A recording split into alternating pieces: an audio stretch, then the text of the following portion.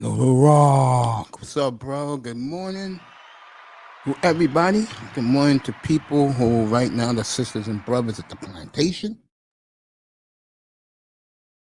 I am back. I went off last night around, say, 1 o'clock in the morning. Took a shower, took my walk. Now I'm back.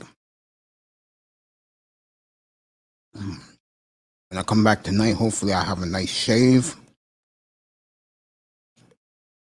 But we're going to get into it.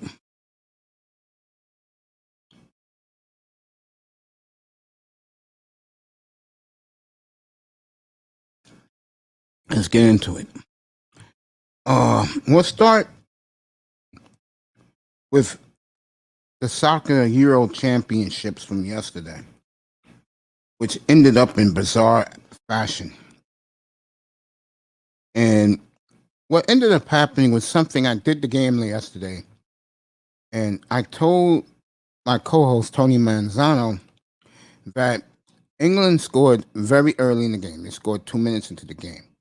And I said, the longer this game goes and England don't score, and Italy scores, and they did, the pressure's on England because the game was in London last night. It was afternoon here, night in London. And what ended up happening?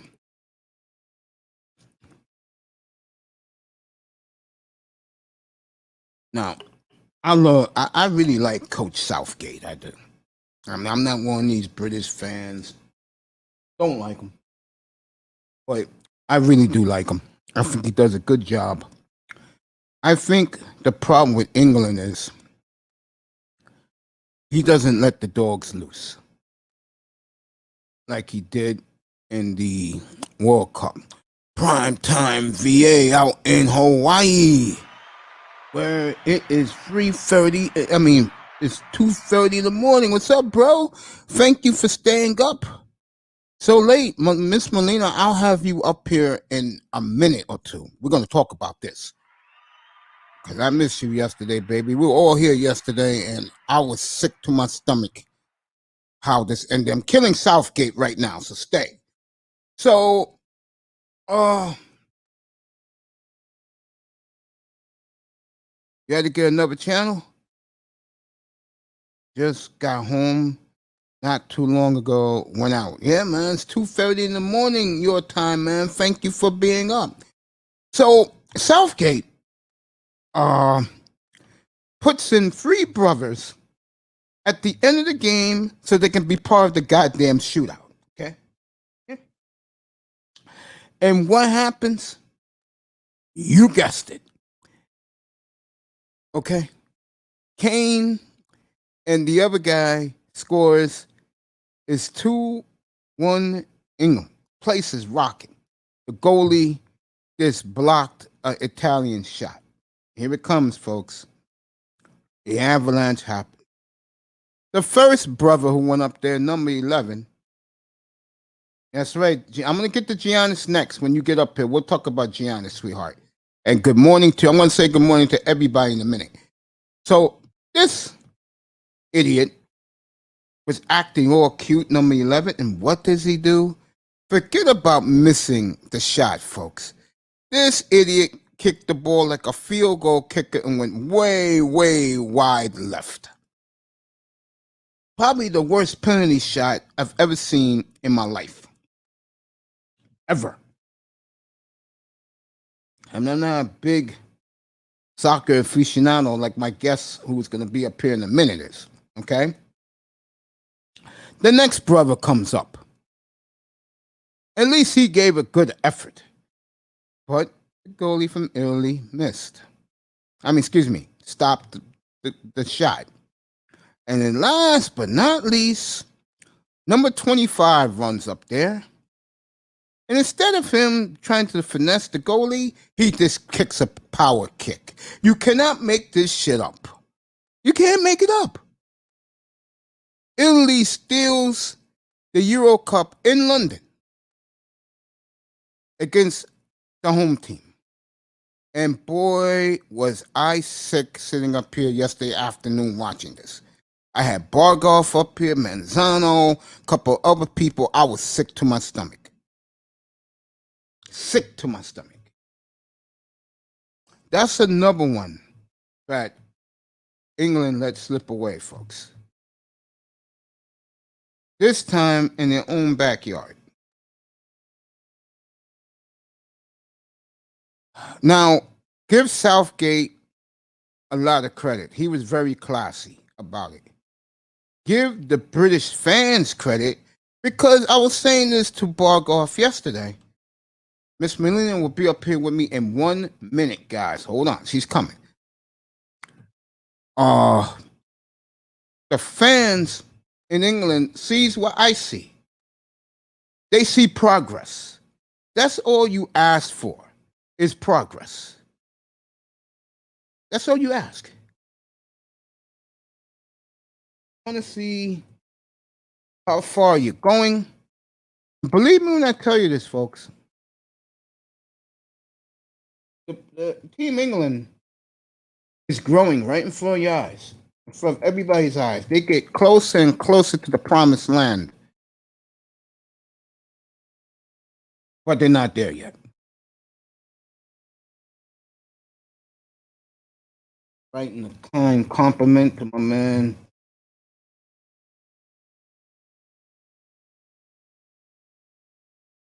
Giving Miss Melina a compliment. Then we'll start, coming up here, talk to her about this.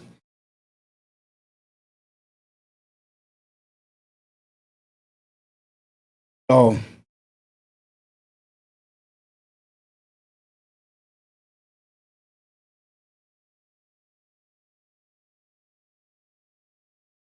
give them credit. The Italian team, give England credit for you seeing progress out there when you see their national team. That's all you ask for. It's progress. Let me see it. Let me believe in it. And if I see it, all right. At least that the boys are trying. Okay, now Miss Melina's gonna come up. If she's in the building still, I hope she is. Come with her version of this.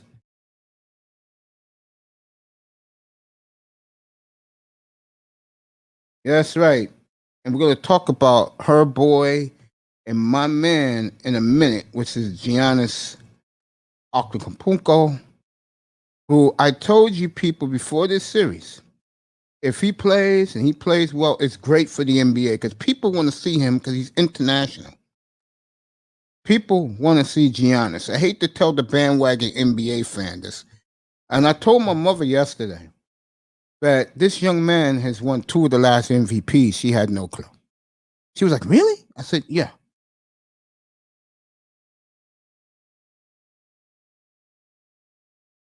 Yeah, I love it. I love it. Prime time. Iman Perry's here. Good morning, my friend. It's good to see you, as always. Let me give one to Primetime VA. I already gave Little Rock his.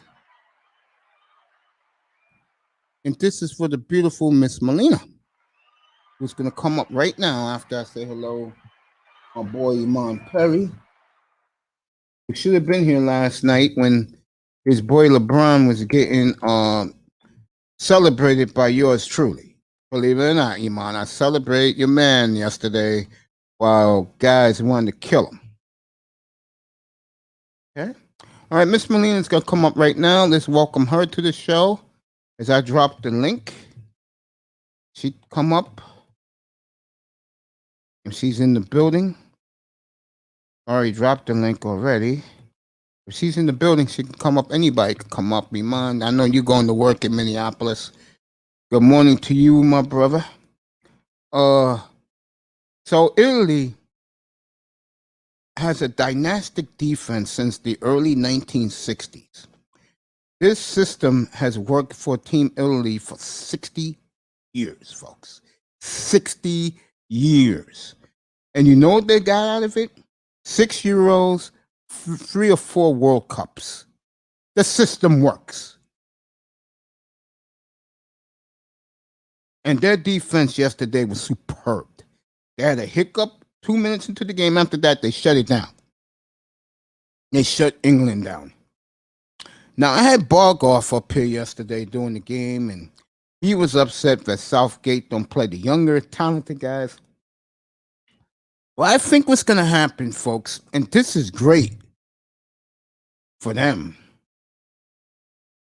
They have to play the Euros again next year and the World Cup next year in Qatar. And all I'm going to tell people is, and I'm not biased, I'm being honest, if there's a dark horse in the World Cup, it's England. Because you see the progress. I guarantee you, next year, when they go to Qatar, it will be a whole different looking roster than what you saw yesterday. Okay? It's going to be a whole different roster. And the kids are there. They're just sitting on the bench. But they are there. They're there. And if you are a British fan, of Team England, you should be very excited right now. Now, yesterday, maybe it's a blessing. Losing yesterday at home. They're going to be, folks, they are going to be motivated. Losing the Euro. They're going to be motivated. And trust me when I tell you, he will have his best kids out there. Remember, except for Harry Kane and maybe another guy or two, this is a very young England team. Now, what this do for the Italians, stealing one yesterday, and they deserve it. It continues their legacy of greatness and the big stage. And if I'm an Italian fan right now, I'm laughing my ass off. I'm saying these dudes could even beat us in their own building.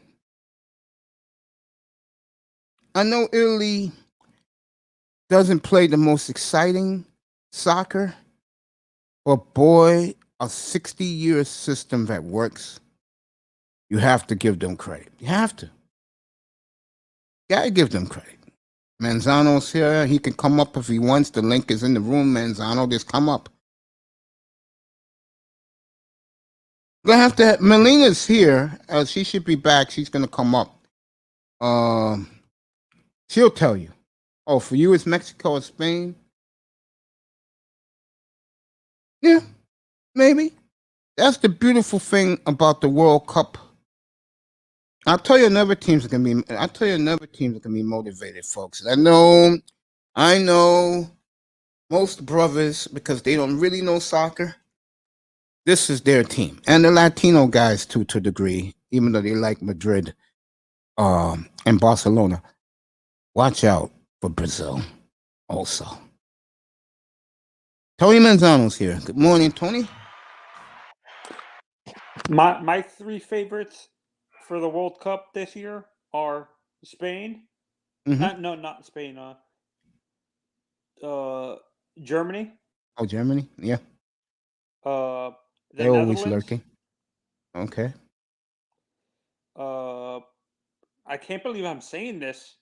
Netherlands is good. England. Yeah. I think what you see of England, which is nice, and I just said it a minute ago, you see progress. See, if they got bumped early from this, people said the same old team, but you see progress. That's why a guy like me, I'm excited. Because when I watched that World Cup from my hospital bed 3 years ago, I thought England would win a game and then choke as always, but they didn't. They showed you something. What's up, beautiful lady? Good morning to you, Toya. I love putting this woman's avatar up here. And actually, like I was saying, the beautiful Toya Argentina. in the building. Argentina, yeah, they're lurking. That's the beautiful thing about the World Cup. You got so many teams. Those are my four. My underdogs are Spain because technically they're still rebuilding. Denmark, the team that England beat to get to the finals. Portugal.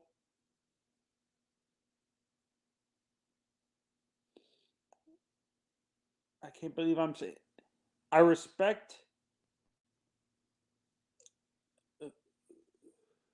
Who would I say from Europe?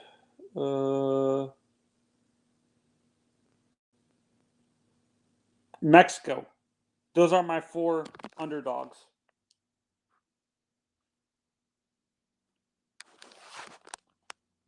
There you go. See, this is a sport that people don't really understand that the whole world's involved. Yeah. Except for the U.S. No Just one. don't get me started. Don't get me Yeah. started. I knew what's up, bro. Don't get me started. Yeah, no, that's what I'm saying. Like, except for, Do I not hate to get bring me this up. started with the U.S., bro.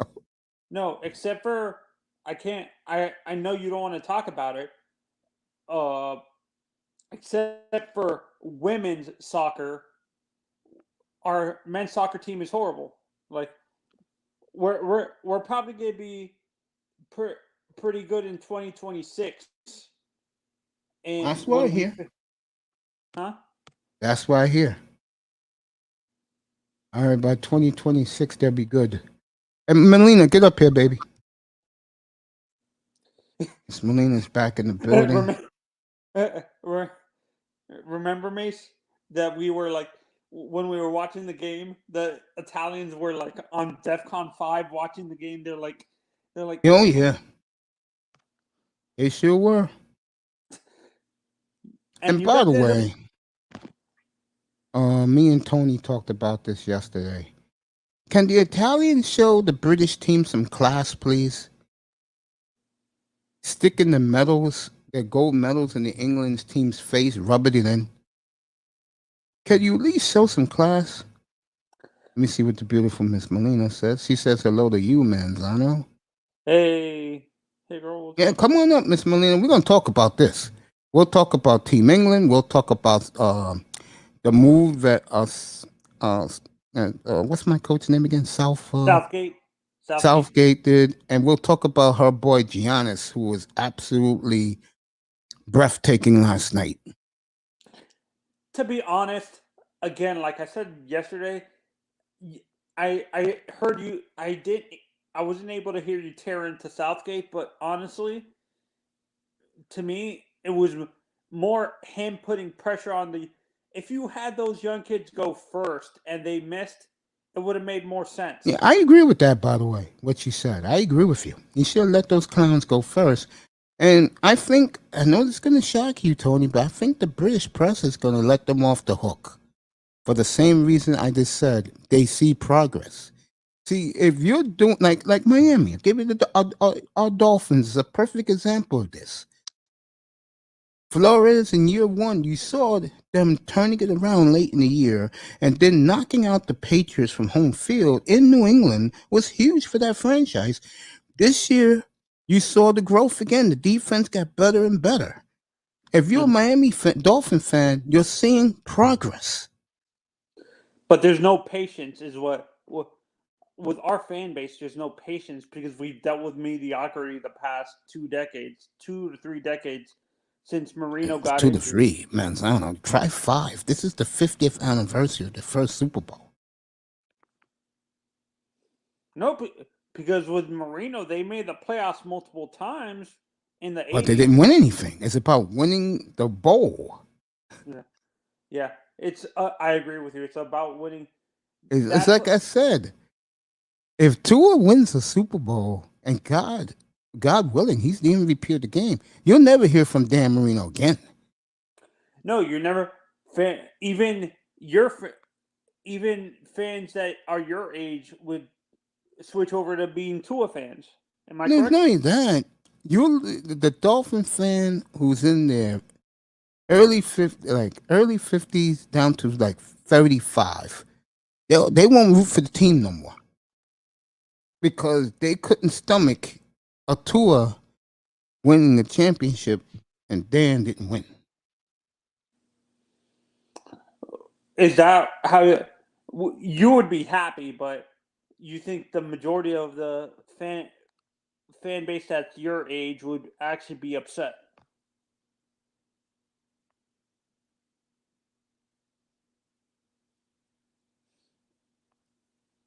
Yeah, I honestly, I'm still, like I said before, I honestly feel bad for these three kids, Mace. In a sense, I understand why people are not going to, but you have to realize.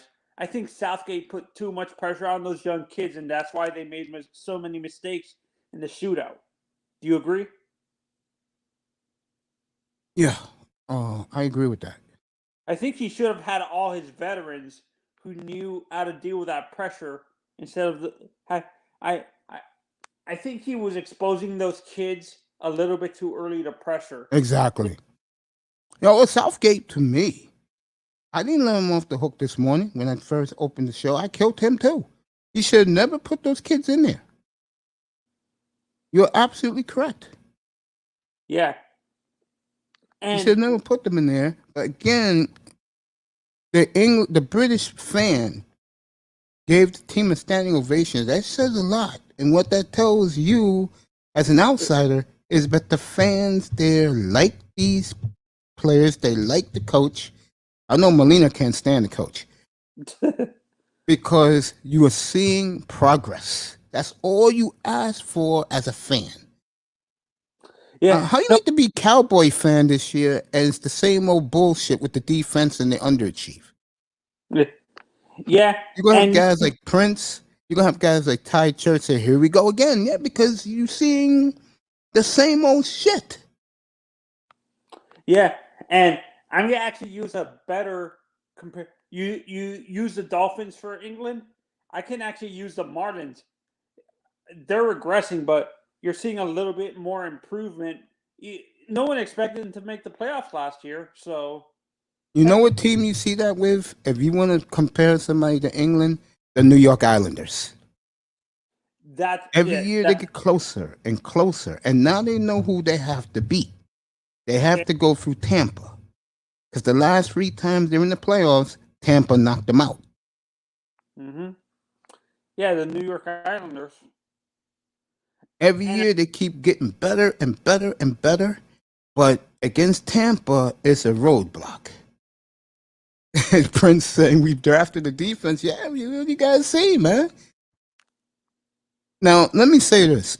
I'm gonna say another team, which for years the fan base just sat around, didn't say nothing. Now the Chicago Bears got 2 quarterbacks.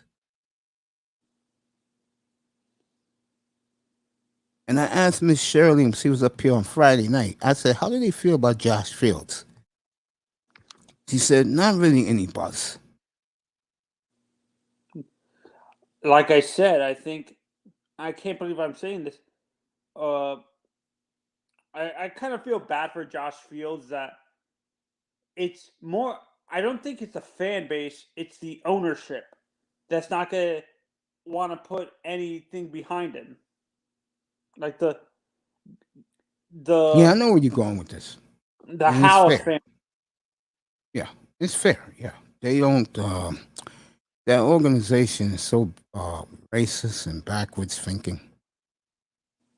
Event. Do you think that in order for the Bears to change, I wish I should have asked Shirley this when she was on the panel on Friday. They need to sell that team, or it wouldn't make a difference, Mace. It depends on who's the owner, who's the new ownership. I mean, I'll give you an example of what I'm talking about and what you're talking about. The Redskins will sell their souls to get Deshaun Watson right now.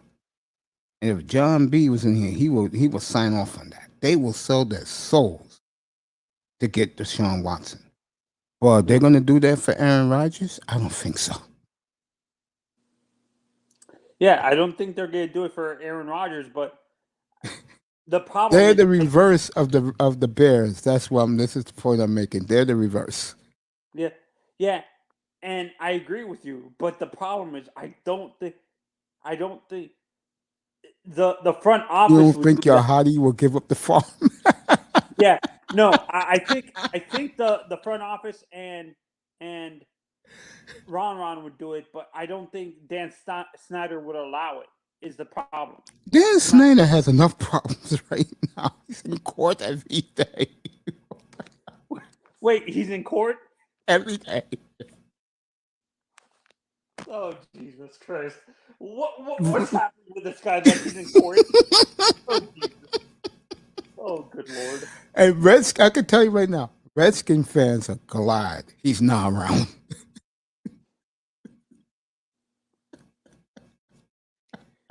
Do you think? Yeah, Dan, you keep fighting to keep the Redskins name, buddy. You keep going to court every day. Mace, do you think teams like the Bears and the Redskins specifically being where they are and the fan bases that support them that are majority Black America, do you think it would benefit them to have black owners? But there's like you said, Yes, there's I no think it will benefit the Redskins. I don't think it will benefit the Bears. It will benefit the Redskins, yes. but Yes. not the Bears. Why No, not Bears are the other way around. Oh, there's not a lot of black But, Americans. no, ain't too many black fans. It's the city of Chicago, yes. Kevin Samuels, yes, he's a huge Bears fan.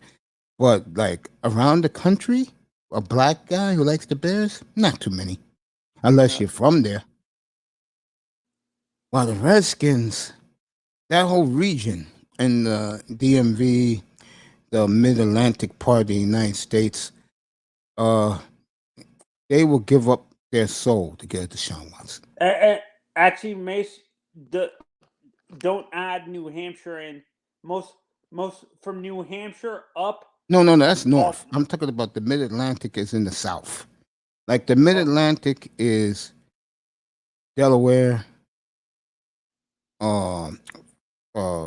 Maryland, Washington D.C., Virginia. That's the Mid-Atlantic. And West Virginia probably are. No, West Virginia. West Virginia is west, like towards Pittsburgh. Oh, so they would be Pittsburgh fans. Yeah. Okay. Yeah. Okay. Yeah. And it's funny we bring up what we're talking about. I think in order for Miami to be more successful, the Dolphins, being the area we're in, they should have an owner who represents the type of people, like not how am I gonna say this? We need a Hispanic or a Hispanic owner. But like you said, there's not a lot of billion except for Jorge Moss, but I don't think he would. And the Angels owner, Artie Moreno. Moreno? Wait, Yeah, the Moreno's from Angels, yeah. Artie Moreno is very, very rich. He's into billboards. No, I didn't know Peanut Moreno's butter from hero in the building. Yeah, the Angels owner is very rich. No, but what I'm saying, I didn't know he's from the Miami area. I didn't. Oh no, Artie Moreno, I believe, is from Arizona. Okay. He's from Arizona. No, that's what I'm saying. I think Artie would buy the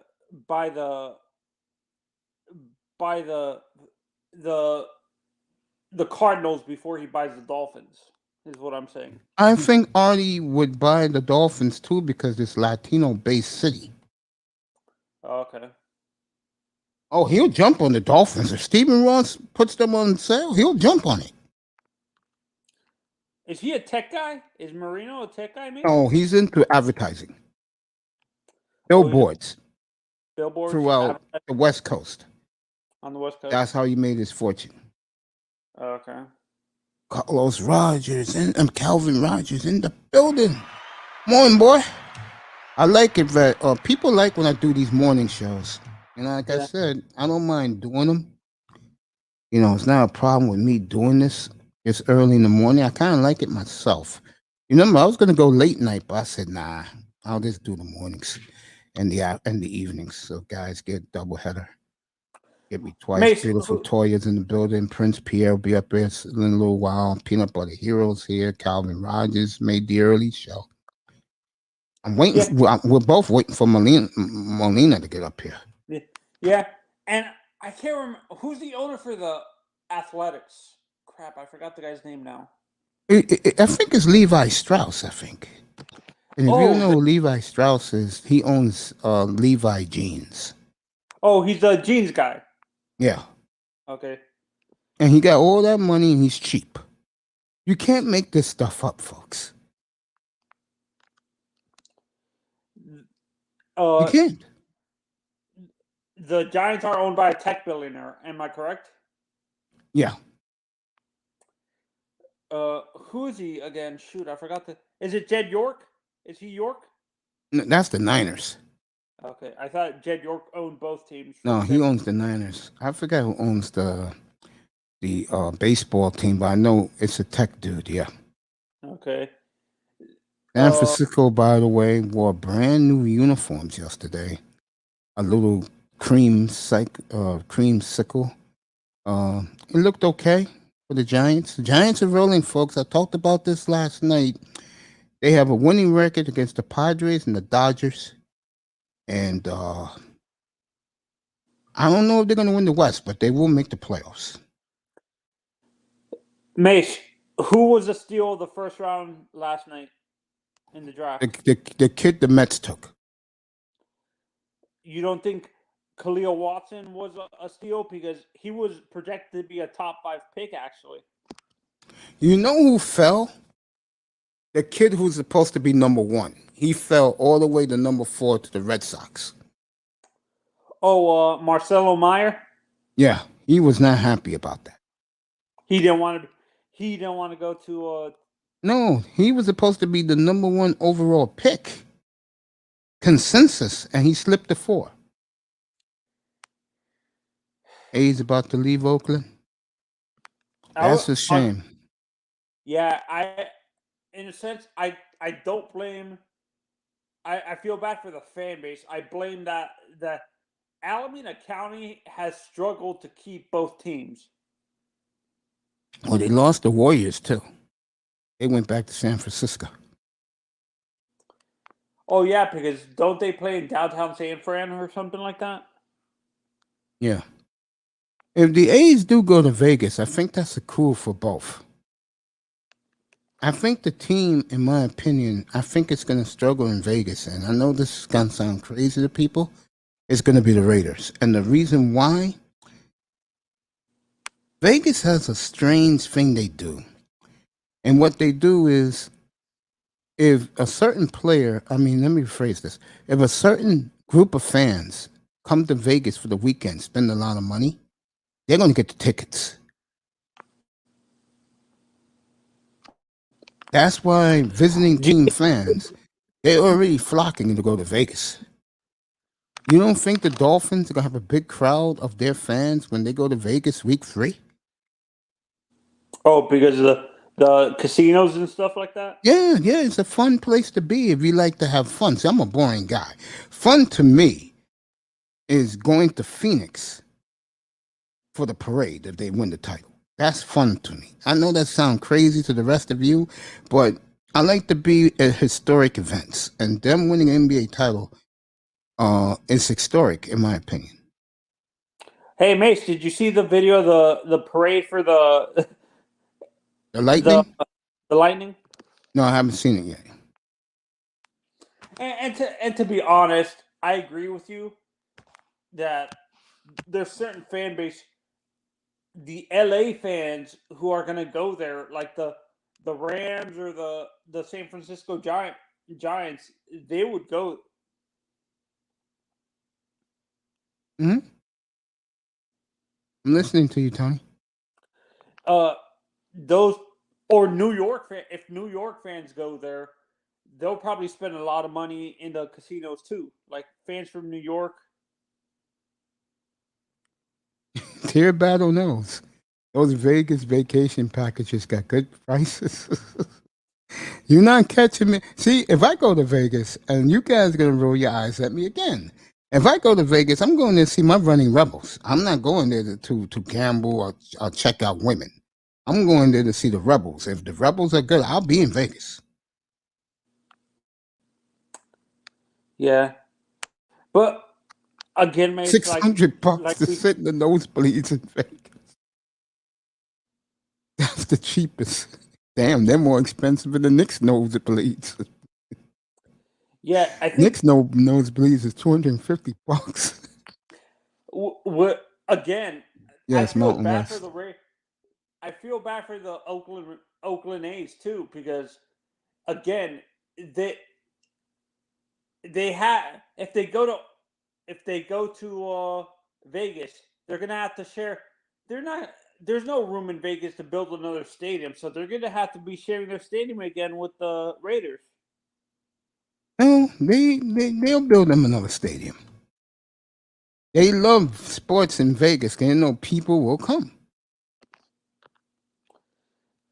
Yeah, and I think we're saying. Didn't you say you can see one of the teams in California going to Vegas for basketball? Yeah, I see the Clippers.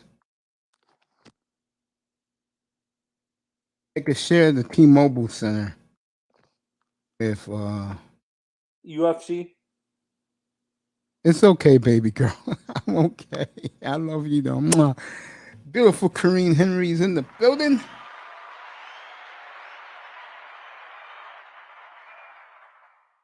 Poor And Miss Molina. Miss Molina doesn't people, want to Miss Molina yeah. doesn't want to have an aneurysm calling out what's his name for his bull crap. Southgate. That's what she has. Oh yeah, she hates Come up. Southgate, bro. Thank you, buddy. My wake-up show. I love you, man. I love all you great people. Who Thank do you you for think coming. she hates more? Raheem Sterling or Southgate? I think she hates both. Folks, this beautiful young lady, Miss Molina, had the best line I've ever heard from a female sports fan. When the Maple Leafs lost to the Canadiens, she said she felt worse than a battered wife. Oh my God. Oh, Jesus Christ. When she said that, I said, honey, I got to talk you off the ledge. Oh boy, it hasn't started yet, folks. It's going to start in Leafs Corp. Trust me. And When the free agency Edmonton starts in too. hockey, Edmonton already started. He quit after they got swept. Oh yeah, didn't they get swept by Montreal? No, they lost to Montreal, beat Toronto. Winnipeg swept Edmonton. Oh, good Lord. And Winnipeg's good. Just that what happened to Winnipeg was when they sucker hit that Canadian player, it galvanized the Canadians. And instead of Winnipeg trying to bully them, they bullied Winnipeg, and Winnipeg couldn't take it. Blake Wheeler, who's their best goal scorer, he shouldn't have did that. And they're seriously considering giving him 30 games next season for suspension for hurting that boy. Is the other kid like is he do they say if he's gonna have a serious almost career-ending injury after the hit or something or? I think I think his shoulder's pretty bad, but that was not only a horrific play, that was a cheap shot by Blake Wheeler. Was it on please tell me it wasn't on Connor McDavid? No. He did it to a kid from the Montreal Canadiens. He did a sucker hit, knocked the kid ice cold out on purpose, tried to be a bully, and that turned their whole series around. And they got their ass whipped by Montreal. He shouldn't have did it, and he's their best player. Was it? And he tried to be a goon. Was it Kachuk? Say again. Was it Brady? I think. No, the player that he hit, I forgot his name, but it was a role player. Okay. Blake Wheeler's their best player in Winnipeg, and him doing that. You know, look. It was a mistake, but when I he did it on purpose. Yeah, he did it on purpose. Can you imagine if he did that to a Matt? A star player, he'd be banned. Like if he did that to Connor McDavid, he'll never play in the NHL again. Wait, which Kachuk plays in Montreal? Is it Brady or Matt? No, none of them. Brady plays in Ottawa, and the other one plays in Calgary. Okay. Who's the star Matthew player? plays in Calgary. Matt Kachuk plays in Calgary. Okay. He looks just like his father. Who? Matt Kachuk. The one plays for the Flames, the older one. What player plays in Montreal? No, he plays in Ottawa. No, I'm saying who plays in. Who's the superstar that plays in Montreal? Besides, you got Carey Price, you got Gallagher, you got Corey Perry. They got a number of guys. What? But you know what? Something that I told you. You used to ask me about your team compared to Tampa. You saw the difference against Montreal. Tampa is so good that their fourth line could be their first line. Mm-hmm. That's how good they are. They're so deep, is what you're saying. Yes, and they drafted well. They drafted really well. Yeah, that I agree with you. That's one thing my Panthers struggle with. Like the past few years, they're inconsistent with their drafting, but they've gotten better. They got the goalie right. I tell you that. Spencer Knight. They got the goalie right. That's all that matters. Do you think that kid's gonna be a superstar? Yeah, everyone's saying that. Yeah, they're saying he's gonna be better than Tommy Barrasso. Let me say this about the Panthers. They draft well. You know what their problem is? They hit singles and doubles. They don't hit triples and home runs. Tampa hit home runs. You think they hit it, but you think they hit a home run with Spencer Knight, though? Yes, which is important because the goalie matters in hockey more than anything else. Yeah. Look at the two goalies in the finals. They're the two best in the world. Vasilevsky is scary. You know what it is about Vasilevsky? I remember when he first came up. He played in the Stanley Cup Finals because I forgot who was the goalie then for Ben Bishop. Ben Bishop. Yeah. He got hurt. And we all saw him against the Blackhawks. And all of us came away saying, this kid can play. Yeah. Honestly, I can't believe I'm saying this. I think this kid Vasilevsky is going to be better than Dominic Hasek. I could see that. And like I said to Manzano a couple of weeks ago, you youngins, you've never heard of Dominic Hasek. He was the best goalie in the 1990s. Him and Patrick Roy. And Ed Belfour, Eddie the Eagle. Yeah, Eddie the Eagle finally got it done. Yeah, I was happy for him when he won in Dallas. Where was he before? Was he with Chicago, the Blackhawks? Oh, okay. And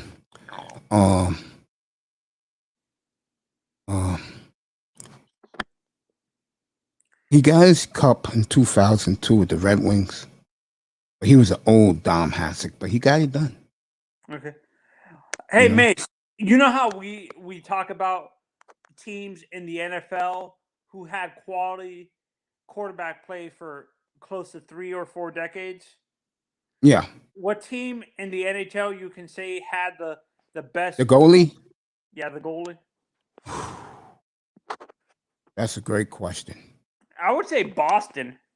Boston. The Islanders. Remember, the Islanders had drafted a young goalie named Roberto Luongo. They made a stupid mistake when they traded away Luongo, to be honest. Did they trade I think Luongo's best years, for people who don't know who he was a great goalie to a degree. That's the key word, to a degree. In the 2000s. His best years were in Vancouver. His first year in Vancouver was ridiculous. Didn't he make the playoffs? I thought he made a in Vancouver. Yeah, oh, yeah. Those Vancouver teams, yeah. They went to the Stanley Cup and blew it to the Bruins in 2011, yeah. No, I'm talking about. I thought he made the playoffs before he left Florida, didn't he? Yeah, he made the playoffs in Florida. Yeah, that was the Pavel Bure teams. Yeah, I feel bad for Bobby Lutz. I agree with you that I don't think baseball and that's what I like about baseball and hockey in terms of the Hall of Fame. If you didn't win, it's more about stats than Yes, anything. it's more about your stats. While basketball and football, it's more about winning. Do you think honestly they should? Is that why you like how they vote for the Hall of Fame? The hockey and the baseball, yes. You don't like the fact that they focus on the rings in football. Exactly. No, I don't like it. No. No. I mean, look how long it took Drew Pearson. He got 2 rings. Look how long it took him to get in. Over 30 effing years. That's a joke. And he was a cowboy. A cowboy getting, you know how pissed off Cowboys fans had to be that it took him 30 years to get in. Yes, I was pissed off too. Because like I tell people, that number 88, that's him. I'm sorry, Michael Irvin fans. That's him. And I love Michael Irvin. But that's not him. 88 is Drew Pearson to you. Yes. Drew Pearson, Michael Irvin, CD Lamb, who I think is gonna be a megastar in the NFL. To be honest, Mace, I don't like the fact that they're making him wear that number. To be honest, he should. Well, it's a tradition for the Cowboys. They like that. It gives them image, and the jerseys sell off the. If you ever been to the Cowboys team store, which is a tremendous team store, by the way, if you're a Cowboys fan, their team store's off the chain. It's in a J.C. Penney's, and they call it, I guess, the Metroplex down in Dallas. Any jersey, any player who ever played for that franchise, you can get at that store. Okay. Yeah, but the angle I'm coming from is I understand it's about tradition, but tradition can affect. I don't think honestly that's what I did. Des Bryant, who was if he never got hurt, he would have been another great number 88. Yeah, that's what I'm saying. But in a sense, I kind of wished him and CD Lamb were allowed to choose. I understand it's about tradition, but I would rather make tradition with my own number instead of relying on the history of another player wearing that number and stuff like that. And I bet you Cowboys fans are expecting him to be Michael. There's Cowboys fans that are probably expecting him to be Michael Irvin and Drew Pearson when he's not. Oh, CD Lamb, after this rookie year he just had, he could be better than both of them. You think he's better than Michael? He could be. CD Lamb is the real deal. Oh, Dallas offensively is loaded. Their problem is, can they stop people? Yeah, when I look at CD Lamb, my comparison for him is Terrell Owens. I agree. That's a good comparison, Tony. I agree with that. I agree with that. Or actually, I would go even old school. He reminds me of an old school Dolphin, Paul Warfield. I can see that too. I can see that. Who's the receiver who got drafted with him that year? Shoot, I forgot the CD Lamb shoot. CD Lamb went 17, I think. Yeah, that was a steal. I can't believe he fell that far. Neither could I. But he did. Hey Mace, do you know what time the second round starts for the MLB draft today? 1 o'clock. From 1 o'clock. You're gonna love this, Tony. From 1 to 10 on the MLB network.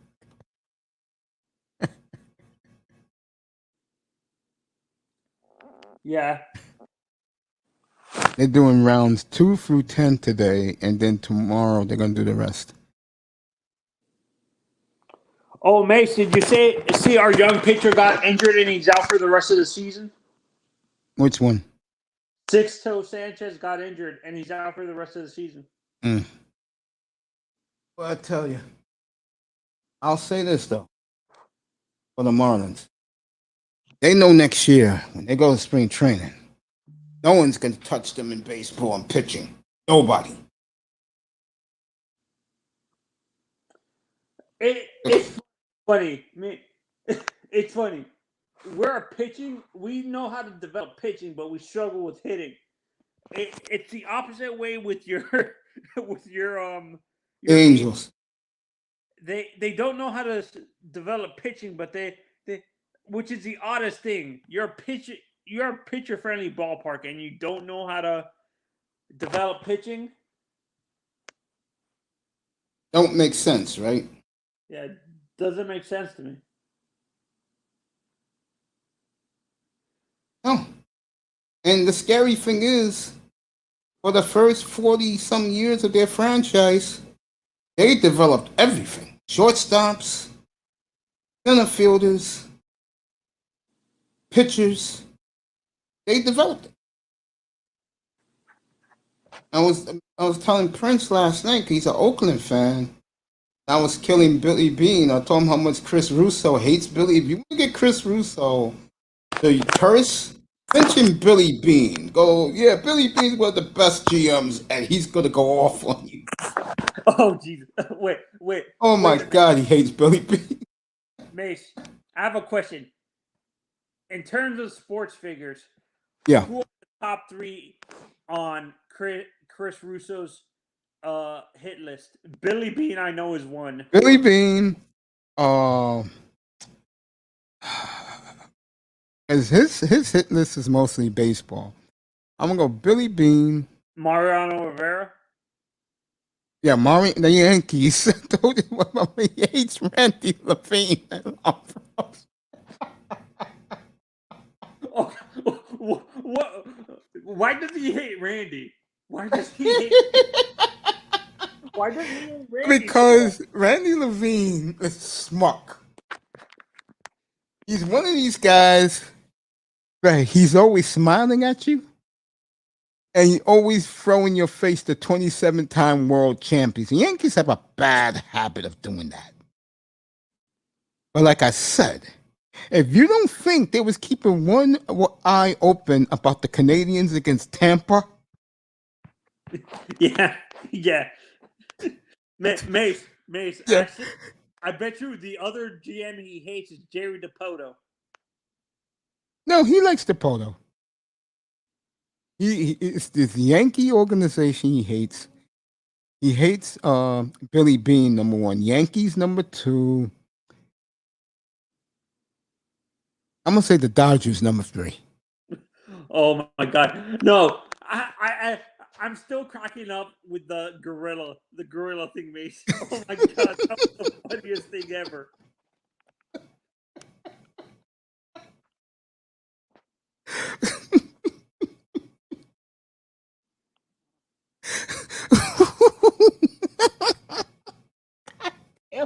Gorilla. I remember the first time I heard that live, I fell on the floor. Chris Russo can go off on weird tangents, to be honest. But his greatest outburst for me was the movie The Transformers. Oh my God, I fell on the floor. Wait a minute. Why did you go off on the Transformers? Because he took his son to see the movie. And he said that grown men were high-fiving in the theater. He said, how the hell did this movie win 3 Academy Awards?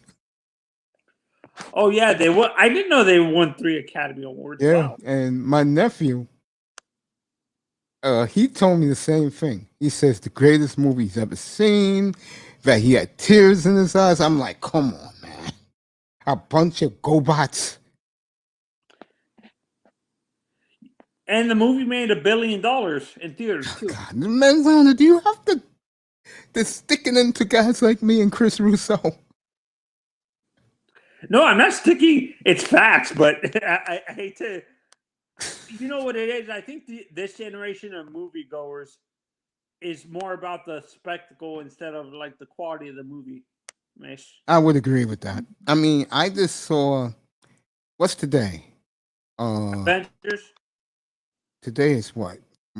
Monday. Yeah. I just saw on Friday. I watched both Godzilla King of the Monsters and Godzilla versus Kong.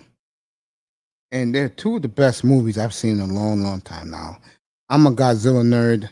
So for a guy like me and guys my age who grew up with Godzilla, it was a great movie done by the Americans. See, I like the way the Japanese do it because that's their guy. That's their god out there in Japan. People really worship that monster in Japan. So do you think they gave enough credit to both Godzilla and Kong in that fight, or do you think? Yes, they did, and it was more than this that I have gained a whole new respect for King Kong. I was never a Kong guy, but I ended up respecting him after that movie. Mm-hmm. And honestly, you can say I can't believe I'm bringing a movie up from when you were. There you go. Terminator was more of a spectacle. Am I correct? The Terminator movies. Yeah, the first one I liked, but that was 40 years ago. There you go. Did you ever watch Conan Mace? Yeah, I saw Conan. That was pretty good. That was a pretty good movie. What do you think Arnold is not really a good actor? He's just more of an action guy. Yeah, he's more of an action guy. He's like it's easier to do action when you can't act. Yeah, I could say Stallone is iffy sometimes with his acting. He's more of an action guy too. Am I correct? Yeah, you could say that. Yeah. You're a Rocky fan, right? I like Rocky, but I don't love Rocky. I was more with Stallone. I was more of a Rambo fan. Oh, Mace, you're gonna laugh about this. You need to hear the Philly radio stations after the 76ers got lost and swept. I think they got who did they after they lost to Atlanta. After they lost to Atlanta, how they tore into Ben Simmons. Oh my God, it was the funniest thing. I was grief listening to that. I'm like, it was the funniest thing because I can't remember who it was. It was one of the big sports junkie radio guys in Philly. Probably Vinny. I think it was Vinny. He's like, this guy has no testicular fortitude. He's like, he said that about Ben Simmons. Do you know you have to be so disrespectful to say the guy has no balls? He doesn't. I said that before the series started. I said, we don't see what Ben Simmons was made of against Trae Young. You saw how much pushback I got up here, and what happened by game 5? He curled up and went in the Exactly. Exactly. I'll say it one more time, folks, and I may have to deal with this clown any day now. Okay? He's most likely going to end up on my teams. I have to deal with him. He's an embarrassment. Manny Mayweather, good morning, my friend. And this question's for you, Manzano. There you go. Do you think Billy from Predator was the original Sylvester Stallone Rambo character? I don't know. I don't know. I see my boy in there. I see you, bro. I'm going to give you a hello right now. I see you in there. I don't know. Yeah, go ahead, Manzano. Ask his question. Go ahead. I don't know how to answer that question because I don't know what he means. I don't know. Like, what he's trying to say is the role that Stallone played as Rambo, did it come from the female Billy in the Predator movie? No, not really. I don't think so. My brother, Dark Knight mentality, saying hello to his boy Mace. What's up, brother? How you doing, bro? Stopping by for a few before you head over to Roger Report? Oh, he said it's just my conspiracy theory. It's Yeah. Manny Mayweather, my man, a big supporter of the platform and family. Good morning, bro.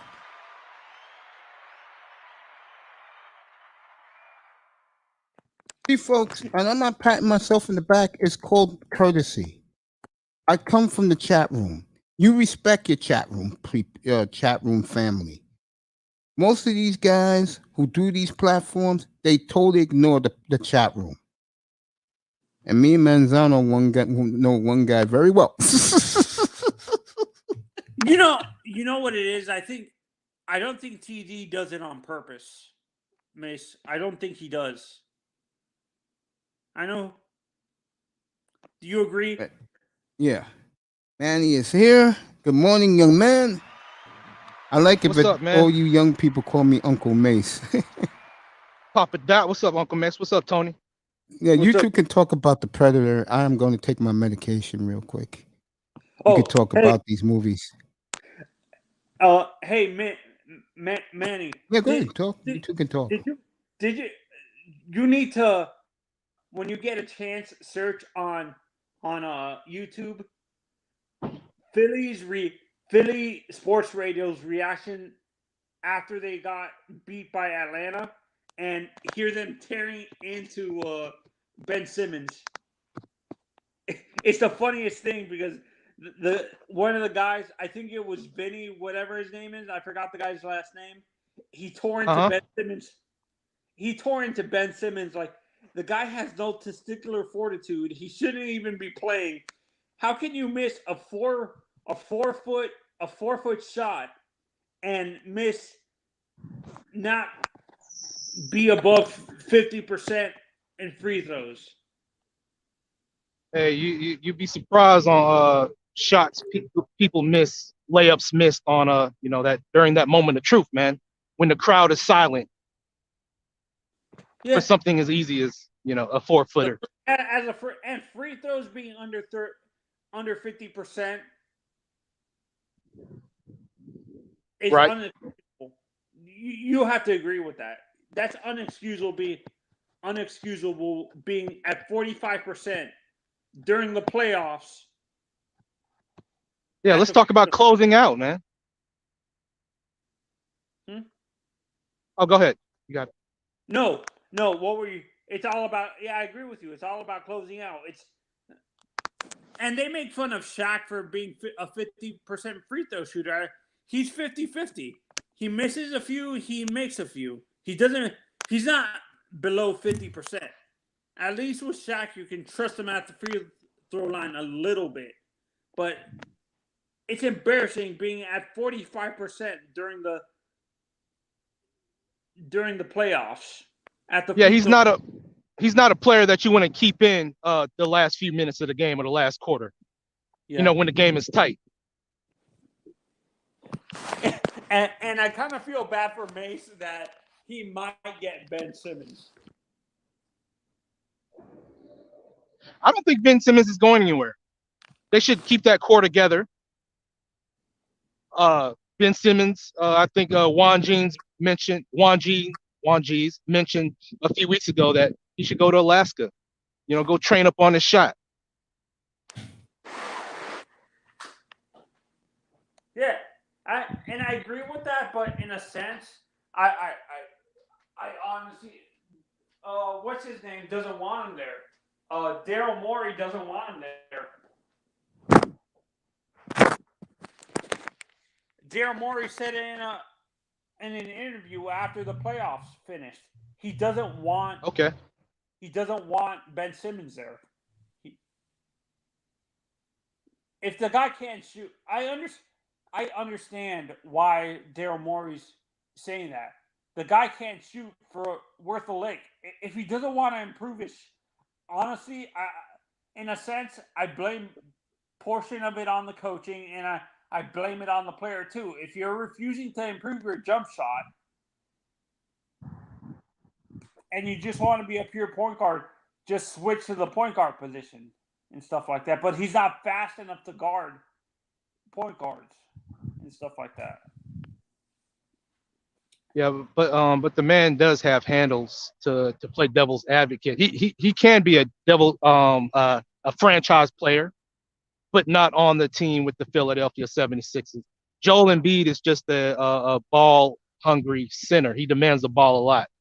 There's no way that Ben Simmons can develop his shot, throughout the season when he's not getting the shot, the shots that he wants, that he needs to take. I was on a Knicks. I was talking to Knicks fans actually, and they were talking about Obi Toppin and Emmanuel Quickly, and I had a comparison for Emmanuel, and I'm not sure if Emmanuel Quickly, and I said Damon Stoudemire with a better shooting stroke. Do you agree with that, or Monte Ellis? Do you agree with the Monte Ellis comparison for Emmanuel Quickly? I don't know who Emmanuel Quickly is, but yeah, Damon Stoudemire, Monte Ellis, And Monte Ellis, when he played for the Golden State Warriors, yeah, he was the original Steph Curry. Yeah, he was Steph Curry before Steph Curry, Golden State Warriors. Wait, and actually, you have to know who Obi Toppin is. He's there. And I said Ronnie Cycli with more athleticism for Obi Toppin. Oh, I'm not sure who that is, brother. Obi Poppins? Yeah. Are we still talking about the NBA? Yeah. No, yeah, I don't know who he is. No, they're Knicks players. They're Knicks players. Okay. Yeah. What position does he play? He plays the same position. He plays power forward. Okay, if there's somebody from the chat or somebody watching in the clouds can elaborate more. I'm not familiar with that player, but I kind of really came in to elaborate on what I meant with the Billy from Predator. Billy from Predator. What's your conspiracy about that? Because I want to hear it. I don't see it. But... Well, they're both Native American. Rambo started out as a novel, as a Native American, being in Vietnam and coming back with PTSD. Billy in the movie Predator, he was also Native American, and he had that, in that suicide scene where he goes one-on-one on that bridge with Predator. He had that little emblem, that little necklace. That necklace reminds me of what the little Vietnamese girl gave Rambo in the movie First Blood 2. Mm-hmm. Yeah, no, I now I see what you're saying, because I think when you say the suicide, because a lot of these action movies, like Expendables, with Dolph Lundgren, you had all these all-star stellar casts, Terry Crews, Kurt Russell, Bruce Willis, Arnold Schwarzenegger, Sylvester Stallone. All these cats should have been made a movie together, right? But what happens often is our egos get involved, and we don't want to supplement our pay to get this film made or whatnot. That's why I think that role was for Sylvester Stallone in the movie Predator. Like, how cool would have that been? Arnold Schwarzenegger and Sylvester Stallone in Predator? Rambo had... So you think Billy was a character meant for Sylvester Stallone? Is that what it is? Yeah, his character's Rambo in the movie Predator. So Billy is actually Rambo. So Rambo in, I think his name was Dylan. Arnold Schwarzenegger's name was Dylan. Mm-hmm. Yeah. Yeah, and I agree. And I agree with you. Now, when you said the Native American thing, I didn't know what you meant, but now I see what you're talking about, because with Billy, the suicide scene is what a lot of Apache Indians used to do. They would run head on into anything without thinking. I think that's... Oh, really? Interesting. Yeah. Yeah, because that's what you said what Billy did is what Apache Indians and like Comanche Indians used to do. They would run head on without thinking for their own safety. Mm-hmm. They would do they like some Native Americans are more tactical. The Apaches didn't care for their safety. They would they would actually Right. go in without thinking. I think that's what you were trying to say. Billy purposely like try to sacrifice himself without thinking about his own safety. Is what right in the movie? Yeah, he was sacrificing himself to save that Vietnamese girl, Yeah, the one that was with, I think she was Taiwanese or I forgot, yeah, or Guatemalan. You yeah. know, the guy that was with Arnold Schwarzenegger as they were trying to escape. By the way, have you seen the Predator movie with Have you seen the Predator movie with Keegan uh Keegan Michael Keegan Anthony or whatever his name is, the comedian from Saturday Night Live, the black guy, the more recent Predator movie? The last Predator movie I seen with Lawrence Fishburne and I forgot the other guy. He's a young It came out in 2016. Yeah, that's the one I'm talking about. I think the main character in the movie is a like famous comedian. He's like a sketch comedian guy, like Keegan Michael Peel or something like that. Okay, yeah. What about it? I've seen it. Yes. Were you a big fan of it or not? Not really. I enjoyed it. I like the direction where the writers were going with it. The predators taking their victims to their planet to hunt them down. Yeah, I like the story. Yeah, it was different. Do you think they're gonna make a sequel to that movie, or do you think since it didn't do that well, there's not gonna be another movie? I think they'll probably reboot it. I mean, it's too much of a gap between that movie and another film to keep the fans of that film years already coming back. Came out, right? Yeah. If they wanted to, they could probably do a Terminator versus Predators. Oh my God, that would be a crazy movie. Something like with Skynet. Yeah. Who do you think wins that, Terminator or Predator? Oh, Terminator, most definitely. Skynet is undefeated. Oh yeah, it's a computer. I see what you're saying. Like, but honestly, I think Predator wins.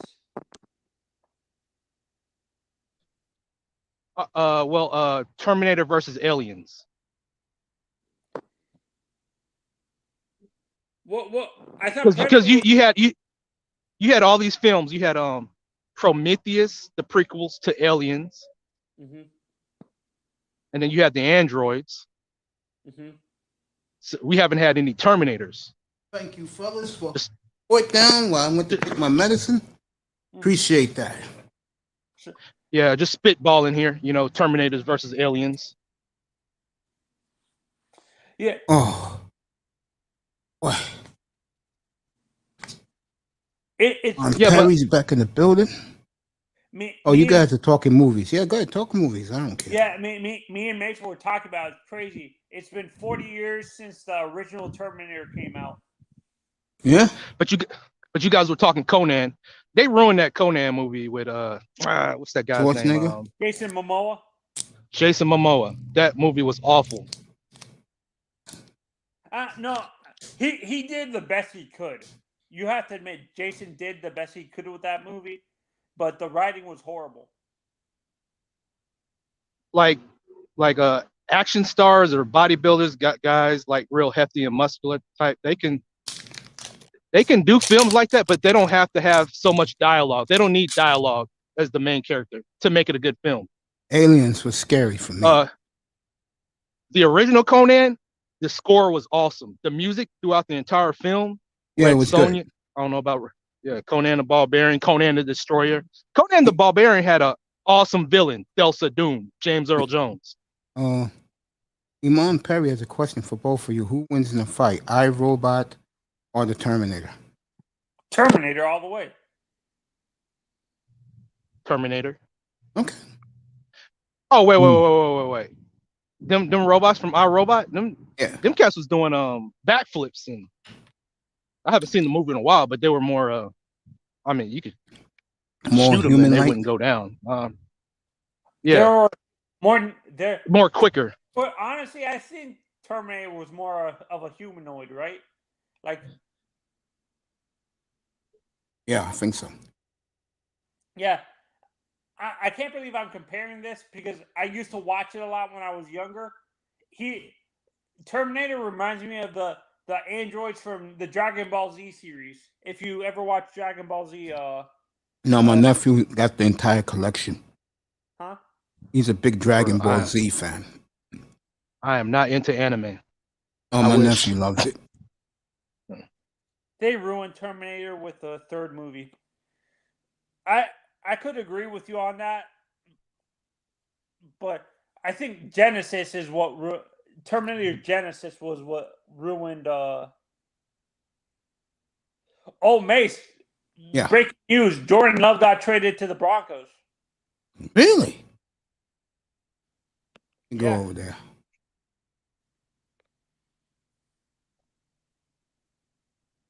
Wow. Know what that tells you? Neither one of these teams. Know what that tells What's you? How good Jordan Love was looking and how much the Broncos hate Drew Lock.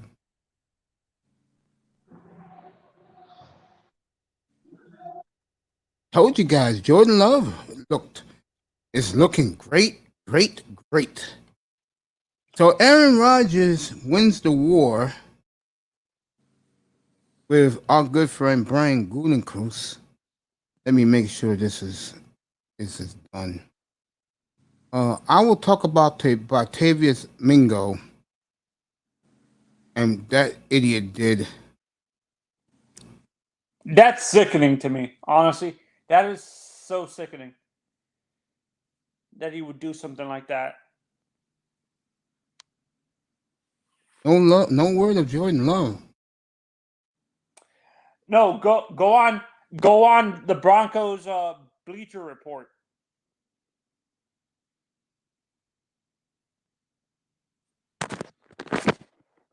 Because I just got a reminder when we were talking about Terminator on my thing that Jordan Love traded to the Broncos.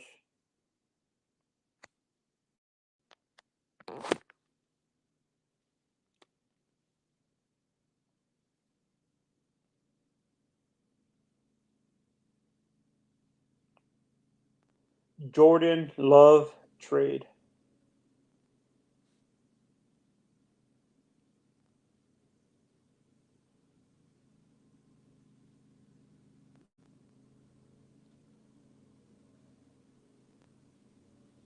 Bringing it back to the NBA, I'm looking for a huge game from Chris Middleton next game. 30, 40-point game. I see at best 35 points. I don't see him scoring 40, 45 points or something like that. At best, maybe 35, maybe 25, because that guy, honestly, there's something wrong. Chris Middleton is too inconsistent for me. He either very scores streaky 50 or scores 19 points. It's never in the middle with him. Reminds me a lot of an old player, and you probably know him. Allen Houston used to play for the Knicks. Yeah. Oh, I agree Good with shooter. No, Yeah. You know who he reminds me of? He reminds me of Latrell Sprewell. Are you gonna take the 34 instead of the? Yeah. That's Latrell Sprewell. there's no one Valentine after that. I'll let you know right now. Latrell Sprewell was an unappreciated player. Yeah, the Valentine bus is 19 away. 35. Oh, that's just the two. Just like Yeah. Yeah. The Valentine is Pretty well coming was up one of my next. favorites.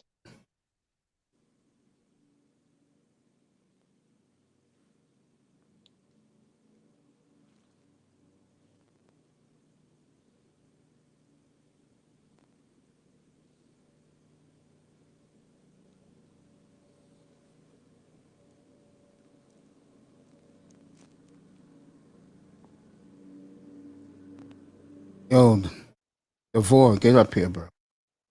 I'm eating trail mix for breakfast, and it's not hitting like I need it to.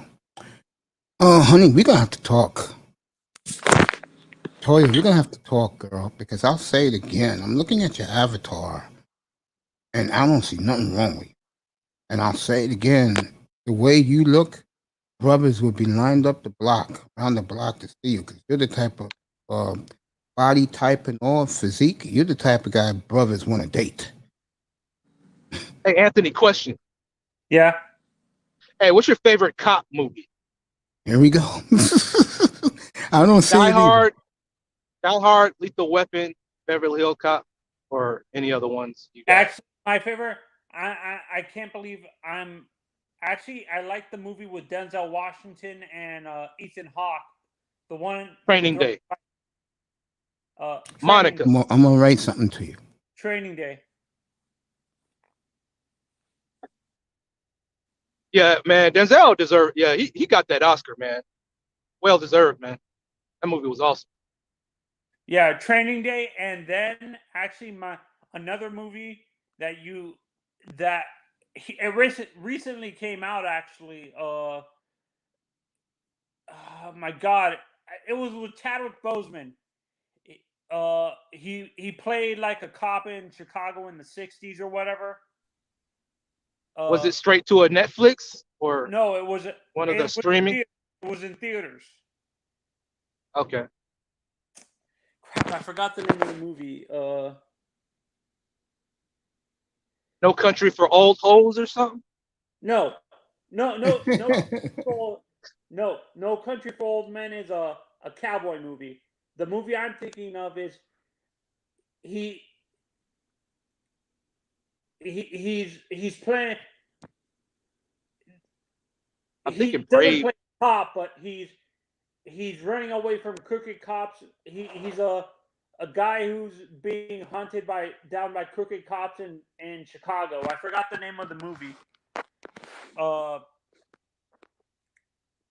And actually, another movie you might 21 Bridges. 21 Bridges. 21 Bridges. Okay.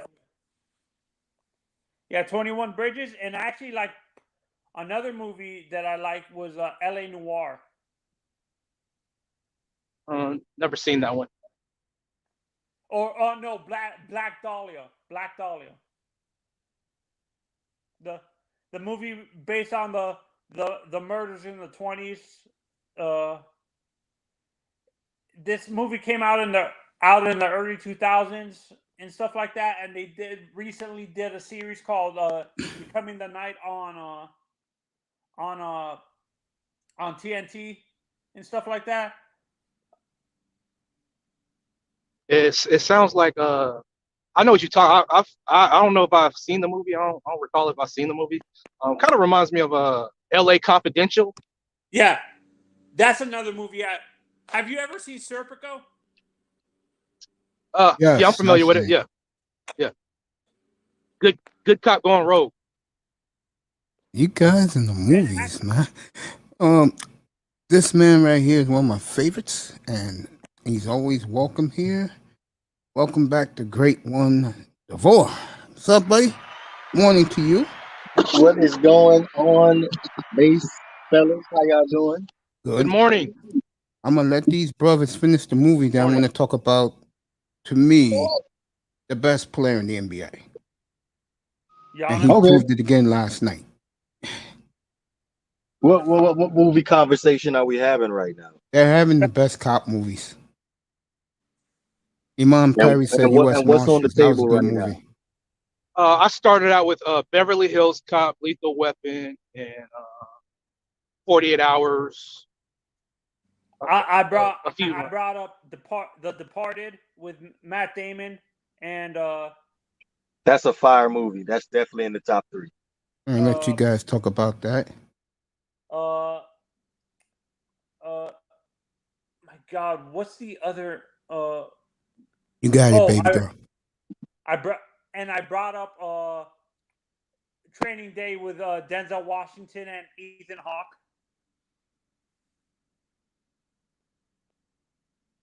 Are we gonna I'll do count that that as right a now cop while movie these though? guys are talking. Yeah, we're talking about best top 10. Gonna talk some Dolphins today, fellas. Got my boys up here. Oh, hey, Devore, did you see? I got a reminder when I was talking to Manny right now, saying that apparently Jordan Love got traded to the Broncos. Oh, really? Yeah, but I don't see anything like on like Google, like any articles. Do you think it's like sometimes certain places get ahead of it? Like these type of reports get reported on like other platforms before it gets on to like Bleacher Report or something like that. Like something got leaked. Yeah, something got leaked or something. Only way for your boy to be able to report something like that if he had somebody close to Jordan Love or the Denver Broncos. Yeah, Way yeah, before that it shows, ended up being reported. and that shows who won the war. Then Aaron Rodgers won that war with Gudachrist. I wouldn't exactly say he won the war because the damage is already done. You already raised the pick on Jordan Love, so what difference does it make now? Oh, so you think the damage was too far gone in the relationship, even if they trade Jordan Love? Yes. If you cheat on your wife, you think your wife gonna take you back? Well, she'll probably take you back, but she gonna really have some serious doubts in her mind, correct? Yeah. No, I understand. Yeah, it ain't no repairing that. You cheat on your wife, man, you gonna have to go off the bat to prove her wrong that you won't do it again. That is correct. Yeah. And I'm not sure if you guys agree with this, but I can't remember who was saying this, but they say Aaron is an a-hole to be demanding what he's demanding. And I disagree with that wholeheartedly. He has the right to be demanding what he's demanding because he brought them a Super Bowl and he's taken them to the playoffs multiple times and stuff like that. So, in a sense, he has the right to be demanding what he's demanding, getting him receivers and stuff like that in O-line. So, do you guys agree that he's an egomaniac, or do you think he actually has the rights to be demanding what he was demanding? I think he has a right to be more demanding. I 100% agree that you should. Your player, your franchise player brings you a Super Bowl, a title. You should give him however much money he wants for him to stay, or whoever wants to play with him or whatnot. That's my take on it. honestly, I don't even think it's about the money, to be honest. I think it's more about the supporting cast around Aaron Rodgers. See, one of the reasons why people don't want to listen to me anymore is because I've evolved as a person. You got to look at it from the business side and you got to look at it from the player side too as well. Bro, you know damn well you can always rock with me because one thing about me and you, we see things the right way. That's what I'm saying, Mace. Like, that's why we vibe, bro. We vibe because we can see it the way other people don't see it. And they call us idiots for it. But then when it come down happening, they don't want to give you credit. No. And also, they hate on you behind your back. Because I said it yesterday. I said, I think 85 to 90% of the things I say is going to happen, it happens. And then you get people like Pete all hurting his feelings.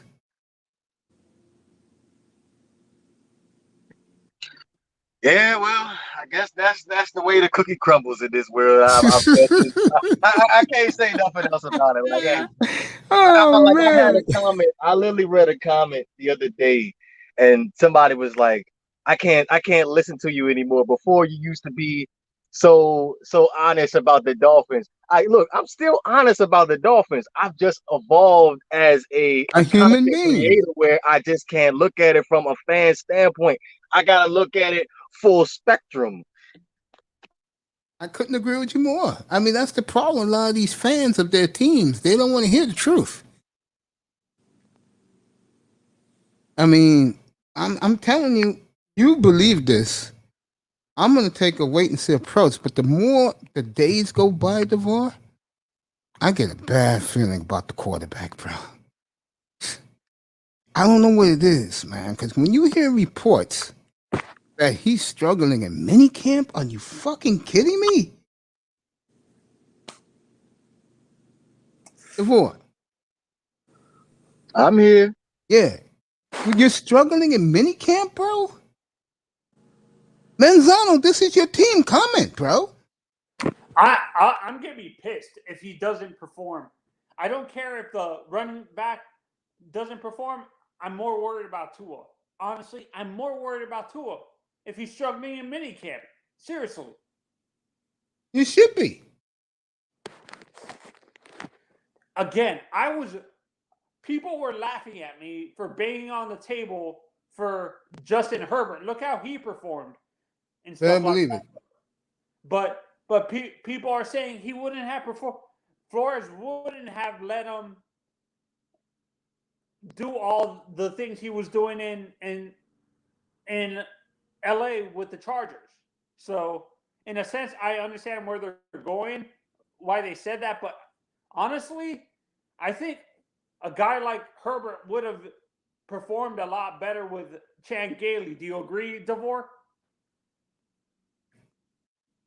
Repeat that question again. I was hiding from my manager for a second. Okay. What I was asking, a guy, I understand Gailey prefers a veteran quarterback like a Fitzy, but do you think a guy like Herbert, he would have preferred a guy like Herbert in a sense because it fits the style of quarterback he likes, pushing down the field? I can't answer that question, but I will say this. Based off of the amount of help Tua had last year, 2020, for the Miami Dolphins, there should be no reason at all his numbers look the way that they look. They should look a whole lot better. You had again 18 takeaways from your defense. That was NFL best. So I'm not going to say any names, by Dolphins content creators to sit here and say that Justin Herbert and Tua numbers are similar, It's stupid. is dumb. I'm sorry. That is dumb. Listen to this, Mazzano. Your defense had 18 takeaways. So basically what I'm saying to you is your defense set you up in perfect position, in scoring position. Mm-hmm. Don't you think you should have performed a whole lot better than that? Yeah, a whole lot better. And the fact is, you know what it is too, is I don't think they had the coaching staff, in a sense, had a confidence in Tua to perform well in the red zone, because I saw points during last season that they would bring in Fitzy, if let's say Tua started the game and stuff like that against Denver. They brought Fitzy during the red zone area. Shouldn't you have your young quarterback test out if he's ready to deal with the red zone instead of having him start out? Look, at the end of the day, it's a dumpster fire. I'm sorry, I gotta say it. It's a dumpster fire. It just seemed like they didn't know who. It was a power struggle. Who y'all wanted to put in the offense to be our starting quarterback, and fans want to go out here and say this is why I like Brian Flores, because he doesn't care about pride as far as the quarterback position. He's going to play who he feels he's going to play. You never seen this something like this that happened in NFL history. Look, at the end of the day, whoever your quarterback is, you stick with that guy, because it doesn't just affect the quarterback. It affects the rest of the team who they believe in as their leader. Mm-hmm. And they all lied in your face, especially that fucking Gilsicki bastard. What's up, she? He definitely lied. Oh, it's the media why towards this and that. Shut the hell up. Oh my God! Honestly, I'm getting tired. I'm already like apathetic to this argument. To be honest, the two argument and general with the Dolphins, I'm starting to get annoyed with it, and it's giving me a headache talking about it. But I understand why the fan base keeps on bringing it up. But I'm getting apathetic to it. Are you the same? Oh, I'm just a spectator. I'm just a spectator at this point. But as soon as 2021 hit, I'm gonna be locked in. I'm locked in. I'm watching every single snap. So there's going to be no more excuses. But again, what would be the reason why you end up drafting injured quarterback that you weren't even sure that he was going to be able to play? Because the owner wanted him, and the whole NFL knows this. Only the Dolphins, the same old freaking Dolphins, would do something like that. And then for us to sit here and try to compare Xavier Howard, his situation, as far as his injury issues, as far as us paying him compared to Tua, is the exact same thing. You just don't want to pay Xavier Howard. Yep. And they're not going to pay him. And I see him holding out, and then I see the Dolphins getting rid of him. Yeah. No, you know what it is too. With the Xavier, that's another argument I'm getting tired of either too. Like, if the guy doesn't, he's had off the field issues. I'm not comparing it to Tua. I'm staying away from the Tua thing now. He's had off the field issues. He's had injury issues. I know the past 2 seasons he stayed healthy, but there was points of the season that I saw him like struggle too. That he wasn't like performing and stuff like that well. So in a sense, I would be okay with trading him. I'm fine with trading him if we get the right package, but it doesn't make sense to trade him. I understand why people are saying it. Do you agree? Oh, it's gonna make sense, Manzano, when he keeps bitching. He's gonna cause an issue in the locker room. He's gonna cause. That's it, yeah. And and you could argue with the kicker. They're the 2 best players in the team, bar none. I wanted Manny to stay because I wanted to talk about Giannis. We gotta think of the player and the organizational standpoint. My thing is, Mace, Xavier Howard, again, you're right. Xavier Howard was one of the best players for the Miami Dolphins last year. He had 10 interceptions, something that hasn't been done in eons. Thank you. Eons. So you bring in Byron Jones, and he's making, I think, 20 million more than you, if I'm not mistaken. I don't have the numbers in front of me. And you outperform Byron Jones. So the Miami Dolphins basically put themselves in a bind where Byron Jones ain't nothing compared to Xavier Howard. Xavier Howard wants his money, which I respect Xavier Howard for wanting his money, because I feel like he outperformed Byron Jones at that point. So we're going to have to accommodate him substantially, or you're going to have to trade him. But if you trade him, based off of how the Dolphins played defense last year with that cover 0 blitz, what they like to do, you're going to have a shutdown corner on the outside to be able to play that style of football. So that poses the question now, are the Dolphins going to be good enough without Xavier Howard to make the playoffs? But you know what it is to DeVore. We're forgetting one aspect of this conversation. Maybe they believe in Noah enough that he's actually ready to take over that position. Okay, well, obviously that's an anomaly that's on the table. But at the same time, we're just going off of 2020, what we saw in 2020 from Noah Abenagany. I understand the fact that he's young, he's inexperienced, and he's going to do nothing but get better. But You are you better willing hope. to take that chance, jeopardize your whole defense on that chance of Noah Well, Mbignoggany I'll being say it something of a again, and I don't mean to interrupt you. And I don't think you guys have taken to this yet. I told you guys the Dolphins are now a revolving door organization. They believe they can coach players up. They believe that if a guy's going to be a problem, get rid of him. And they got Stephen Ross's black card to erase mistakes.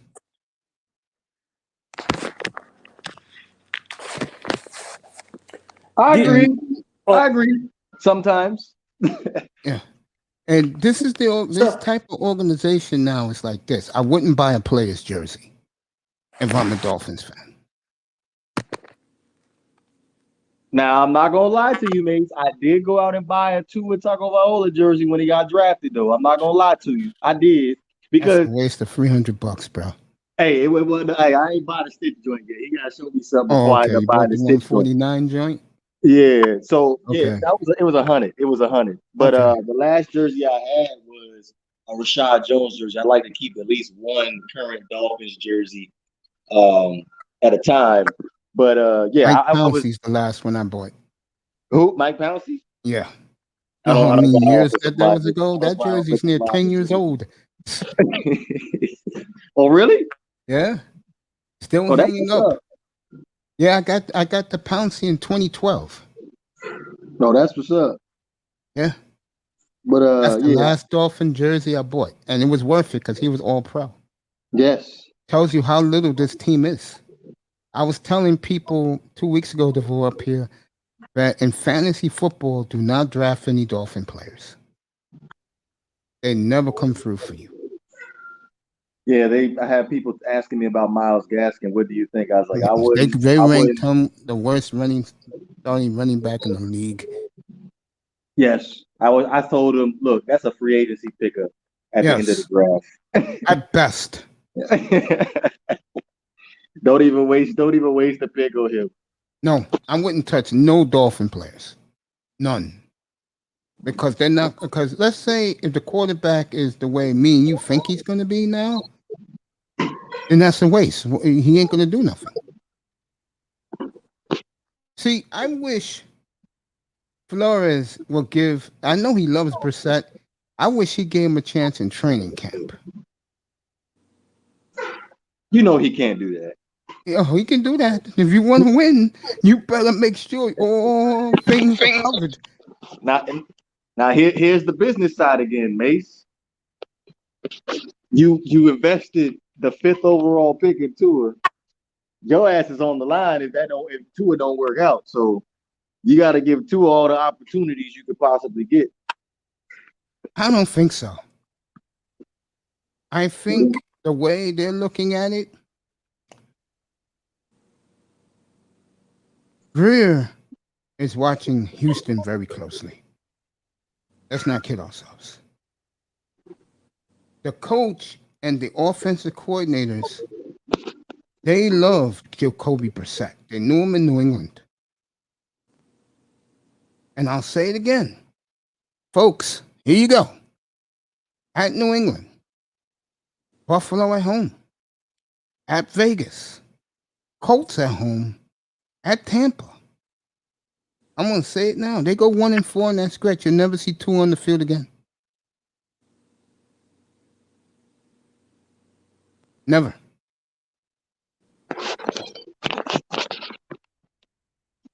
You agree with that before? Especially if he's not producing. It's very hard for me. It's very, very hard for me considering the fact he was drafted so early. If it was Can't if it do was it, a bro. veteran like Ryan Fitzpatrick, then yeah, I would agree with you 1000%. But it's just the fact that you invested so much into getting him, I can't just do that. I think he got to stick that out unless he gets 1-7. You still sticking with him? Repeat that again. 1-7. You still sticking with him, especially when he cannot put points on the board. I guess we just gonna have to chalk 2021 up as a learning See, experience. fucking rights an L, and the team that wins in all this is the Eagles. They have our pick. Yeah, so yeah, You can't make but this look, shit at the end up. of the day though, Mace, at least we gonna be dancing on all these other motherfuckers that was talking shit about how good Tua was. Oh, I'm gonna have a field day with it, bro. I'm gonna be dropping names. I'm gonna have a field day with that shit. You know what makes me mad actually? They're actually projecting the 49ers with their quarterback issues. They're going to have a rookie quarterback starting, and they're projecting them to be in the bottom. At least the championship game if they stay healthy. They're that good. No, but it doesn't make sense. If they're trading Jimmy Garoppolo and they're going to be starting a rookie, it doesn't make sense to me that they're going to be a playoff contender. It makes You sense. know to why, me. Manzano? Because their second and third string last year won games. He can win with any quarterback. Yes, you gotta think of the aspect of the Shanahan effect.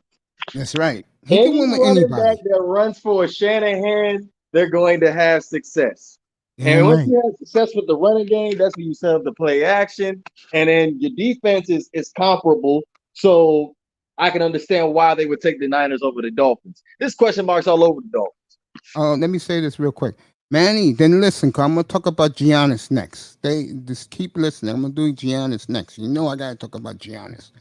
Yeah, it's true, DeVore. You're right. Sorry about your so-called 5G, bro. My 5G works perfect. I had 5G for like 3 years now with AT&T. That's why my bills are so fucking high. But I give them credit. Their technology is perfect. Yeah, DeVore, you're right, bro. You're right. So I'm sorry, Manzano. I hate to rain on the parade, but that running game in San Francisco is fire, bro. Yeah, I used to collect football cards, Iman. But my favorite was baseball cards, bro. No, but you know how some things happen as well. Like you don't know if they're going to get bad luck again at the. I'm not Again, any running back that is in San Francisco, it doesn't matter if it's Myles Gaskin. I think Myles Gaskin will rush for 1,000 yards in that 49ers uniform in that scheme that they got going on. I'll tell you one thing, and this is going to hurt what I'm about to say. Dolphin fan, you cannot blame the new offensive line because from everything I'm hearing down there, that offensive line is as good as it's been in years. So I don't want to hear excuses. DeVore, me and Mace actually liked. I think we gave up a little bit too much, but I liked the Liam Eichenberg pick. Oh yeah, that was a good pick. What do you think about that, DeVore?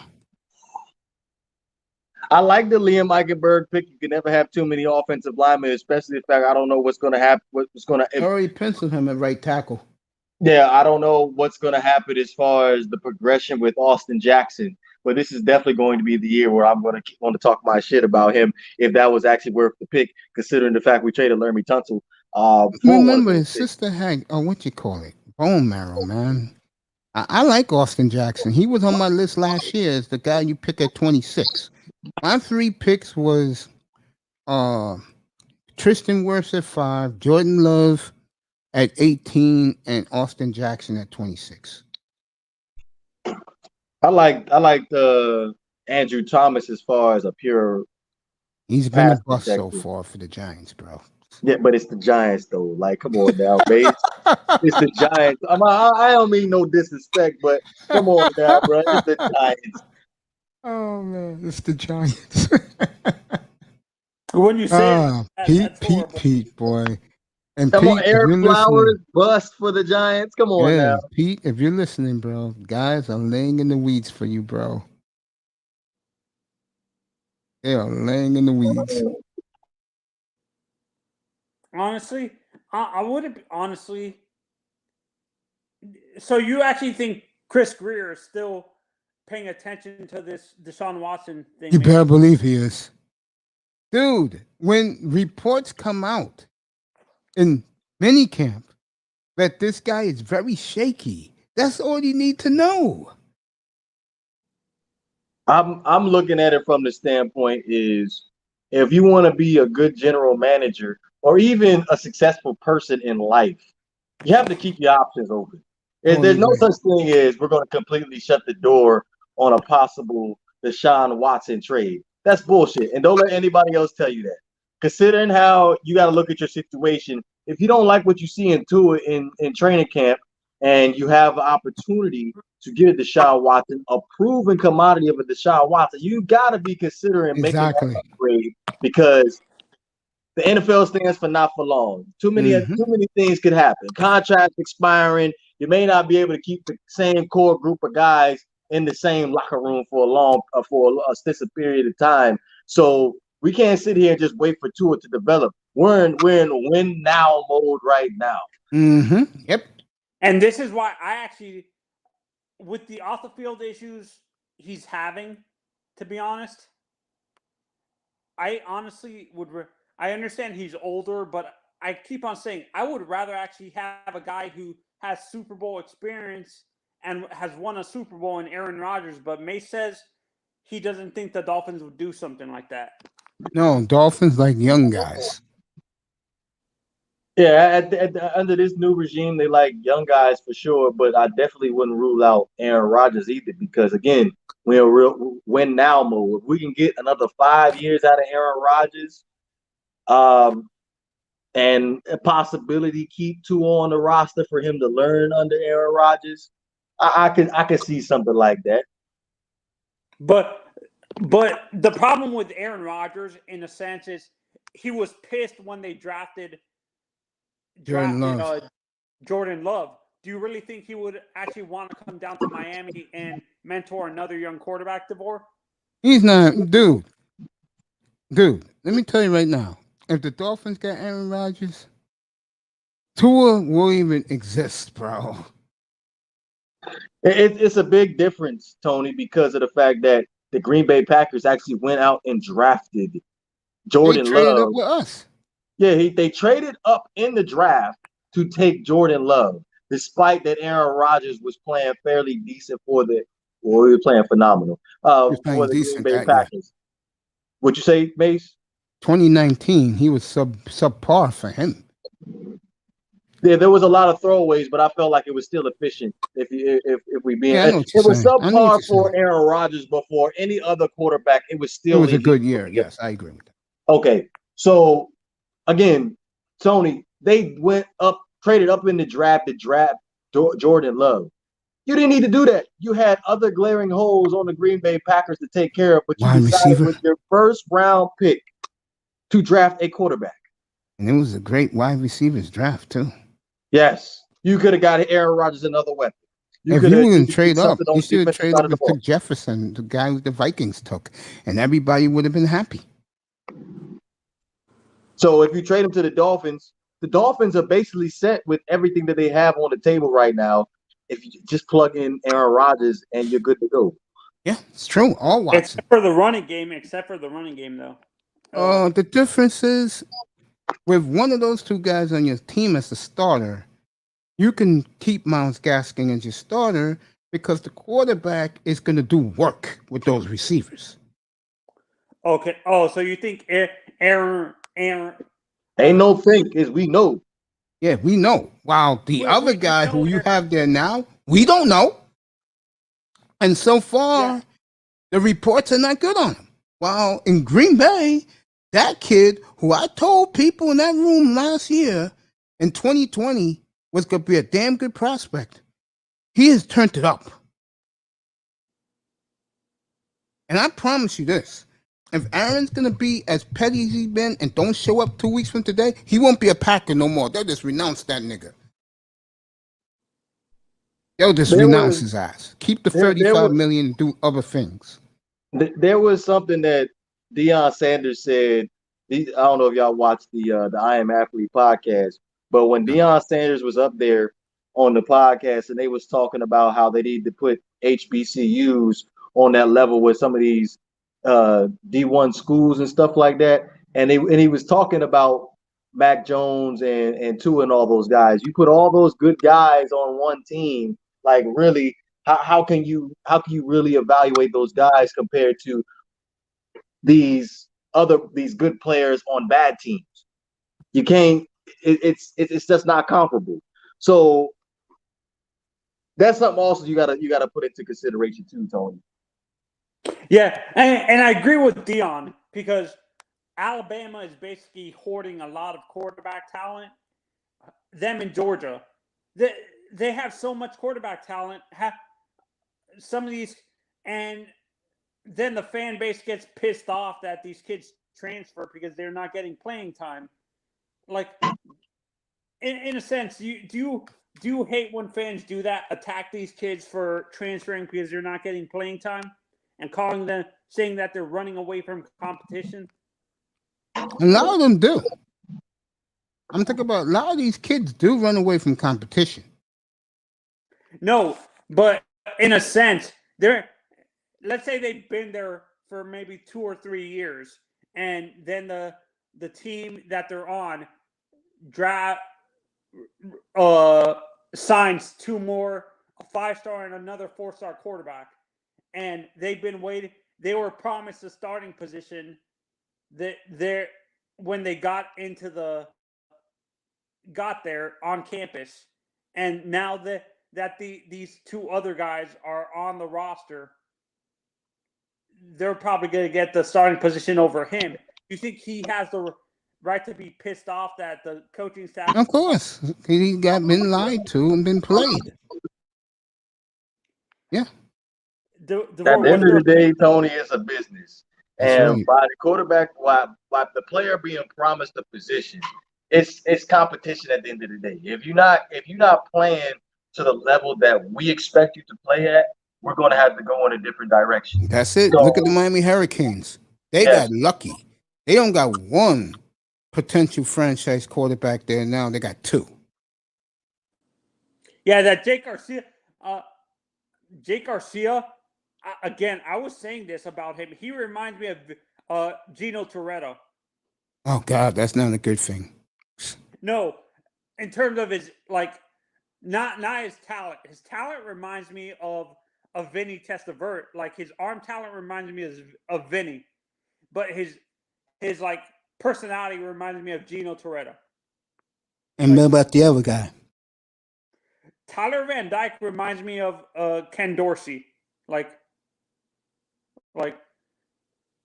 Really? he doesn't talk a lot of trash, but his talent, his arm talent reminds me of Kyle Bowler.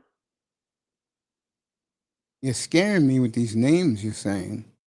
No, Kyle Bowler had good arm talent. I'm talking about his arm talent, Mace. I'm not talking about his talent overall. His arm talent specifically, his DeVore, are you there? I'm here. Could you explain to me what the difference between arm talent and a cannon arm is? Me personally, when it comes down to arm talent and cannon arm is how much zip you have on the football. Can you put it in tight windows? I feel like when it comes down to arm talent, I feel like there's a lot of things that come into arm talent. Anticipation, touch on certain types of throws on different routes. Patrick Mahomes. That's all. Patrick Mahomes, Aaron Rodgers. That's all you need to say. Actually, my mistake. When I look at Tyler Van Dyke, I actually see a little bit of not personality wise, but his talent on the field. He kind of reminds me a little bit of Josh Allen. Do you agree, Mish? I don't know. I never seen him, but I know one thing. You could put Josh Allen and Matthew Stafford in that list of arm talent. Now, when it comes to a rocket arm, that's Russell Wilson. He has a rocket arm. Honestly, the best arm talent I've ever seen is actually I can say Pat Mahomes has good arm talent. Pat, yes, great arm talent. And the guy, Kyler Murray has good arm talent too. He does. But the problem with him is his height. I don't. Yes, Honestly, that hurts him a little bit. yeah. if he was 5'10" or 5'11", I would be okay with it. I'm being nice with 5'9". I think he's actually 5'8" or 5'7". Do you agree, Mace? Yeah, he's a little guy. Yeah. And to be honest, would you say Fitzpatrick when he was younger had arm talent, Mace? No.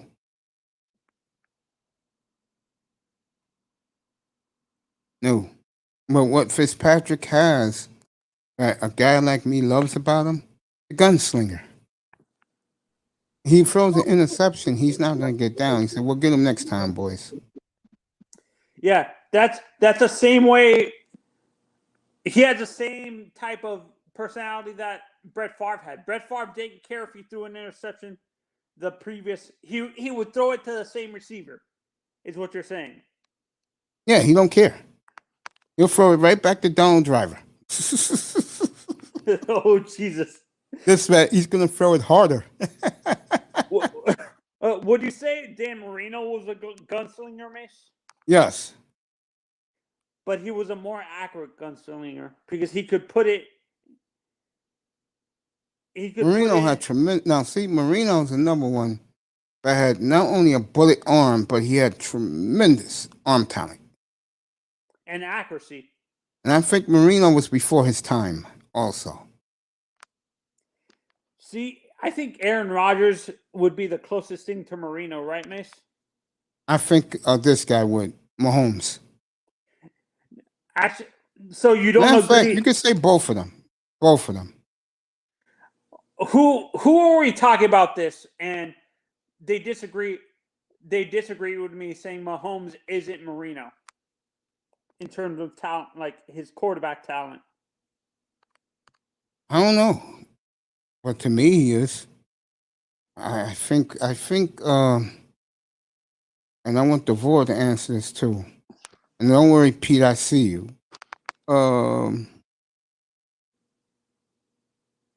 I think when you think long and hard, there ain't too many guys like him, bro. I mean, I think you know who's pretty good, but doesn't get the credit because he had a meltdown. Wentz is pretty good. Carson Wentz? Yes.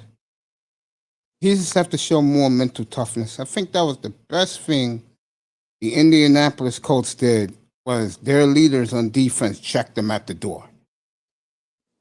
Mace, and I have a question for you and DeVore, actually, when it comes to we'll see, Pete. We'll see about Fitzpatrick in Washington. When it comes to, we were talking about Andrew Luck before. Do you actually blame him for retiring when he did because of the offensive line? No. I do blame him because the offensive line became good when they drafted the kid from Notre Dame. That offensive line has been good the last 3 years. But he quit. He quit because he couldn't take punishment no more. Yeah, no, that's what I'm saying. Do you blame him for the way he not the interview, but the reason why he took so much punishment his first 4 seasons in the league? Correct? Was it the first 4? Like yeah. 6 seasons of his career with Indianapolis. He was getting beat up. The offensive line was bad back then. Yeah. So I don't blame him for retiring when he did, but the way he did it is what pissed me off, actually. The way he did it pissed me off, but I don't blame him for retiring. Philly broke Wentz's soul? Yeah. Well, Pete, let me say this to you. If they go with Flacco, then all bets are off. Yeah. Oh my God. Me and Mace were laughing at Joe Nick Sirianni. That's the new head coach. Not Sirianni. Their GM. Howie Roseman. Roseman was about to punch the guy in the face. We're going to give Joe Flacco every opportunity to compete for this job. You have to be high to think Joe Flacco's going to take you to the Super Bowl. Well, Philly's not Super Bowl ready yet. Philly right now is in transition. Yeah. They're not Super Bowl ready. Not even close. They definitely got some building to do. And personally, I feel like Philly just set up Jalen Hurts for in a situation where he's going to fail. And also, Philly set them up so bad, you could see right through it, that they have 3 number ones to get any quarterback they want. Yeah. DeVore, what's your opinion on the Andrew Luck conversation we were having? Well, I feel like he took so much of a beating, he lost the passion to play the game as far as rehabbing all the time. And by the time the Indianapolis Colts actually had an offensive line good enough to protect Andrew Luck, he was like, you know what, fuck it. I don't want to do this anymore. I have no issues with him retiring, to be honest with you. Look, if you don't have the love for the game anymore, I can respect that. But if I'm a player in that locker room and I can see you don't have the love for the game, then I will be fucking pissed. Pete killing Flacco. Okay. Kiko knocked Flacco's ass out. I remember that he got fined for that. DeVore, do you Crazy remember thing that? is, he let up on that hit and they still fined him. Yeah. Yeah. Folks, I'm going to lift the football ban since we got 2 weeks to go. From now on, you want to talk football up here, you could do it. I don't give a fuck. Because it makes the show go. I hate to say that. It does. I'm here with the great DeVore. Tony Manzano's with us. Pete's in the chat room. Mon Perry's in the chat room. Manny Mayweather's in the chat room. Honestly, I feel bad. Who's the guy is it John B that's a Philly fan? Who's the Philly fan No, he's the Redskin fan. Fireman 2531 is an Eagle fan. Juan Z's is an Eagle fan. Honestly, Philly's an Eagle fan. I need to tell them to eat their heart out with Sirianni this year. He's a lame duck coach. I've been saying this. I think he's fired after this season. Do you agree, DeVore? Hell no, he ain't getting fired. He gets 3 years tops. And he's not getting paid any money. To show improvement. Because look at the situation that the Philadelphia Eagles put Nick Sirianni in. You got no fucking cap. That's number one. Your defense is suspect. His defense is horrible. Yeah, your defense. I say suspect because they made some surprises, Mace. But yeah, you Jalen Hurts. He's a big question mark. And after what me and Mace just said, he set up to fail. So you can go into the draft in 2021 and you could draft any quarterback that you want because 9 times out of 10 the Philadelphia Eagles are going to have a top 5 pick. They may have 2 of the Dolphins quarterback situation. Yeah, they may have 2. They may have 2 in the top 5 to do whatever they want to do. So Nick Sirianni, his job is safe for another. I give him 4 years. So this year, I'll say this though: if he goes with Flacco, Howie Roseman may fire him by Thanksgiving. Yeah, no, that's what I'm talking about. That's the thing I'm talking about. DeVore. He wants to give Flacco the starting job. Well, maybe Jalen Hurts is just struggling. He just don't know the offense, or Joe Flacco's performing better in the offense. Which Well, kind what it of is this? I'm not surprised. I'm definitely not surprised. What it is this? Sirianni comes in. He doesn't care what anyone says. He looks at the quarterbacks. He looks at Jalen Hurts. He said, "Okay, I can see if I can work with him." But when Joe Flacco he signed, he said, "Oh yeah, I can definitely work with Joey." So basically, what you're saying is you think it's a favoritism type situation. Yes, and it fits the fan base because the fan base wants Joe Flacco to win the job. Where's Flacco from? Delaware? Yeah, he's right there. Yeah. I'm going a little deeper. You get it? Sirianni, Frank, Flacco, Philly. You get it? Yeah, I hear you. I Wait. definitely hear you. That Yeah, will fucking break their damn hearts, boy, if Jalen Hurts gonna be that damn starter. I tell you, that will break their heart. And if it doesn't work, we got 3 number ones to get us a franchise quarterback. yeah, and to be honest, with Sirianni, he's a yes man, honestly. And That like doofus. he's a doofus. And I don't DeVore, why don't you think he's a lame duck? Why do you think he gets more he's gonna get more of a leash? Because it seems like Howie Roseman didn't want to hire him. Like he was No, he didn't want to hire him. Let's be completely 100 with each other right now, Tony. There was a lot of NFL hires this year that was dumb. Like, I felt like Dan Campbell, that hire, that was dumb.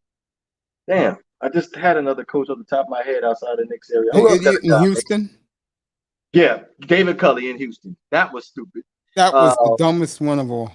the guy from how about the guy from how about Arthur Smith? Nah, That's they the won't Falcons. be there for 2 years. They're only going to get 2 years there.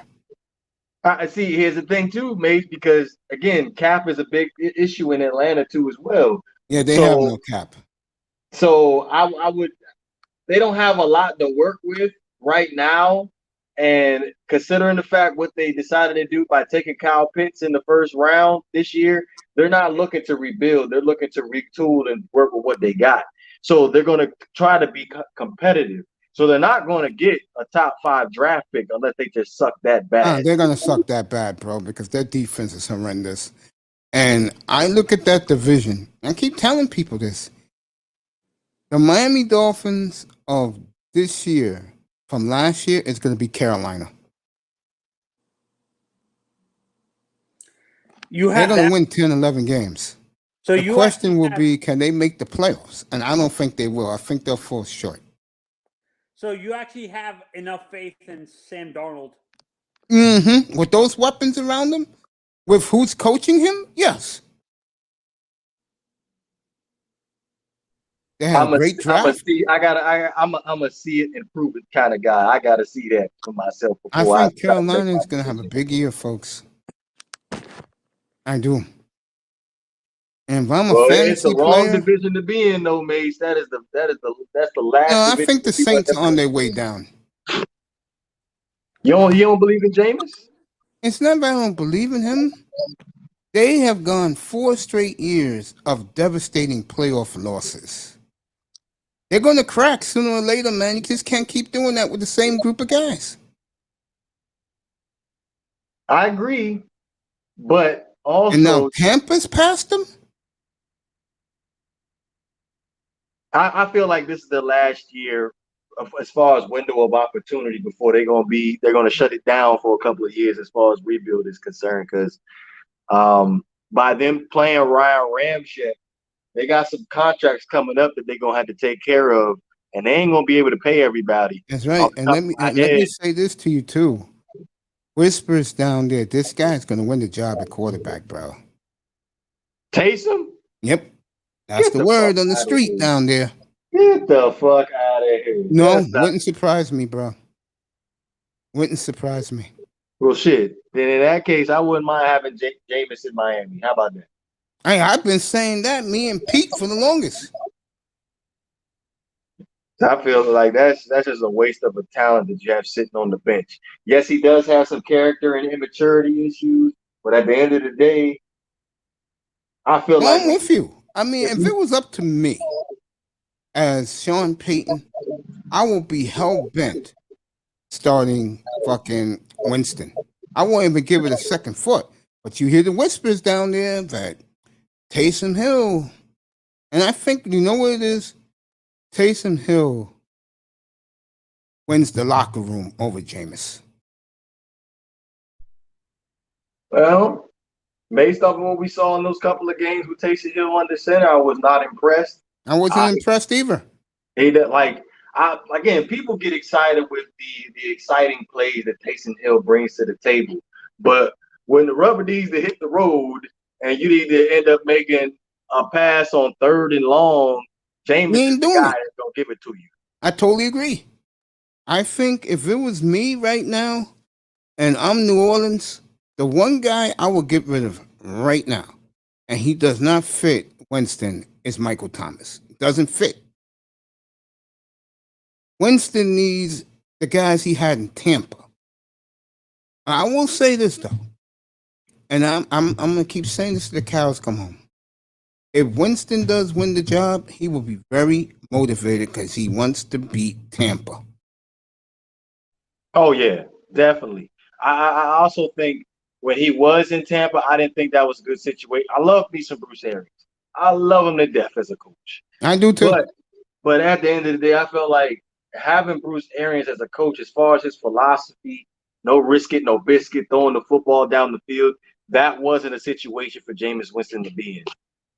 I think what killed Jameis, and I killed him for this, what he said back in when the season was over in 2019, that he was a baller, that he arrived.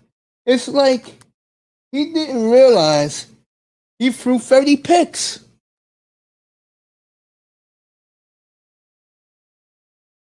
And give the receivers credit.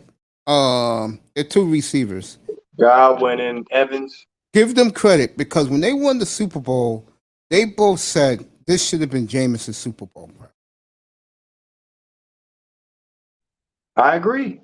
I agree. I like people say I'm a Tom Brady hater, but there were some issues on that Tampa Bay Buccaneers team that needed to be taken care of for Jameis to actually be what we expect Jameis to be. That's why I they agree. ended up drafting Tristan Wirfs in the 1st round. With their first pick, they drafted Tristan Wirfs. So you knew offensive line was an issue. But since Tom Brady was under center for the Tampa Bay Buccaneers, we just think Tom Brady just worked his magic and they just magically ended up being Super Bowl champions.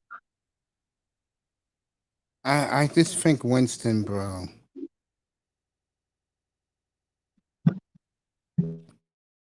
The Panthers have passed the Saints, bro.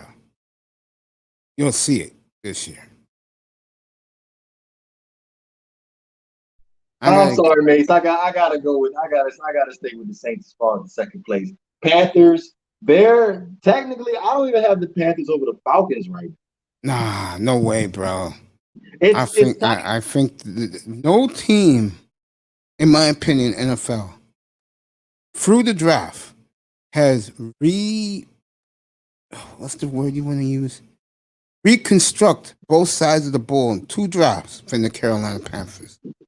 The first year they did all defense, and then they had multiple picks. They did the offense with the offensive line, the young running back they took. What they took him? What's his name? Pookie something.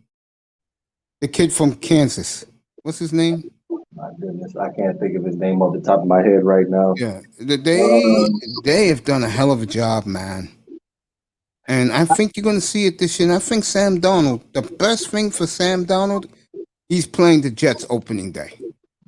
Yes, absolutely. But that's the big question mark for me. Is Sam Darnold? What are we getting out of Sam Darnold? Because based off of what I saw in New York, I don't see much. But I'm not writing him off just yet. I gotta see him this year and be able to tell you, okay, then I'll be able to put the Carolina Panthers over the Atlanta Falcons. He'll be motivated because they did not extend him. So if he bets on himself and he plays the way I think, me and Pete knows this. I let this little nugget out for you fantasy football fans. You can get Sam Darnold in the 15th, 16th round. You will have a franchise quarterback for fantasy football. That's how good I think he's going to be. To be honest with you, I wasn't even going to draft a quarterback in fantasy football this year. I was going to wait for Sam Darnold to hit free agency. I don't know who's going to be my fantasy quarterback. I was thinking of maybe getting Mahomes early, but to me, I don't like to cheat. I like to show people what made me a 7-time fantasy football champion by thinking out of the box to get a quarterback. I'm a backs first kind of fantasy guy. I'll draft like 5 running backs. I don't even touch running backs, bro. I go What? receivers first. I can They're get the me a most running. I can get me valuable, free they're the running most backs from valuable round picks, 5 Space. I can get me 3 starting running backs from rounds 5 to about round 10. I can get me 3 starting running back. They I'm hard to serious. find, Mace. Like, especially like there's only what 32 backs you could possibly pick from, and That's then there's why gonna you be one do surprise avoid. back. Avoid. I can't. That's why you do your homework. Yeah, but you can't factor in injuries too as well when it comes down to running backs. You're right about that, but I have a strange philosophy. I go receiver, especially if I'm going to pick, let's say, a Sam Donald as my quarterback. I go receiver first, but I get the best players I can surround my quarterback with. Look, when I look at it, Mace, for real, when it comes down to drafting a running back, the running back touches the ball at least 30 times a game, whether it be catching it or running it. As far as the receiver is concerned, the receiver, there may be a game where he may not even touch the rock or may end up catching the ball for like 3 yards and then you in the hole as far as that fantasy game. I think the running back is a little bit more reliable. The only time in my fantasy life, in my fantasy football career, which has been nearly 30 years now, the only time I drafted a quarterback first was Aaron Rodgers. And that was the last time I won, 2009. I was gonna say I drafted Aaron Rodgers a couple years back, and he ended up having that season-ending knee injury, and then that's when I was like, I ain't drafting no more quarterbacks in the first round with the first pick. I usually get my quarterback in the 8th or 9th round. Well, Because I have an considering I got ego my about dark horse, myself. I have an ego about myself. I can win with anybody. I remember one year, and I won with him, 2007. I took Ben Roethlisberger in the 12th, 13th round. I won the title. damn. Yeah. Yeah, that's the thing. There's a lot of dark horse quarterbacks out there that I don't think is going to end up getting drafted within the first 10 picks. Well, So I'm I'm going to not do a gonna, I'm video. gonna I'm going to do my draft video because I'm going to do the quarterbacks, the receivers, the running backs, the tight ends, the offensive lines, and individual defensive players. And then I'm going to put them all combined to do the top 300 players. I can tell you right now, the toughest position to do is going to be tight end. There ain't too many good ones out I there. always struggle with tight end for some reason. I can Yeah, never ain't too get many a good tight ones out end there. that's going to be comparable for me for all 16 games. It's always an issue with my tight ends. Either they get hurt Yep. or they just don't play well. I took George Kittle last year. He fucked me up. My team was done.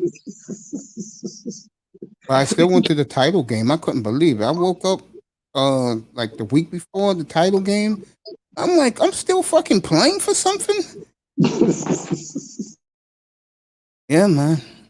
I mean, the year that broke my heart was the year where I had Le'Veon, Roethlisberger, and AB.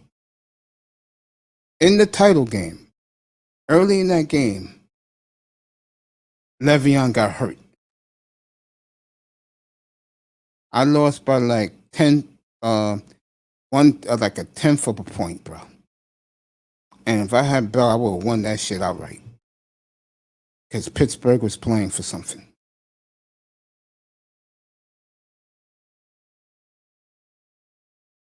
You know, it's funny. Of all the sports in fantasy, the only one I have not won a title is basketball, and I came close 3 times. That shit is hard as shit. I don't have the drive or the consistency to keep on doing that shit almost every single fucking night, yo.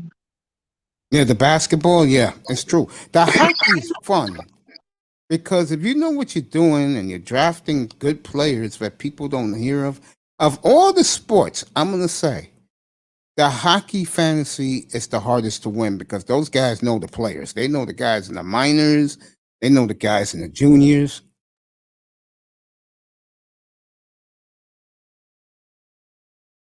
See what Pete's saying. Okay. What do you say about the Panthers? I didn't read They that. didn't pass the Saints. I think they did. Hey, they still got a good core guys. Michael Thomas, even though I kind of think he's a little bit overrated. Alvin Kamara. I think he's gonna have a hard time dealing with Jameis. You think so? Yeah. Because Jameis can throw it deep, bro. Jameis needs the guys he left in Tampa. Those guys was perfect for Jameis, bro. Oh yeah. Mike Evans was a boy. Yeah. Mike Evans had his best year with Jameis, didn't he? Yeah, and Godwin. Godwin led the league in receiving in 2019. Yeah. Yeah. But look for that video, by the way, to come out later this week. I'll do the top 20 quarterbacks. So if you play in a 10-team league, you'll get who's my top 20. It's funny that you just mentioned that. I just got a text for the fantasy league that I'm going to be in. I think it's like $150 buy-in. Yeah, we're gonna have a fantasy league, $110 buy-in. Winner takes all, though. Oh, that's what's up. You had to give me the information about that. Yeah, I will. Is everybody paying? Let me ask you this first. Hold on, Mace. Is everybody paying up front? You have to, because Yahoo is running this shit. Okay, I'll just make it sure because like I told you about that last situation that I done had. I would have to fuck somebody up when I get my money. Yeah, Yahoo will give you your money. I know what you're talking about. And trust me, I'll get his ass for it. That's coming. I'm gonna be doing a lot of drive-bys, bro. Shots fired. I miss him, man. Mr. Miami, you listening, bro? I love you, man. I hope everything works out with your cousin, bro. That's Mr. Miami. Shots fired.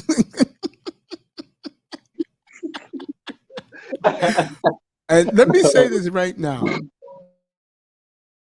Dolphin fan, you better hope Tua plays well, because if Pete's dream comes true and they go out and get a Watson before the end of training camp, you will never hear the end of it from me.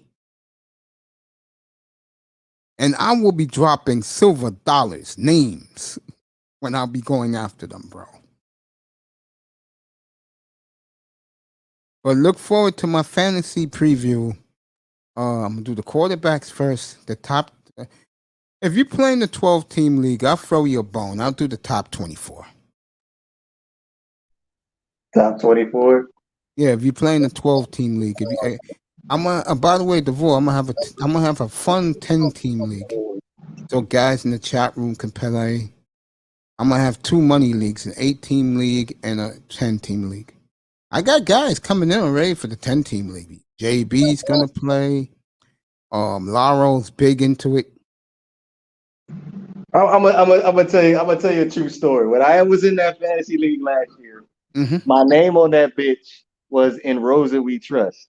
I got a lot of fucking heat for having that fucking name. And I came out and won that fucking bitch, and these niggas was fucking pissed. Oh man. Yeah, I named my team after the neighborhood I lived in. You know. But yeah, I'm gonna do that this weekend. I'm gonna get the league formed. I'm gonna put the rules in. I think you guys are gonna like it. It'll be individual defensive players,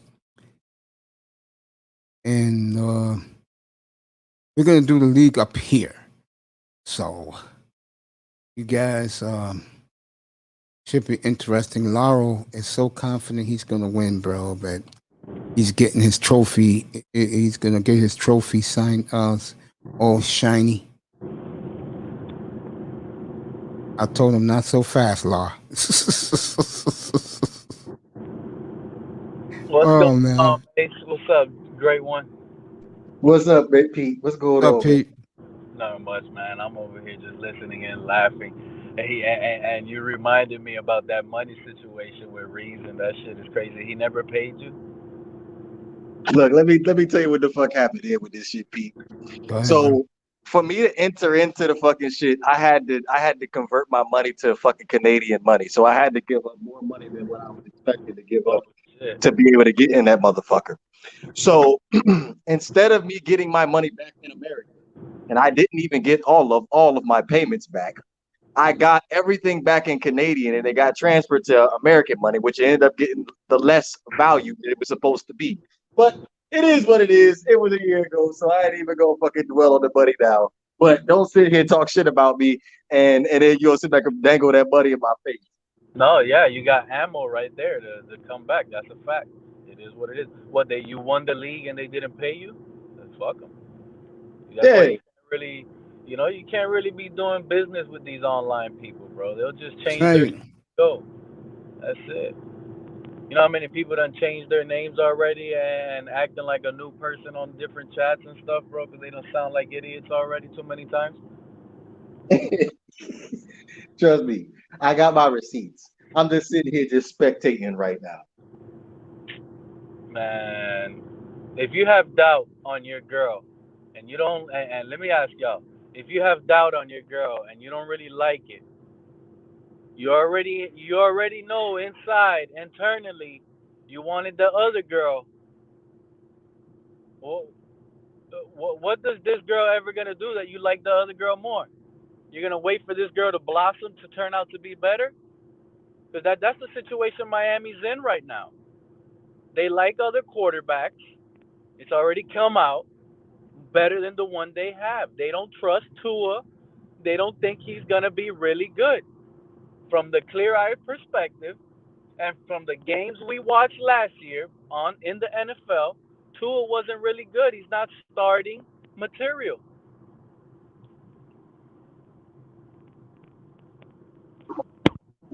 Again, Pete, we gonna definitely find out, and I cannot wait to hear the excuses.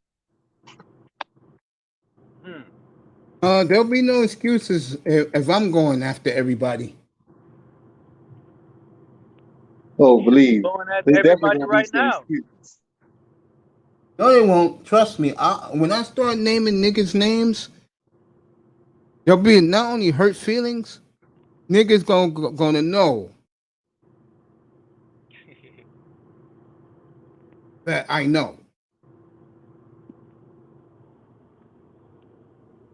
Oh shit, Maze, you a trip. Like he said, I'm doing drive-bys. Oh yeah. I'm gonna have Mr. Miami. I'm gonna record it, and he'll do the what you call it for me. Shots fired.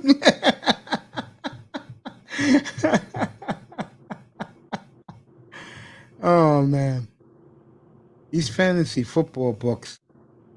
I That's what I mean, was listening to. I had to step out and I came back in. You started talking to fantasy talk. What you got going on with fantasy betting? and me and Laurel was talking the other day, and I told Laurel that I'm gonna get the leagues together, and that's what I'm gonna do. I mean, I'm gonna get it done early, so guys know what's going on. Yep. You know up front. Yep. Because if you stay to the last minute, that's wasting everybody's time. So I might as well get the league started. Like I said, let I'm gonna have a 10-team league for fun for guys who don't want to pay no money. I'm gonna be playing against Laurel in the 10-player league, and I don't know who wants to play in the 8-player league, but that's the league I'm used to playing in. I like playing in the 8-team league. And that's the leagues I'm used to playing in.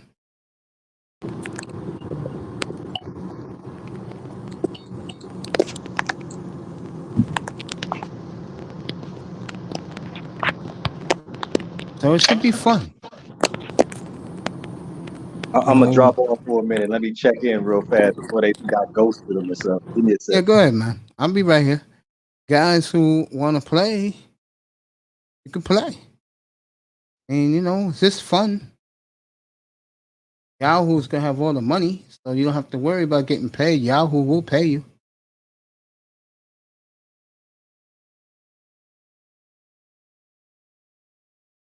Pete's signal went out. It is a little after 11 o'clock in the morning in the east, 8 o'clock in the morning in the west, 9 o'clock in the morning in the mountain, and 10:05 in the uh, Central Time Zone, everybody in the Southland.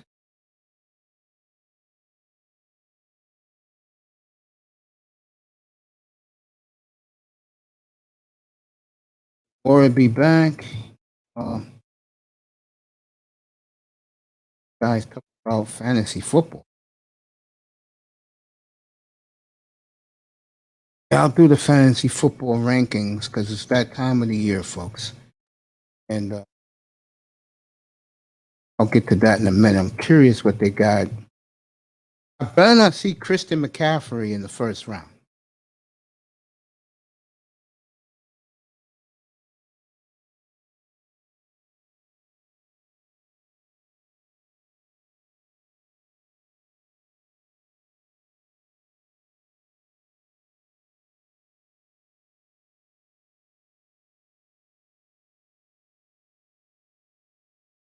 Check and see who. Oh, now I see all the books. This is what I'm talking about. See the books, folks. Or dropped off. Pete's having a problem with his Wi-Fi. Well, I will do Giannis in a couple of minutes. I have to talk about Giannis. God, do I have to talk about Giannis?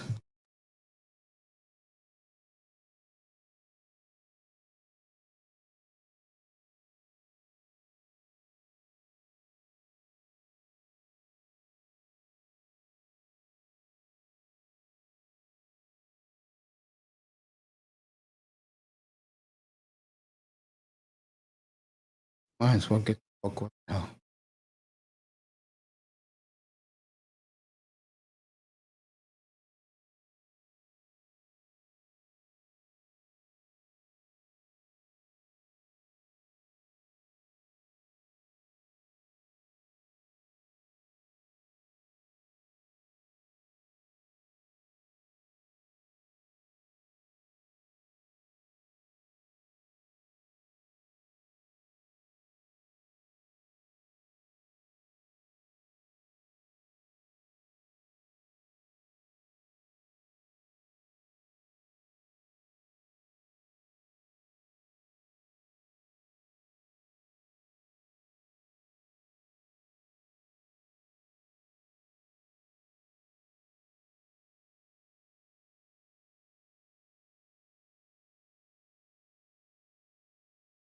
All right, guys, I'm right here.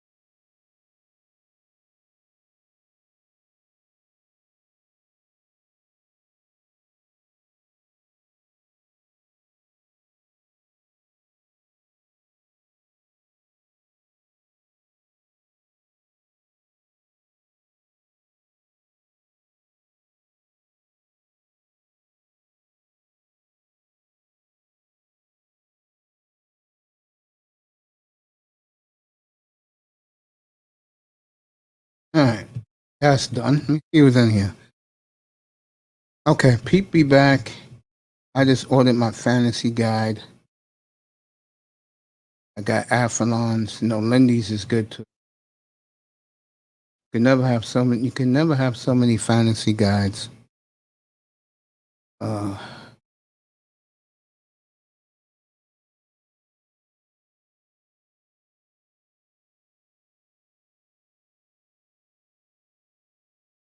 there we go. Curious to see.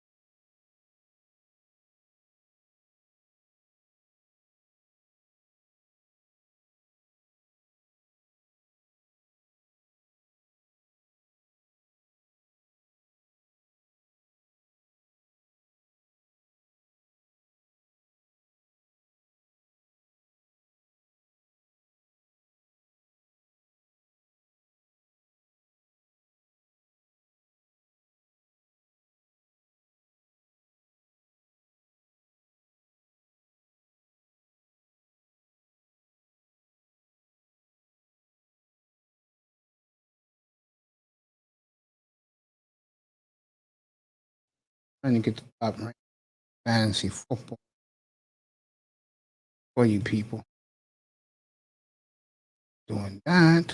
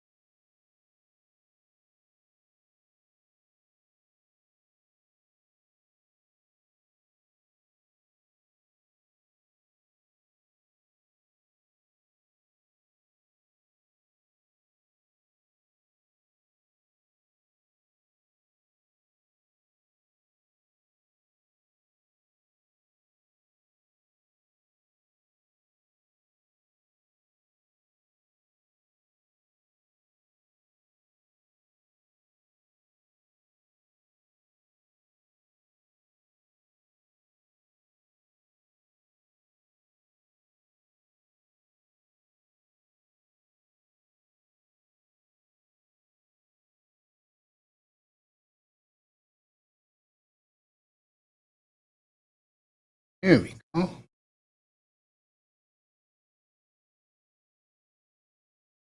Are you fucking kidding me? Wow. Let's look at the top 4 fantasy picks. Oh, this is his running back. I want the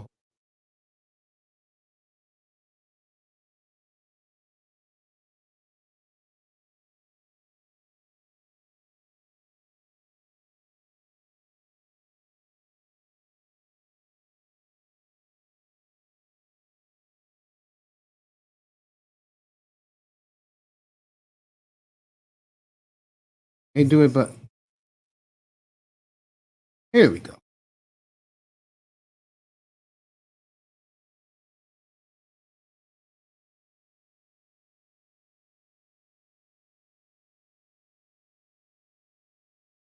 Wow.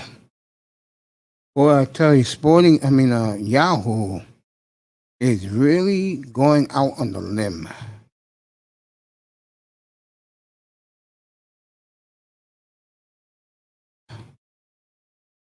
Wow. Christian McCaffrey, damaged goods.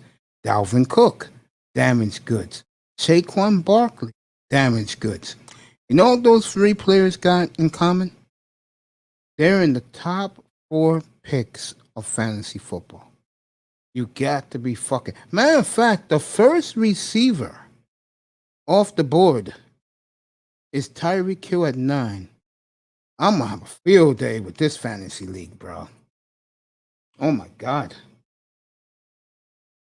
Wow. Are you fucking kidding me, folks?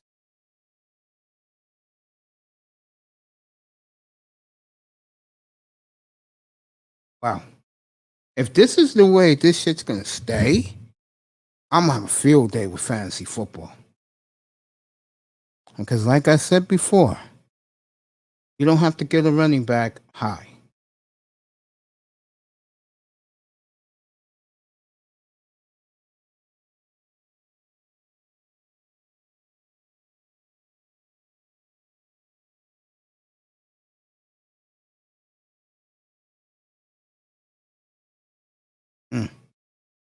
This is crazy. Oh, they got the fantasy rankings this year, folks. Wow. Mm. Mm. Mm-mm-mm. I don't know about this. If this is the way they're gonna have it, well, I'm gonna be doing my homework, boy. Wow.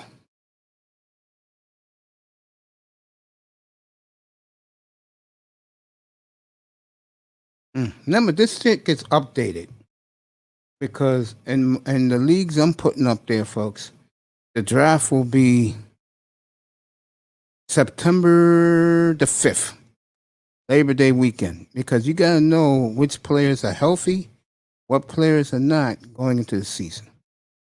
See, I'm fair like that. I'll drop the link back in from Manzano.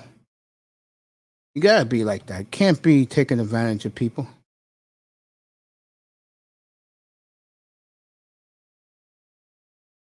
Oh, really? Yeah, now, you see, Tony, again, you have to prove yourself, man. And the Dolphins have a lot to prove. And to further otherwise. You know what I'm saying, bro? The Dolphins have a lot to prove. I think Dolphins defense will play very well. I think the question with them is the quarterback and the running back. But Mace, do you agree with us being the 21st ranked overall defense? I think Dolphins are top 5 defense in the league. Is that showing? Is that pure disrespect? Of course, it's disrespect.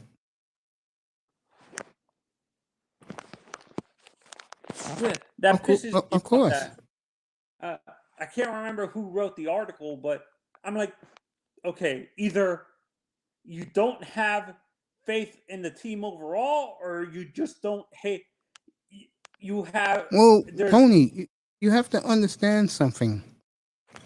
For a generation and a half, forget generation and a half, for 2.5 generations, this team has done nothing. Okay. Yeah, I understand that. Me and Dwayne about the same age. We were blessed to see them win like we did. We both grew up in the Bronx. And every week when me and Dwayne, for example, were kids, the Dolphins were on TV every week. So I got to see the dynasty in my living room. I was very lucky. And you know what? Yeah. For 15 years, the Dolphins were must-see TV around the country. They really was. They were well respected. But Actually, people, I Clippers, keep man, telling you, people are jealous of Miami, man. They just are. it's Miami, the Hurricanes, and the Dolphins. No, they're jealous of the city, bro. Okay, the city. Yeah, they're envious of South Florida because it's a great place to live. I would go a little racial into it. It has nothing to do with blacks. It has to do with certain white ethnic groups that they took the territory from others. Speaking of which, some sad news this morning. They found 90 casualties in that collapse in Surfside, Florida. Pray for their souls and their families. A horrible situation that happened 2 weeks ago. I mean, 3 weeks ago. 'Cause this is day 19 of recovery. Mace, I bet you Stephen Ross is going to try to funnel money into rebuilding it really well because he probably knows how to build real estate and stuff like that. So he'll probably try to fix that. Both buildings, Surfside buildings. You agree? Yeah. And what the Dolphins did, and I said this before, what the Dolphin players did on their own a couple of weeks ago, taking plenty of Gatorade and sandwiches and snacks to the families, was very, very noble of the Dolphin players to do that. They didn't have to do that. And I didn't know this man is a big Dolphins fan, but Wolf Blitz is a huge Dolphin fan. Wolf? Wow. Yeah, he didn't want to let the guy go when he interviewed him on CNN. Didn't want to let him leave because he was a real live Dolphin. Wait, who did he interview? Backup linebacker. But 2 starting players also contributed, but they didn't get them on the air. Oh, backup linebacker Eldon And 2 starters. Oh, Waddle was one of them Mm-hmm. who helped in the effort. I'm And guessing Jalen Waddle, that guy, the linebacker, and another starter. They took their time out and bought plenty of Gatorade, bought plenty of sandwiches for the families and potato chips. They did it on their own. That's why Wolf Blitzer was so impressed. I have a question. Did any football players, any sports figures, No. From what I can hear, no. I know what you're going with this. No, not from what I hear. The only people who did it is the Dolphin players on their own. Oh, no. I'm not going to talk. I'm not talking about the Miami thing. Did any sports figures back when what's it called happened help with the cleanup? Did any big sports figures in New York help with the cleanup in 9/11? Yeah, 9/11? Yeah. A lot of the players did. Mike Piazza, a lot of them.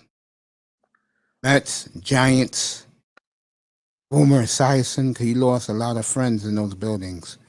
My dad worked in the building that day. He lost all of his coworkers, bro. And I met them eerily the week before on Labor Day. Jesus, wow, that's scary. I met them all women, like grandmothers. Yeah. I thought Broke my father's heart and never recovered. When he saw all their names in the newspaper, he cried in my arms. And I felt horrible because I just met these women the week before. And I read an article about that, and they said the building he worked at was a lot of older people, but the second building that got hit was a lot of younger people that were in their 30s and 40s and like 50s and stuff like that. They're like early young a lot of young people in the Yeah, my boy lost his cousin. He worked at the Windows of the World. He was a chef. And they couldn't get out. And yeah, my friend's cousin, my boy's cousin worked there. Yeah, it's a chef. Windows of the World was on the 116th floor, bro. Oh, is that a restaurant? Horrible. And Restaurant? you know what? I'm gonna tell you people nationally something. New York has never recovered from that, bro. We've never recovered from 9/11. It seemed that you guys put up a good A good front, but yeah. we have not recovered from that. No. We're always on edge, bro. Yeah, and to be honest, like I can't remember. We're not 9/11. Were you in New York when the subway thing happened, Mace? The guy drove underneath Derailed the train? Yeah, I was in New York when that happened. in the 90s Yeah. when the guy drove that van to the garage. Yeah. It seems like Yeah. New York deals with a lot of New York City specifically deals with a lot of terrorist attacks. I've never seen terrorist attacks in LA or anything like that. It's nothing there. Unless, well, I'm not going to say it because I don't want to lose my channel, but let's just say that we have everything here. Chicago has everything there. Los Angeles is more entertainment. Seattle has everything there. Like if I say the West Coast city that's like New York is Seattle. Can you say Texas, like Dallas or? No, they don't got nothing down there but cattle. Oh Jesus. Yeah, and I kind of feel bad. I agree with you. I feel bad for the families in the Surfside because Oh, it's horrible. the construction company who built that, the inspector warned them multiple times to upgrade that building, and he didn't listen. I would say something here, but I will lose my channel. But let's just say that there are people looking for the man who owns that company, and they're not looking for him to bring him to jail. They're looking for him to take him out. And I'll do this in code. A lot of those families that lost their loved ones, God bless their souls again. Let's just say that their tribe stick together. And I heard the guy is hiding out in Australia right now. They'll find him. I know what you're trying in code. I know what you're trying to say. Like those families probably know people Exactly. in the Mexican mafia or something, or Another ethnic group yeah. that I'm not going to mention because they throw people off of YouTube for life when you start talking about that ethnic group. But let's just say they got their people out looking for the owner. And do not be surprised one day in the paper you find out he was found dead. Yeah, I wouldn't be surprised. Mace, did you actually see that? What's happening in Cuba? What was happening in Cuba now? The people are revolting against the police there. You know, I gotta talk to someone one day, like, about Cuba. I mean, you hear guys like Mr. Miami glorify it. I don't see nothing glorious about Cuba. I don't. No, it's people. I have my grandmother does it. Was the one that told me about it that they're actually people are starting to revolt against the government now since Castro is gone. Yeah, I hear you. Did you see what happened to the Haitian president? I tried to talk about it the other day, but a lot of my tribe didn't want to go there. But That was as horrible as it gets. I honestly, I feel bad for some of these like third world countries, basically that governments like ours, the U.S. specifically, and bigger can go in there and take out their president like nothing, and no one cares.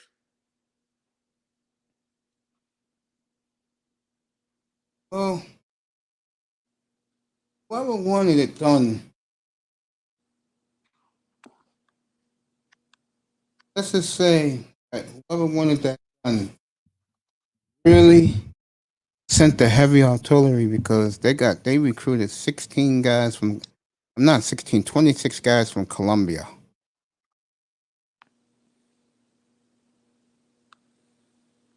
And they tortured the poor guy. Wife's gonna have to live with that, and she's in bad shape.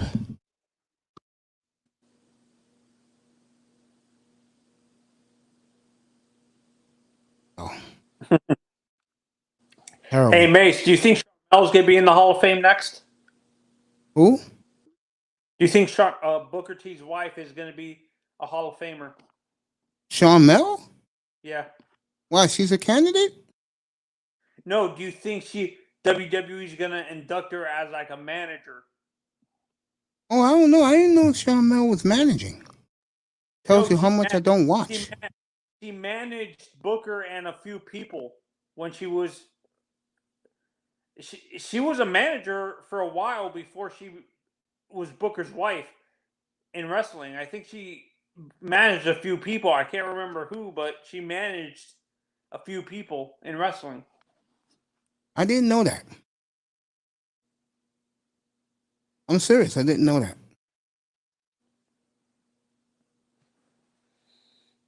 Mm-hmm. What's your opinion on Booker T's career, Mace? He had a hell of a career. Remember, I met the man. Had a hell of a run. I loved him in Harlem Heat, but you know, Harlem Heat was 25 years ago. Who do you prefer? Do you like Booker or do you like Stevie better? Booker. You're not a big Stevie fan? No, I like Stevie too.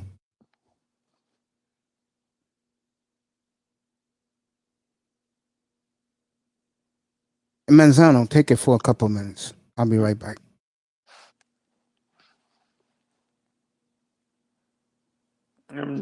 No one's here.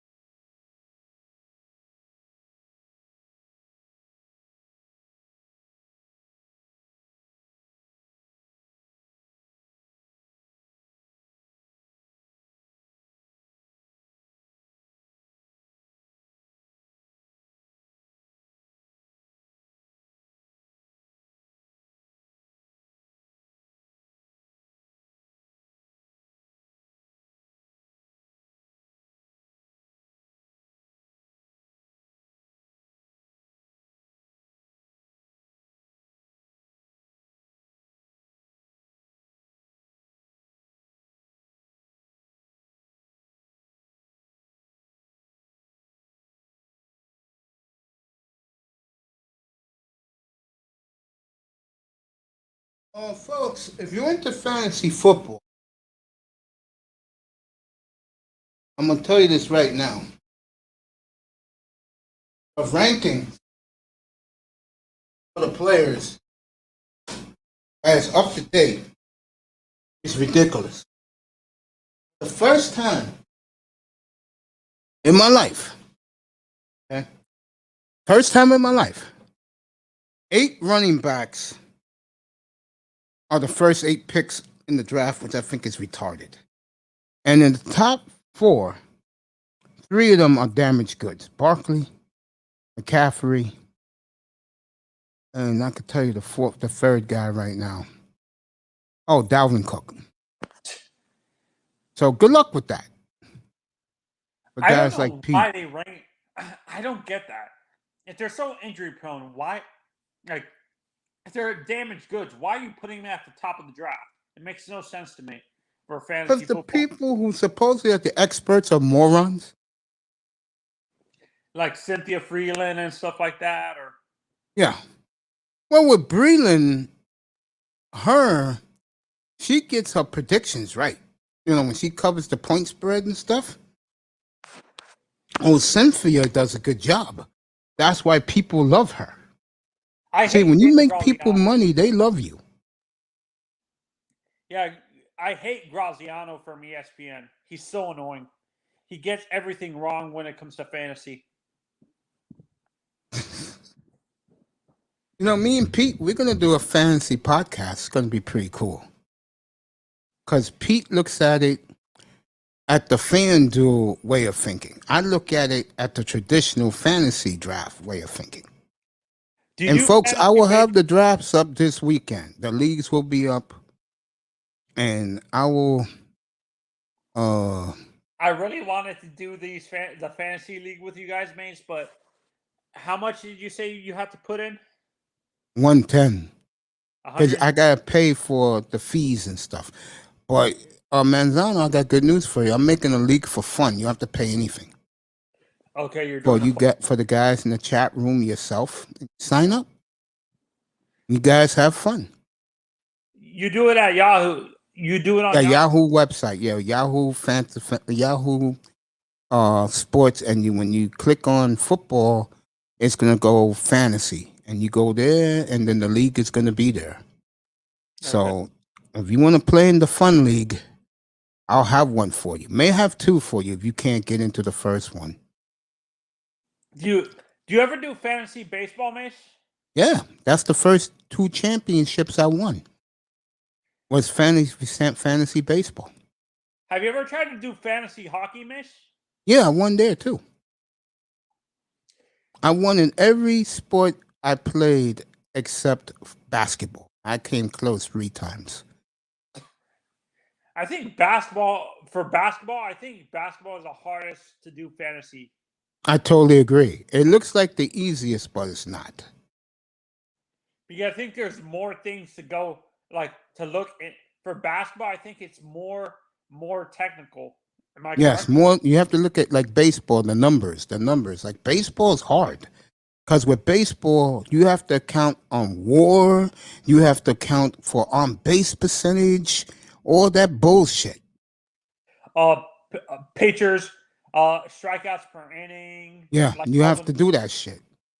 Baseball, like, let's say if you really is into baseball and you want to play fantasy, my advice to you is to start your preparation before Christmas. Yeah.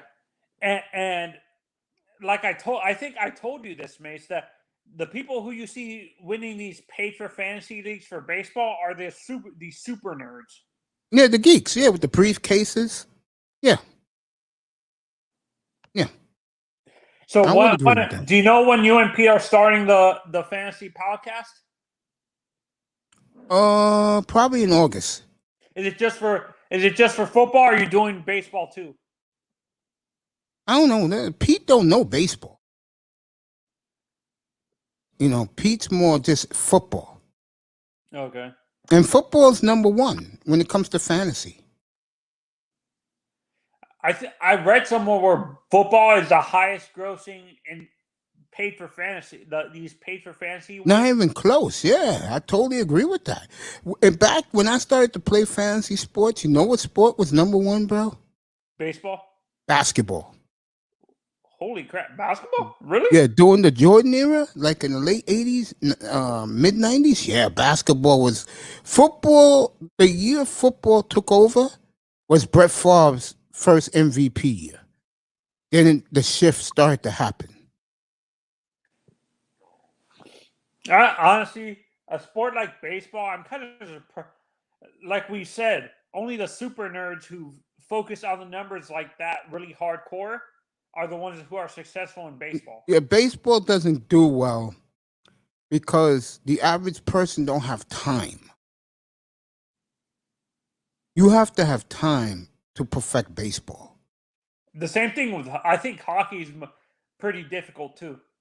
Well, hockey, the key with that is you have to know certain positions. Like, for example, let's say you bypass the star players, but you want to go goalie. You better pick our buddy in Tampa first. Vasilevsky Yes. or Carey Price. Because no, not Carey Price, Vasilevsky. And the reason is, Tampa's going to win big. Mm-hmm. Or the Islander goalie, because, the Islanders are going to win big. Oh, Thomas Greiss? No, Grice is gone. Or the Russian, Varlamov. You got to go with him. Semyon Varlamov. Okay. Yeah, you have to go with him. Or if the Panthers bring up that kid you talking about, you got to get him early because Joe Quenneville is going to be winning games. Yeah, because like we said, Quenneville knows how to run defense. Is what his strong suit is defense.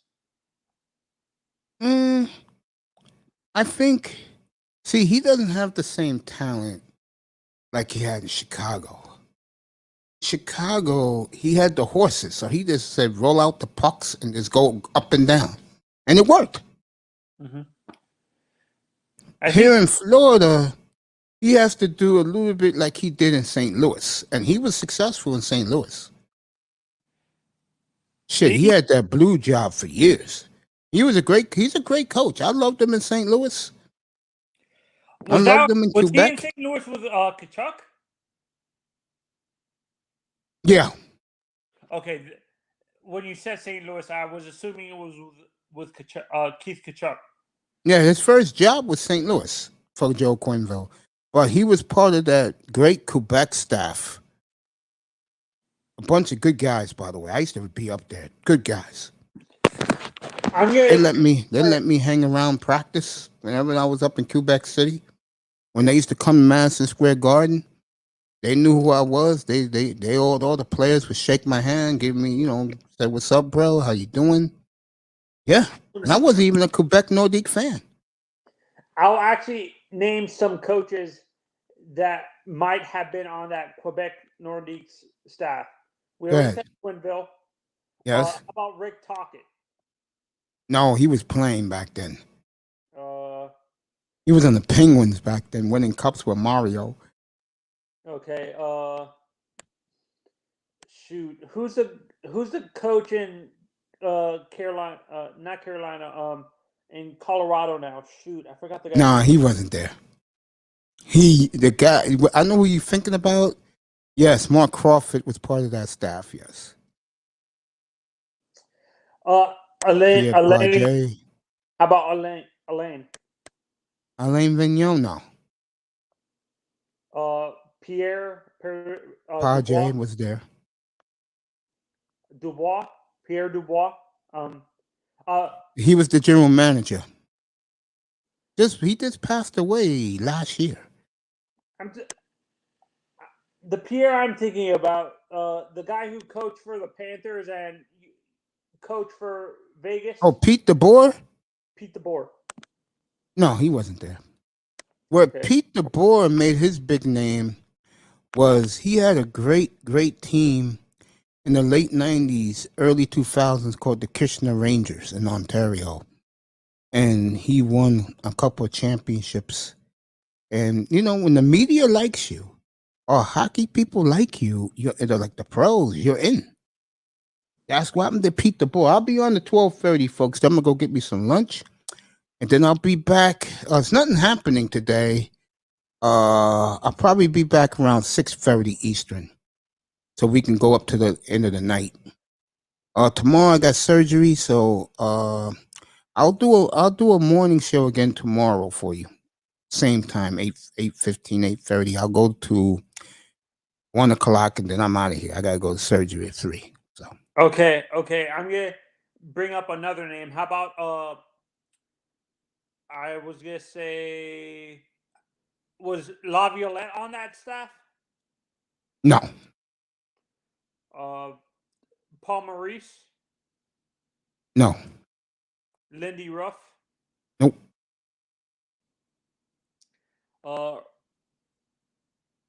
Okay, not John Cooper because he was too young.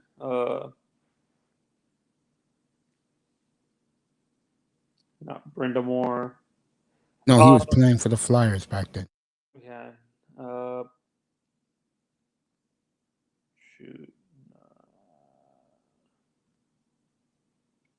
Brendan Moore is a hell of a player, by the way.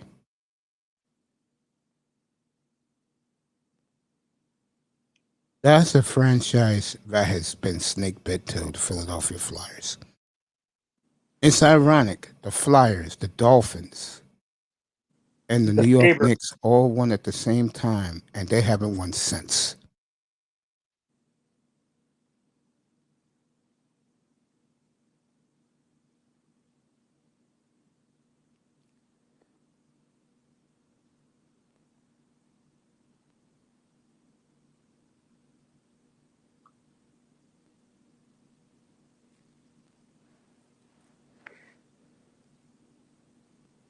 In your opinion, who was the greatest coach for the Sabres of all time, Mish? Head coach. Sabres? Yeah. Oh, boy. In Yeah, terms of Lindy Ruff. in terms of consistency and like taking him to the playoffs every year. Sabres were good in the 70s. They were okay in the 80s. 90s, they were okay with Hasek. Probably Lindy Ruff. I'm gonna bring up a name you might know or might not know. Punch Elmick. Punch Elmick. Was he from the 70s? Yeah, 70 to 72. Now, Buffalo wasn't good then. Buffalo got good in 74, 75 when they had the French connection. Okay, Floyd Smith was their Floyd Smith. It's okay.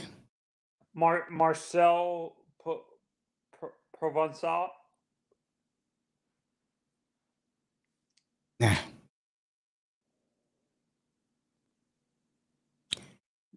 Mace, by chance, did you so you can't remember who that great Nordique staff was? I gave you 3 of the guys. Quinny was on that team, you said? Yeah, Quinville, Mark Crawford, who ended up being the head coach. That's why he got the Colorado gig when they moved to Colorado. Pierre Pagé was part of that staff. There were some good people there, man. I mean, what Mark Crawford brought to them was something they never had.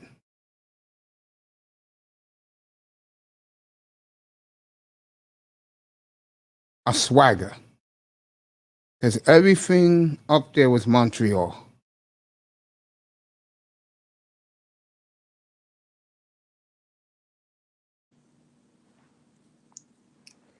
Coaches, NHL coaches. I had fun back then.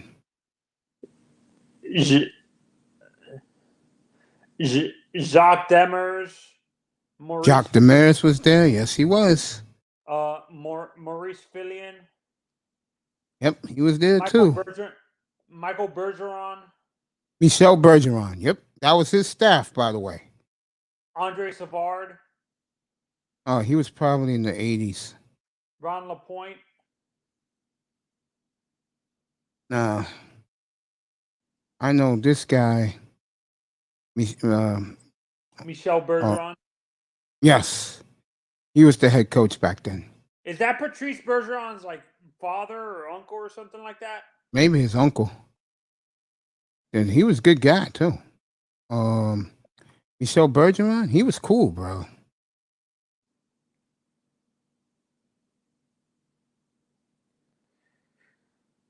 It's sad that a team like the Nordiques couldn't stay in the league so long. Because back in those days, nobody wanted to go to Quebec City. Because back then, you could only speak French up there. But today's player, they begging Gary Bettman to move a team to Quebec City because they got all the women.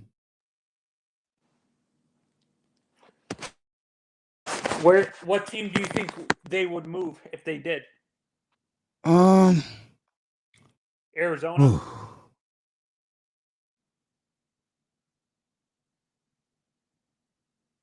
I don't know. That's a good question. I think it would be Arizona, to be honest, because in my honest opinion, I think Arizona would. But the problem is, I think they would have to realign the NFL, the NHL, if that happens, because it doesn't make sense to have Quebec. Now, yeah, hold that point. Now, what brings the pleasure of having you up here, gorgeous? Good afternoon to you. Hey, hold on, I'm coming. Let me close out this stuff. I come to tell you something nice. Mm-hmm.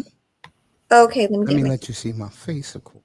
Oh, yes, Mace. I'm just bursting. First of all, hello, Tony Mansa. How you doing? Hi.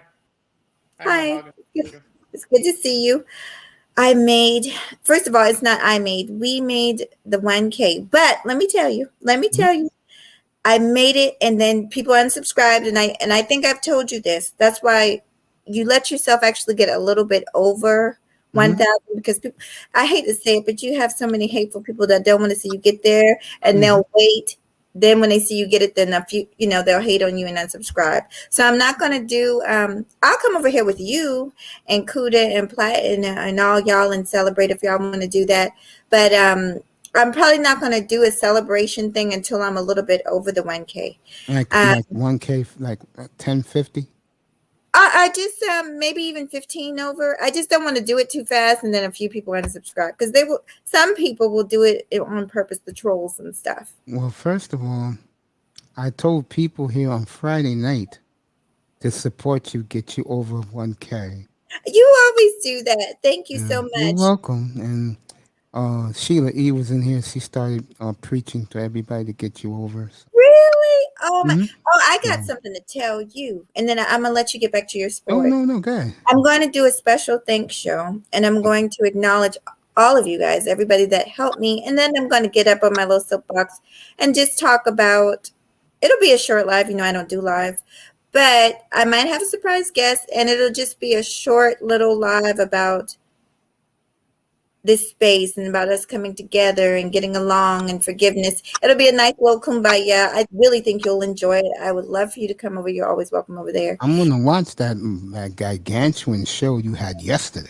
Oh, please watch. It was a great show. Yeah, we'll watch that later tonight. I want to tell you something. I'm going to announce it tonight. But I had so many YouTubers, and I'm going to say it tonight. I had so many YouTubers, pretty large ones that I didn't even know. Well, one of them I know. Not only would you be surprised who watches you, some people support you, but they don't necessarily want, because other people might disagree with their content. They don't necessarily want to say that they do, but I had so many people share that video, then that's what helped me. And I'm going to acknowledge them, and I'm going to acknowledge you guys. And I'm just so happy. I will say this because, I can be long-winded. There was a feeling of just feeling so proud as one of the people that shared my video, I didn't even feel like they really cared for my content. Didn't even know they were watching, and the whole time they were. So it was a pleasant surprise. What else I want to say? There's something else I want to tell you. Oh God, it'll come back to me. But I got a great show tonight. If you get a chance, watch that show. I thought it was good. Manzano said you should wait to 1700. Oh yeah, it won't be 1700. That's 5 o'clock. It will not be until 2000. 2000. Yes, 2000. 2030. Okay. I do want to say something though. Oh God, Mace, I've got so much going on because I actually went to work because we had an employee be short, so I'm actually helping the doctor out and doing my own patients. So I don't have long. I have a little bit of time to talk to you, but I've got to kind of do that and then get ready for my show tonight. So I got to look over the rules, and whatever I find out, I'll let you know, and maybe I'll ask you guys. But I thought I'd just be able to get a community tab and share other people's videos because I was like, oh, I'm going to share this person, I'm going to share that person, I'm going to share you guys. But I don't see a community tab yet, so I guess it takes time. Yeah, for them to make the adjustment to your room. Oh, so I'll probably be cleaning just some of my like music up and stuff, but I'll work on that later. Well, let me say this to you. I'm glad, but I hope let people know to push you over. And like I always say, if you love me, I love you. I do love you, and I like love I you too, baby. I learned such a lesson last night because, like I said, there were people that I didn't even expect to even be watching me, and they let me know because I saw that they shared it, and they never come in my chat and they never comment, but they were watching me the whole time. They do like I do. I watch you. Oh, If I'm not in the clouds, I watch you when I get time, when I relax for a few hours. I watch you. It's like MTGV TV.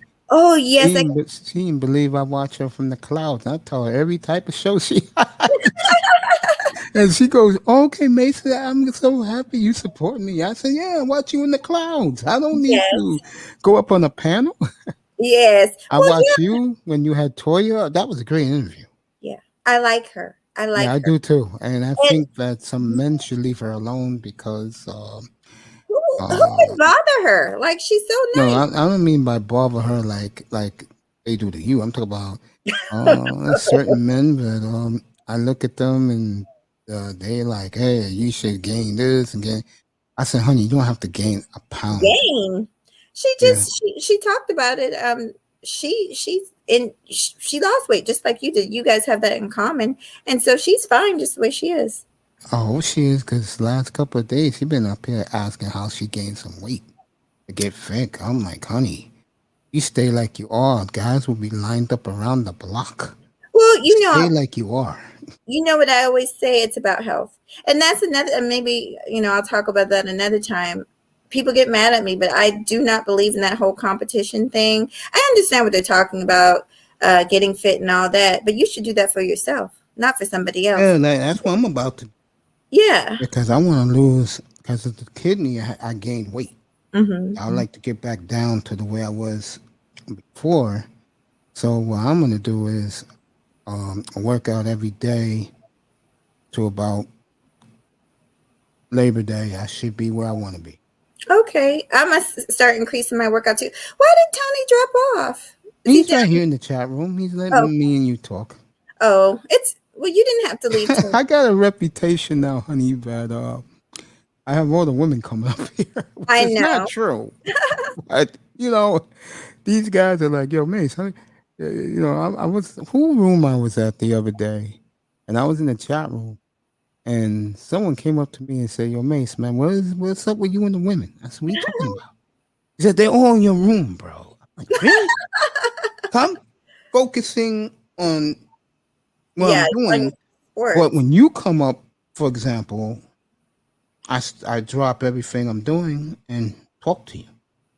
Well, you putting a smile on my face. You put a smile on my face, and you've just been so sweet and understanding.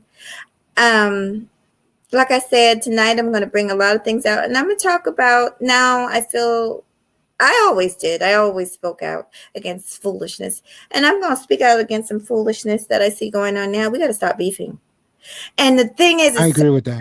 it's so bad, Mace, that literally, because we all tend to congregate in the same chat In room, same it's spaces. so bad. Like, how do everybody's beefing with everybody. 2 weeks ago, I told the story. It happened 2 weeks ago today. Mm-hmm. Platinum Elite came on my platform. Okay. Just me and him. Mm-hmm. And he said to me, Mace, getting tired of these ignorant guys coming up on my platform. And I stayed quiet because I respect Platinum. I didn't say a word.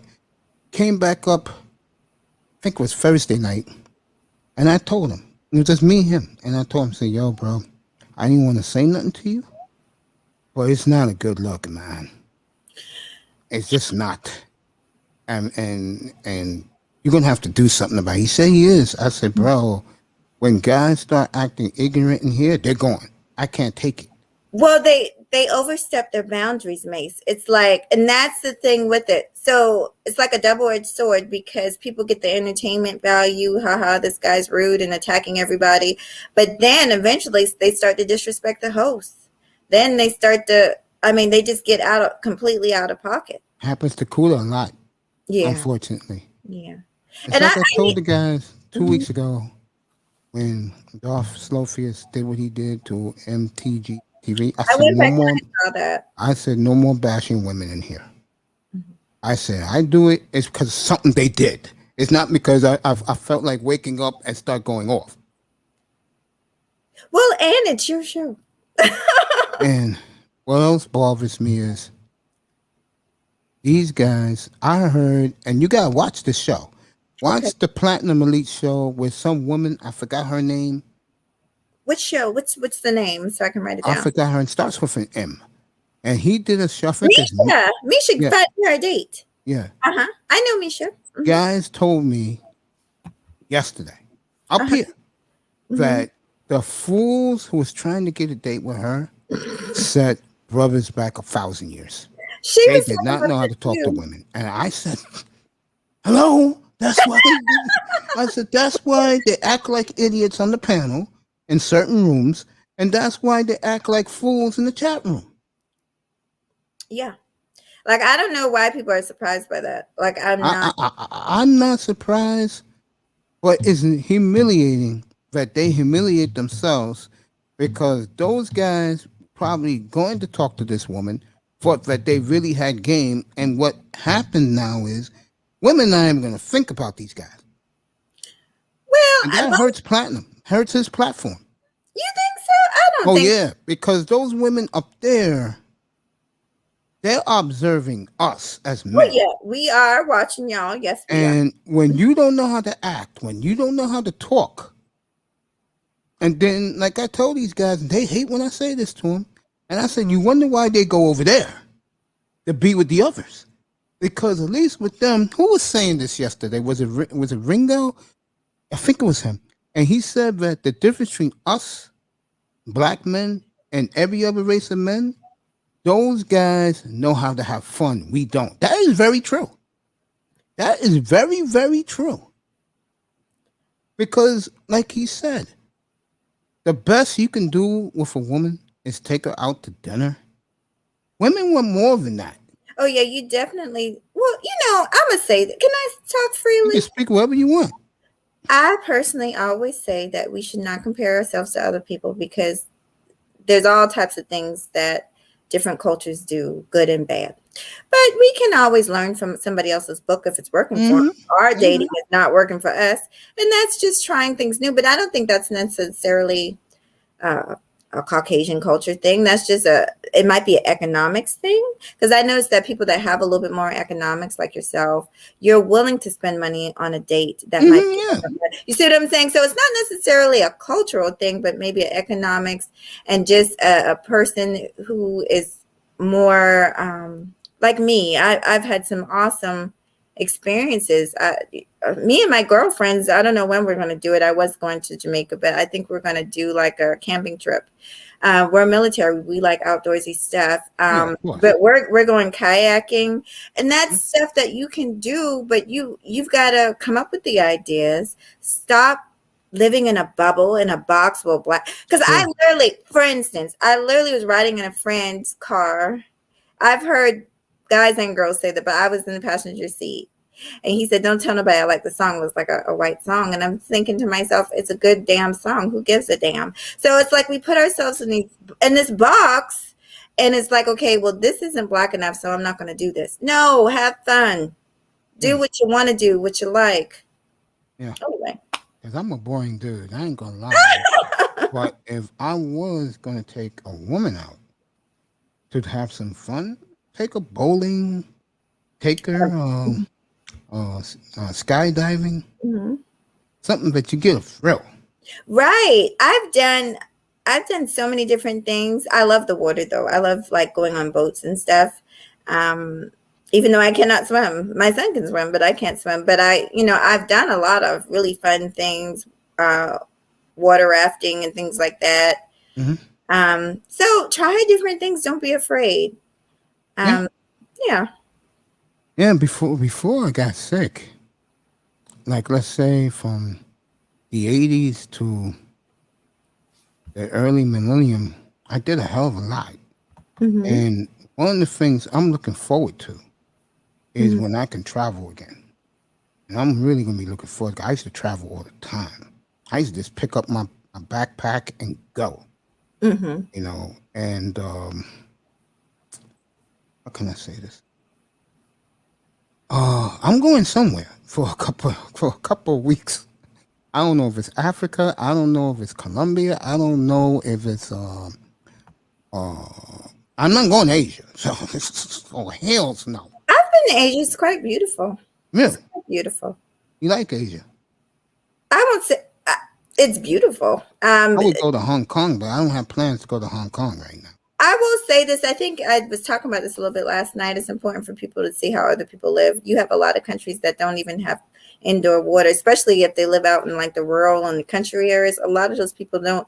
Some of them don't even have electricity. It's like literally stepping back in time. It's sad, isn't it? It is sad, but it should show people just how much that they have and to be grateful for it and take advantage of opportunities. Yeah, I tell people all the time, like my nephew, I tell him, if you want to go somewhere, stay here in the United States. Because there's a lot of places here, especially on the West Coast. Oh, yeah. It's worth going to. Oh, yeah. This land, there's so much to see right here. You're right. I went to California and had the time of my life. I've been to New York. You? Yeah, I had the time of my life in California. We went all over San Francisco. I mean, we went everywhere. Oh, you in San Fran too? Yes. It was. How do you like that? Let me rephrase it. What do you like better, San Francisco Bay Area or Southern California? We didn't go down to the Southern California. Yeah, you got to do that next time. You'll see a hell of a difference. You ever heard of a place called Glass Beach? No, I never heard of it. Google Glass Beach. It was amazing. It's this beach made of glass. There's an old story about a factory exploding or something, but it's beautiful. The beach is made of glass. And I actually, I got to find those pictures. My first sergeant took a picture of me standing by this whale. There was like not a whale, but like a sea, some type of thing that was washed up, and everybody was taking pictures and snapping on the beach. But I had an amazing time. We went to the vineyards. That was my first time ever going to a vineyard. I know you was in Northern California. Did you go to Napa Valley? Yes. Did you stay at Napa Valley? No, we weren't there for very long. They kept us traveling because we were really there on I talked about the story before, Cavalo helping.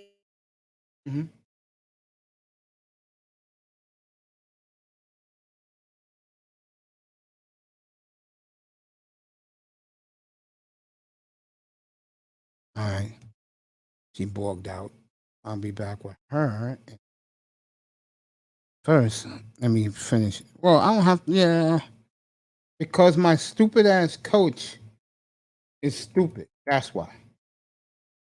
How can he? Fortunately, baby girl froze.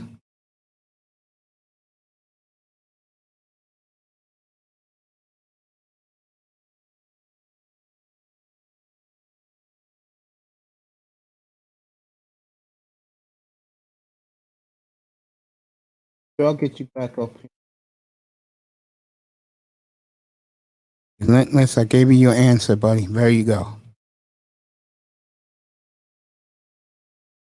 Mahogany froze. Love you, baby.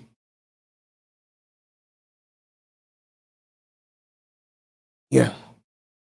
I'm gonna be up here for a couple more minutes and then I'm out. I'll be back 6:30 Eastern time, and we'll go up to the middle of the night because there's nothing going on in sports today. My buddy's in here. Mahogany's back. Let me pull her up. There goes baby girl. She froze and now she's back. I didn't know. Relentless is up here. We'll talk about Giannis in a few minutes because I want to finish up with this lovely lady before she goes off her lunch break.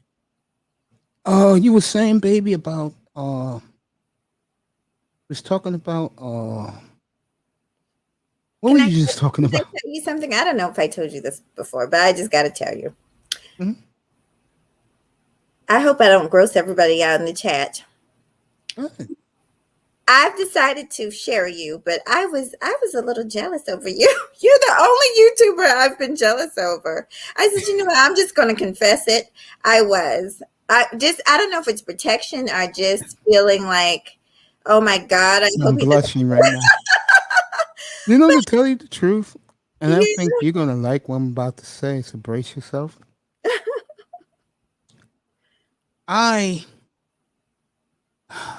I'll use China White as the perfect example where I'm going with this. Okay. Now, I think you're glamorous. I Okay. think Toya's glamorous. I think China White is glamorous. But here's the difference between me and other guys. Okay. When China White comes up here, I blush, but I know that I am not going to pursue her. You get what I'm saying? Yes. These women who say hello to me, I'm not going to pursue them. You know what I'm saying? Well, Well, my a next lot of these one. fools up here, Mm-hmm. as Toya's laughing, you on that list too, Oh, yeah, Toya. yeah, Mace. Well, these other men Yeah, Mace. embarrass Do you themselves. get urges though, Mace? Do I get urges? Yeah. He's a Be like, damn, like Um, you don't be walking by, you see nice chick, be like, damn, nah. yeah, you get some urges, man. Come on, You know what? man. No, seriously, bro. No. Really? Serious. He I'm ain't gonna serious. tell you. Man, The come point on, I'm man. making, Mahogany, is this. Okay. As much as I really appreciate all you sisters coming up here, say hello to me, stick around, I don't have any anterior motives towards any of you women, while most men would. You see that in some of the platforms we be on together. Mm-hmm. I mean, what they did to what that Wall Street clown did to poor Toya on Friday, I'm like, What did I'm just like this, and I said to Platinum, bro, it you're was gonna on? have to change It that was on. room, bro. It was on his show. What did they? You I have to don't even know change what that room, bro. You just gotta do it, man. I know it hurts you because you like some of those dudes, but you're gonna have to make a house cleaning, bro. I mean, look at the guys who don't come in my room anymore. And you know what? I hate to say this. As good a guys they were, I saw their true colors. The people I have now, like Relentless, like Miss Molina, like Barkov, they're a joy to be here. Yeah. Manzano's grown on me. Our buddy Jefferson's grown on me. I mean, I certain love Jefferson. people you have to treat with kid gloves. I had that talk with Jefferson the other night. I said, I gotta treat you with kid gloves because you annoy a lot of people, but you don't annoy me. Oh, I don't want him to go. I'm not going to be up much longer. Come back up, young. Relentless, get back up here. We're gonna talk come back up. Giannis. I Here's just, my main guy right here. hey, Sean. This is my main boy right here. And the reason why he's my baby bro and he's my main boy, because he made my channel shine early when it started with all the scoops and rumors. And I've told him, and he knows I mean this. I love that young boy to death because he helped me. And he didn't have to do it, Okay. but he did. and it made my show better. And he knows how I feel about him. Oh, I So just he want to say, says hello to. He's saying hello to you. What's up, cutie? you assume I'm the cutie. He might be talking about you. You the cutie. But wait a minute. That's a guy. Hello. I'm just playing with you. I'm just playing. That's Sean. I know Sean. I remember Sean. I do Oh, want to stop say it, this. Mace. You give me too much credit, fam. No, you deserve it, bro. Manny Mayweather's been good with me, but he's talking to Toya right now. Hey, Toya, I'm going to say this to you again, baby. You are the type, Mahogany's the number one. Both of you are the type guys, brothers will line up around the block just to talk to. Okay? Trust me on that. Oh, Relentless. Relentless, are you here? Yeah, he's here. We can ready to talk to you. Okay, I thought I saw him type something in the back. I'm not going to be long, sweetheart. I just want to say two things to Mace, and then I'll hop down and just listen. And hello to you on the chat. No. Take your time. Take your time. I'm just gonna go. I gotta go do something real quick. Okay. I'm listening, but I'm gonna be in the back. Okay. Yeah, go ahead, bro. I meant what I said. Like, I don't know what it is about you, but you know, our closeness, it's just a fact. It's just a fact. Yeah, that damn cool is room. But I realized that, you know, you're just so sweet. You're just so adorable, and the women feel that, and they like you. So I just want, you know, appreciate that. I have to I share really you do. with them. I have to share you. I've accepted it. I have to share you, and I've accepted it. Yeah, You know, I another just thing I like you so much appreciate. is that you don't judge me, and I can just relax with you. I can just relax. Toya, you may be single, baby, but that may change. I want to say this to you, though, Mace, when you were talking about people leaving because they have it's happened. It's happened to me so many times. And I think that's one reason I adore you so much. You guys, you all, DJ Kuda, we all have differences of opinion, but do you know he still shares my videos? He still, whether he agrees with me or not, the guy, that brother I did the interview with, the guy that Roger Report, Yeah. because they understand what we're all in the same boat, trying to do the same thing. We're trying to push the message, and That's the fact of the Roger's matter number is, one fan. That's Roger's number one fan. oh, I Toya- know. Toya So is. if people really understood the way this thing works, is that you do Yeah. not have to agree to still be behind the engine, to still support it. Yeah, me and Pete They have don't many. understand. They do. I support the manosphere. Me and Pete has had many battles. Yeah. Me and Manzanos have difficulties. Do I agree with everything? No, but I agree with the idea of men having the right to voice their opinions and their feelings about things. I think the people who gets it wrong, They get and it I wrong. love both of them, but they get it all wrong, but they're hit. But what they don't realize is their female audience in the chat room, that's the reason why they don't go up. It's the breakdown. I think if they got rid of the men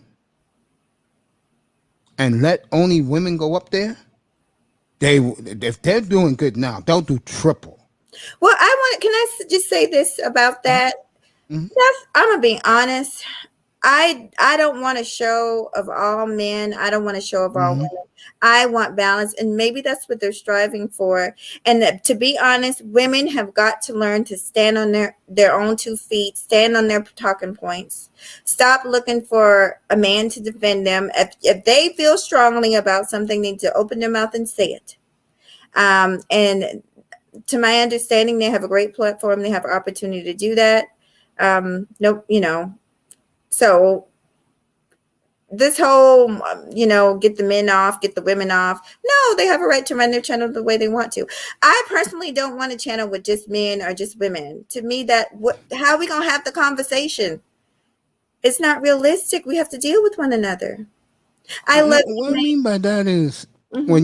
when you go in the breakdowns panel, when you look at it real hard, Okay. those guys are ruthless. Oh, they're tough. Yeah. And that's why the female audience that's in the chat room, that's all it is women. Oh. They don't dare go up there because they hear these men say all these bad things about women. You know, they're saying, you know what? I'll support you, girl, from afar. Mm-hmm. And that's what they do. And But if they reversed it and put mostly women up there, oh, forget it. Sky's the limit for them. I'm gonna tell you something. So you're right, like, because I've even avoided going on certain panels just because of who is up there. Mm-hmm. I'm not gonna lie to you. And that's sad, but sometimes you do have to do that to protect your own sanity. Yeah, because like for example, I would love to chill with Platinum on his platform. But when you hear the idiots, how ignorant they sound, how stupid they are, and I had Kuda here last Saturday night for 8.5 hours. He was in here. Oh, okay. And we talked about that. Mhm. And Kuda was honest. He said, if I do tech for 3 hours, those guys are going to get mad. They're going to leave. Because the one thing about Kuda's room that you realize, when those guys are there, and the sad thing is, I know half of them. Mhm. They're like, yo, man, do we really have to talk about this shit? It's not their channel. Yeah. Yeah. They get all mad. Me, on the other hand, when I talk manosphere stuff, this room is like it is now. Mhm. And I Yeah. like that. Because Yeah. what that tells me, and I said this the other night, if my people are supporting me, which is black people, I will take that and keep it moving. O'Shea's right. As long as your people support you, you're good. Forget everybody else. Right. And I Oh, told the sports fans that. I said, yo, I'm sorry. If my people are going to come in here and support me and say, what's up, Mace? Yo, what's up, Mace? How you doing, Mace? That makes my night. right. I'm sorry. It's Oh, just the way it goes. I O'Shea is right about that. When He's you, right about, yeah. yeah, Mhm. when your people support you, that says a lot about you. Mhm. And the black folks support me. Right. Yeah. I totally understand. Oh, Mace, trust me, I understand completely. And then everybody wants to critique you. Instead of worry about their own stuff they got going on, worry about you, boo. I got me. Worry about you. I know what I'm doing over here. Yeah, that's the way I am. And I also will say this. When this woman came up last night, you're going to love this. Okay. At 20 to midnight on a work day, Yes. I stopped everything I was doing and I was praising Toya. I said, this woman should be asleep. Yeah. Toya, ask her. Toya, were you able to see the rest of the live? I know you came in the beginning, but I want you, if you get a chance, try to you don't have to watch because it was kind of a long live. Try to ease your way through it because I shared some really nice video of women, military women, and just some positive things about women. Didn't I tell you about that? Do the military stuff? Oh, well, I will. I do all kinds of stuff, miss. Yeah. I want before. Laugh out loud. I usually am asleep at that time. Well, thank you for being there last night because I was like, yo, she should be asleep. And she Yeah. was in here last night. I saw there was a lot of people. I was so tired though, Mace. And I try to come back and watch what I didn't get to watch the night before. My legs is cramping. I got the laptop on my leg. But Mace, before I go, me and you, let's schedule a time right now. This is for you, for Toya, to you. Oh, you did? Oh, thank you. Because I There you felt go. like, thank you so much. I was worried because I know I just had to clear things up because I keep on getting called a feminist. I'm not a feminist. I just love people. Relentless, stay, bro. We're gonna do Giannis in a minute. I was just about to leave because my leg is cramping. Relentless, get back up here. Let me say one more thing about Okay. my boy Sean, who's in the chat room, if he's listening. Okay. Without him, I'm telling you, this channel would not have got off the ground. Oh. He was that good, and everything he said was on point. And that's why I got a lot of haters. Let me end this with you right now. Okay. I got a lot of haters because most of the stuff I predict happens. Mhm. So guys cannot go at me. You know what I'm saying? Mhm. They can't do it because most of the things I say is right. Now, I don't think I'm all that. I really don't. But if I'm giving you information that you should know, appreciate it, and keep it moving. Exactly. I got a lot of haters too, Mason. You know why? I know you do, unfortunately, because you're not a person you should hate. But Mace, I am going to take your advice and stop fighting with people so much. Yeah, because see, I'm if gonna they come stop. at you, that's one thing. if they're coming at you, yeah, defend yourself. But it's like I said, I think, But sometimes I don't come at them. Sometimes I don't. Like James Keel, I didn't come at him. Sometimes I don't come at Keel's them. got issues, honey. You gotta just leave him alone. I Keel's know. got issues. Okay, he got issues. James is too wired up.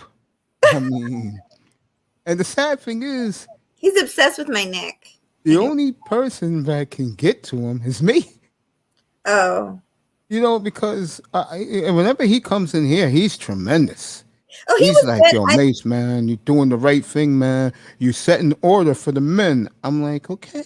Child, I saw him on Sir Ism. He behaved too, because Sir Ism will spank that ass too, honey. But I will listen. I'm gonna try and behave. Pray for me. I'm a work in progress. I will, baby. And I'll try. I'm trying to improve. You're great. You, Toya, Celeste has grown on me. Of course, Sheila E. All you ladies have been great. I mean that. I love you, boo boo. I love you, baby. What about our show? What are we gonna do? I want to lock it in so I can. Whenever you're ready, if you want me to come for an interview, I'll come. Do you want me to come over here, or do you want to come over there? You can come over here. Either or, and we can do both. Okay. Give me. What you want to do? Because I'm after tomorrow. I'm free. So. Come to my. Can you make it to my show tonight, or are you gonna be busy? You'll probably be busy. I can let guys do this while I'm over there. And then I'll hop you up and give some acknowledgement to you. I'll let you say a little something in front of everybody. Then I'll give me a cue to kind of get your thing in there for a few minutes. And then No problem. It's not a problem, baby. I'll be up there. Whenever you're ready, I want me and you, and I'm gonna do all this. I'm gonna do the shoot and shebang, and I'm gonna bring all my stuff that I want to show. I want you to interview me. I'll do it over here, just you and me. It'll be a short one. Okay. You got it, baby. All right. Peace. Love Bye. you. I love baby. you. Bye bye. Bye bye. Have a great day. Beautiful Mahogany Roots and MJ. Let's get this shit back started. Let's read so me and him can talk. And anybody who wants to come out like Manzano, Manny, Relentless, you ready? Yeah. Let's get this shit started. I can't stay that long, bro. All right. I've been dying to talk about this man all morning long. I said a month ago during the Bucks Nets series that the best player to me in the world is Giannis Antetokounmpo. And I got major pushback. Last week, I said if he plays in the NBA Finals, it's good for business. Well, guess what, folks? He has been nothing short of spectacular. He is the best player in the world. He's the best player on the court. Come on, Mace, man. Y'all, this is not, man. Y'all, come on, man. What's wrong? What can you say? The man is the first player in the history of the NBA to put back-to-back 40-point games in the playoffs. Is he really the first person to ever do that? Yeah, they said that last night. Yeah. Back-to-back 40-plus games? Yeah. No, and no way. And he'll get 40 again Wednesday night. Because like I said. Do you mean like 40-plus point triple-doubles? No way.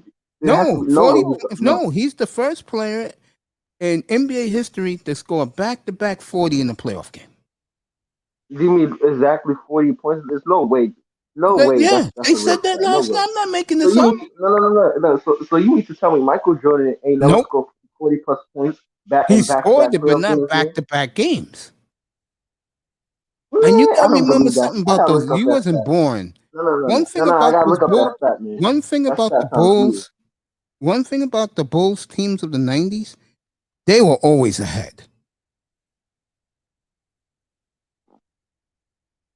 They were always ahead. You tell me Kobe didn't drop 40-plus points only two games in a row? I'm not talking about 3 and 5. No, they said last night. I wouldn't make this up, man. They said Giannis is the first player in NBA history.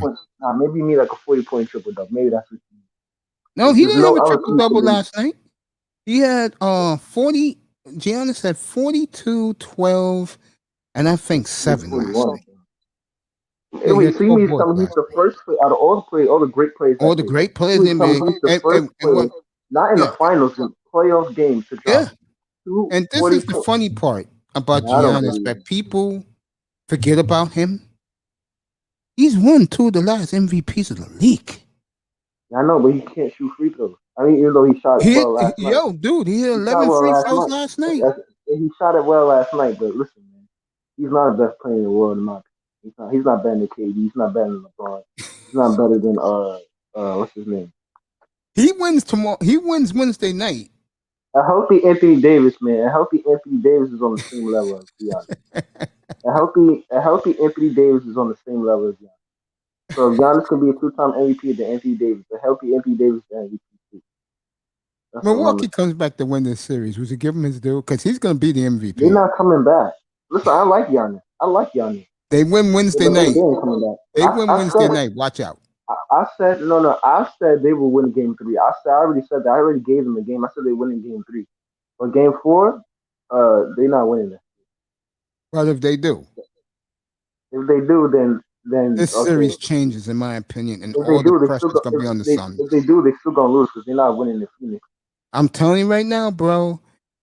They got blown out 2 times in Brooklyn. The third time Durant was heroic with 49 points. But who won Game 7? In Brooklyn. Yeah, by inches. If KD didn't have no big ass feet, they would have been sent home. But they won though. That's why they're playing Wednesday night. They did win. Of course they won.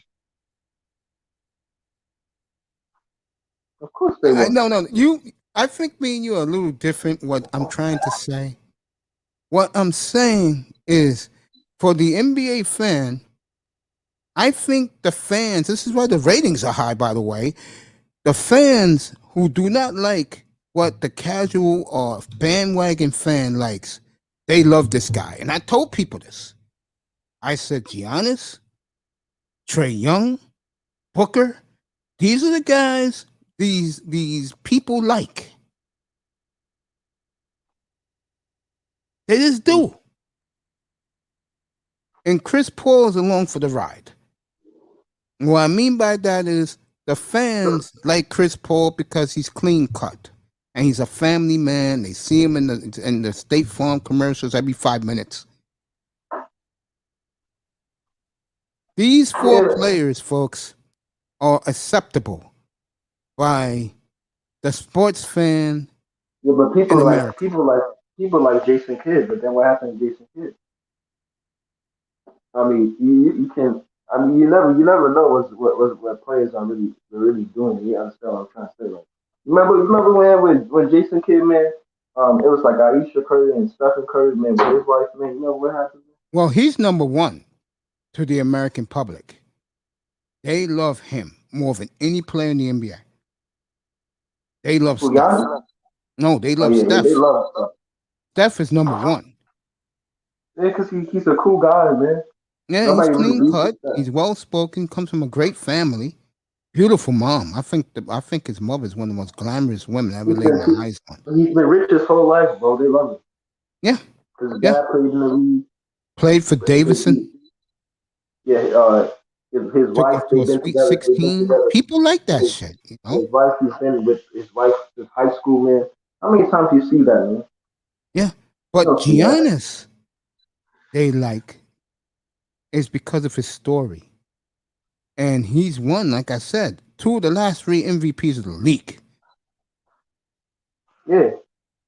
There's also other players who have this like story too, but they don't get that hype. Like what's his name? Siakam got that same story. Joel Embiid got the same type of story. Yeah, they love Embiid.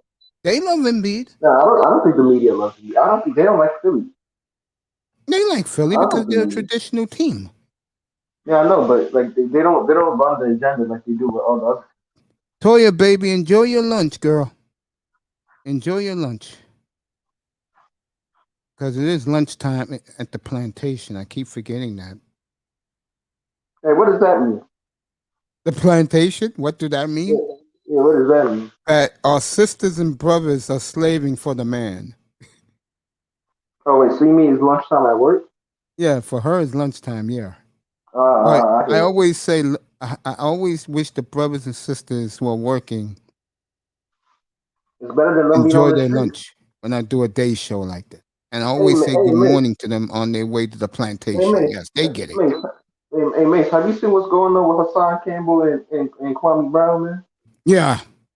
And they attacked Campbell on another platform on Saturday. They ganged up on him. Man, I'm disappointed in both of them, man. Real talk, bro. So those is two brothers that I look up to, man, and I thought they was gonna have a real conversation, make face to face. Like motherfuckers bringing niggas on and shit, to gang up and shit. They go Yeah, back and forth they did about, that on my boy's platform on Saturday. They hey, ganged bro. up on him. See, this is why sometimes I don't like to listen to some of these older guys, man, because they all hypocrites, man. How you gonna tell people, oh, we gotta teach the brothers, blah blah blah, but then you talk about, oh, send me the address, send me your apps, I'm gonna buy you a plane ticket, I come beat your ass on the post. Like, come on, man. How y'all? When That I doesn't had make the any sense, beef man. They with contradict Rollo a couple themselves, man. weeks ago, you know, he's Brooklyn, I'm BX. You know what I'm saying? But since then, we have made up and we just keep moving forward. And I'm a big supporter of Rollo's. He knows that. He's a big supporter of mine. And the reason why we both respect each other is because we work hard at doing this shit. He does his thing, I do my thing. But Man, they just to do stuff. answer They your just do point, stuff for They just do stuff for online, man. Man, that's why Cable not gonna pull up. They're not gonna fight, man. I put money on it. yeah, They're not I don't really care for that. But Rollo shouldn't have said what he said about me, bro. Yeah, of course, but you can't bring that stuff to social media. That's for the kids, man. Save that for the people my age, man. That's what they do, bro. He's a I know grown they man. like you youngins like when I get mad. Yeah, My man. nephew Like told me that when I'm I be seeing like roasting Hassan people. Campbell. Like a lot of people, they watch Hassan Campbell, man. He over here talking about he gonna pull up on somebody. Man, trust me, man. Hassan Campbell, man. That dude is 6'10", bro. Damn near 7 foot. Man, he will break your shit, man. Just Yeah, stay. I'm sorry that Stay happened neutral. too because you know what it is about Kwame Brown, and I haven't listened to him. All Believe they it do or is not, contradict themselves, man. Contradict them, the hypocrites, man. you know what Come kills on. Kwame Brown, in my opinion? Well, He don't give a f. He says what he says, and he's like, "Yo, if you got something to say to me, come say it." Because, like you just said, he's 6'11". Who's gonna mess with that? Country strong. Who's gonna be stupid enough to mess with that? Now the other guy who you like, what they did to him on Saturday on another platform was classless. yeah, they try to, some guy, man, try to come up in there from Queens, and he tried to disrespect Hassan Campbell. 'Cause you know Hassan Campbell, like, he has this, like, situation with African Bambaataa, right? I don't know if Mm-hmm. you know that. Yeah, he's like, Yeah, I oh, heard. you was in a relationship with him. Like, I'm saying, bro, what kind of feminine ass shit is that, man? How you gonna bring up somebody's past like that, man? Like, all these old cats out here, man, Now, I a lot can't of do that people, myself. I you, can't do you, that. you, you want to know one thing about black people, man? We love controversy, man. We love conflict because it's Yeah, like we we love get drama. over, man. I It's don't like like the you drama sit really there, unless it's happening in sports. it makes you can sit there and make a video on how to invest in stocks, on how to get trades, and that it won't get any views. But if you start beefing No, with they don't me, care. or start beefing with And somebody now else, man, that the they're like, word is that crypto man, is that's what they beginning to love fall to. apart, where are they going to go next? Yeah, now they're gonna have to go back and get jobs, start working for the white man. Yeah, sad, isn't it? Oh man. And But instead getting of back to investing, Giannis, yeah, but go. getting back to Giannis though, folks, this is why I said last week, if he's healthy and he's going to play, which he has, this is why people like me is beginning to fall in love with the NBA. Let me also make this announcement to everybody. NBA draft is going to be 2 weeks from this Thursday with Tackman Clan Killer, 7 o'clock Eastern to 5 o'clock in the morning. So All we're going right. to do 10, we're Oh going to do yeah, 10 hours of NBA draft. and oh yeah, Mace, man, what you think about this, man? What you think about Team USA losing to Nigeria, man? I see a lot of It people was losing ahead of embarrassing. them. It was Really? embarrassing. Really? I don't think. I mean, I don't think it was that embarrassing. Nigeria, they got some good players, man. I was proud of them. With Team Nigeria? Yeah, they got some good players. Bam Adebayo, he's stupid as fuck. I think he's Nigerian, man. He decides to play for USA, Did he man. That's play what he for did, man. Nigeria? I thought he was on Team USA. Yeah, he is on Team USA, but Well, he's he's he's from Nigeria. Nigerian. Okay. I know He's what you're from saying. Nigeria. He's Siakam? so good. Yeah. Huh? Siakam? Nah, he's from Cameroon, but like uh Nigeria, man, this is what I keep on saying, man. Like I can understand you want to play for the Team USA and shit and all the clout that comes with it, man. But if you play for your home country, man, and you do something No and you better feeling. pass the culture over, it's a better fit, but they gonna look at you as like a hero over there, man. Yeah. That's why I'm looking at, like they got Nigeria. I think they got a player that plays for the Miami. Yeah, they got two players that played for Miami Heat. That's why they was cool with Bam out of He was like when the game was over, they dabbed him. They have the dude that was with the dress that was at that played in Memphis with James Wiseman. What's his name? Precious Achua. Yeah, Hmm. he's a master, but he decided to play for Nigeria. Like Nigeria would have a good team. Like they could have had Giannis, Victor Oladipo. What's his name? The other dude. Just having Achua Giannis alone with Bam. Oh God, and that would have Oladipo. been wow. In a healthy Oladipo, bro. Oh my Yeah, god, man. yeah. They would have challenged So, so, for at least a silver. yeah, that I Nigeria agree. team would be so good, and the Cameroon team, because the Cameroon team they got Joel Embiid and they got Siakam. So if you invest in these African teams, man, you can actually make the sport way big. Like basketball is big in Well, then Africa. I Man. got a They can question really for you. make money with Since you follow that, I have a question for you. Seriously, it. Yeah. will Ujiri, who I think is one of the best basketball minds on the planet, and I used to didn't Yeah. like this guy the way he fired Dwayne Casey, was bragging about African tribe when he fired him. Yeah. Will Ujiri restock that franchise with good young African players? You should. Yeah, I think he will. It's a shame that the NBA is not like football where you get 7 round picks. You know what I'm saying? Yeah, Where you get seven but rounds. also this like the African players. There's a lot of African players that play like J Cole, right, the rapper, right? He's playing Yeah, for a team in Rwanda, yeah. an African team, man. Like I don't know how he's doing it. Like last time I checked, he I think one game he went like 2 for 17 or some shit. But I don't know. They got like a little African league over there, man. Like they That may trying to get be like where I more go African. next spring, like next summer.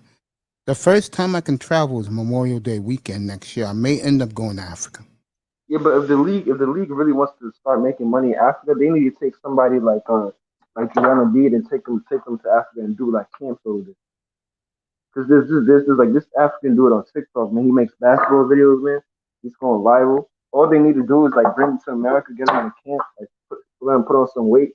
That's how they found people like Giannis and all these other like Hakeem Olajuwon and stuff. That's how they found them. I am gonna sound stupid right here.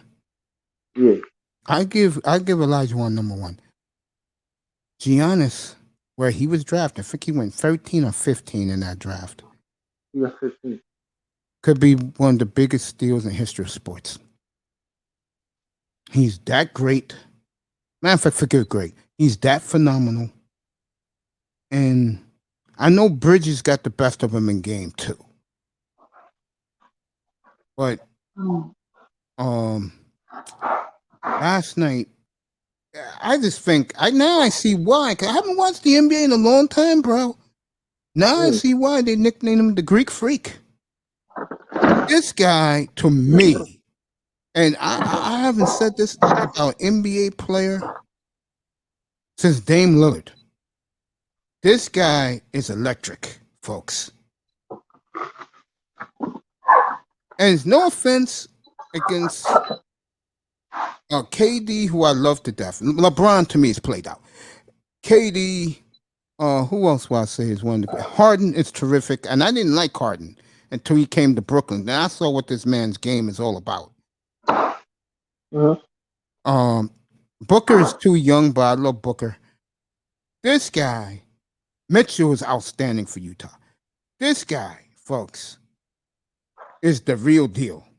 And if you're not going to jump on his bandwagon now, you might as well don't do it.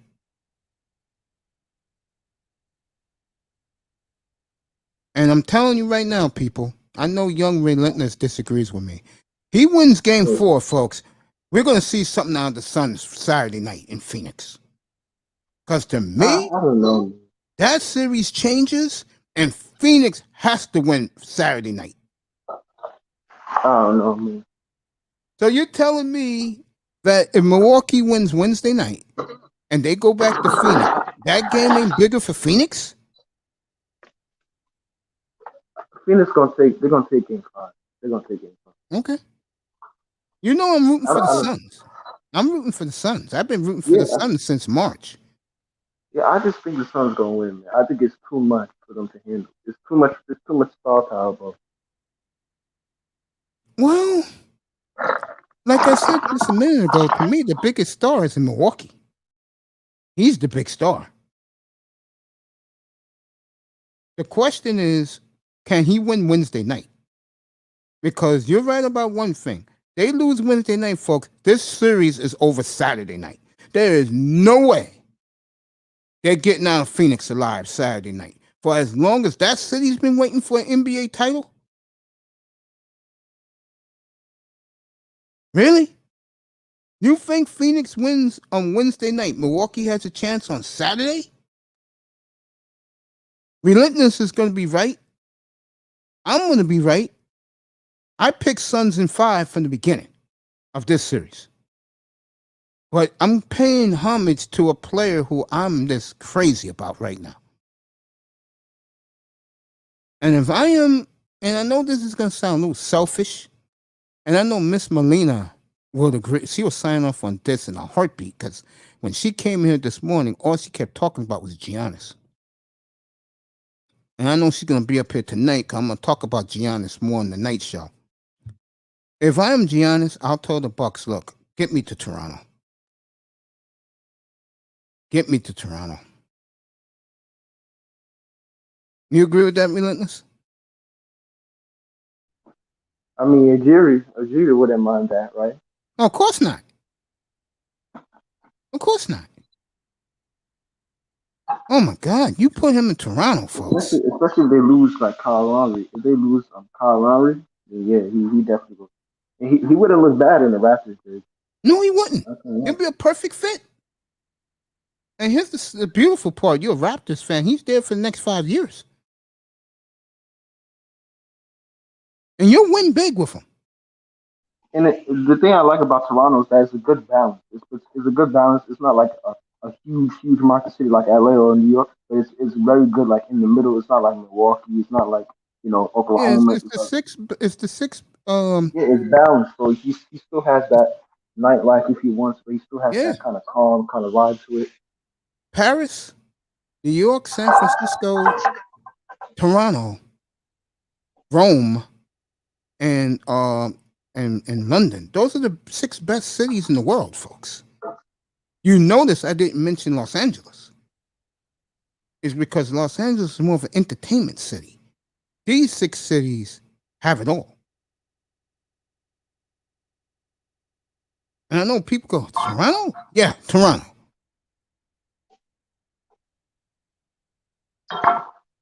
They also got some nice women too, bro. Oh, of course. Yeah, I know. Shit. Yeah, I know. You would have thought you died and went to flipping the island heaven or something. You find some good island women over there. Well, Relentless, again, it's only an hour's flight from here, bro. Or you could take the Amtrak, bro. Go to Montreal, bro. You will not be disappointed. Yeah. You'll be like, damn, I never knew exactly what you would say. You like some brown skins, man, go over there. Hell yeah, bro. You know, when I get back up there, this time I'm going clubbing. I ain't going to the bar. Gonna be some guts. Shit, bro, those women up there, bro. And if I spoke French, I'd be in Quebec City. Shit, that's where all the bad women are.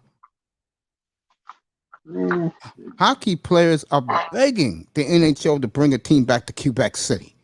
Oh my God, the women are all like runway models. Hey man, before I head out, man,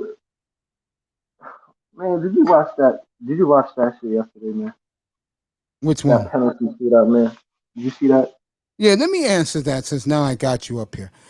Look, I killed them yesterday. I killed all 3 of those Negroes yesterday for shanking like they did. I was sick to my stomach when the guy hooked it wide left like he missed the field goal. But you're right. I don't know what the hell Southgate was thinking. And it's like I said this morning, bro. The only reason why the British fan and the media is going to give them a break. Yeah. The only reason why they going to give this team a break is because it's something I've been saying for a long time. When fan bases see progress, look at the New York Knicks as a perfect example. Yeah, they lost to Atlanta in 5. They didn't have the offense to match them, but the Knick faithful waited 20 years for this, and the Knick faithful sees improvement with Thibodeau. Yeah, but some people don't even like Southgate. They think he's arrogant. Yeah. I know. Melina can't stand him. I can't stand him either. I love Southgate because I see improvement on the British team. Because that's my team in World Cup. I see improvement. I'm going to tell you something else. What I like about this loss, they will be highly motivated in the World Cup next year. I promise you that. And their young guys are going to be the guys. And I didn't want them to win because they had an easy road. They didn't have to play anybody good before they got to the final, man. I was like, hell no, they ain't winning this shit, man. Of course it was set up for them to win. It's in London. If the shit was in Rome, they probably burned the place down by now. You wanna know, man? The three black guys who missed it, man. They're kids. I know that. You wanna know? They let a 19-year-old take the last one, man. The last. And he cried too. He took it hard. All 3 of those boys took it hard. And you know what? Let me tell you something about these English fans, man. They always gonna be with you when you're up, and when you're down. They're gonna remind you that you black. Man. They're gonna remind you, yeah, you black. But you know what?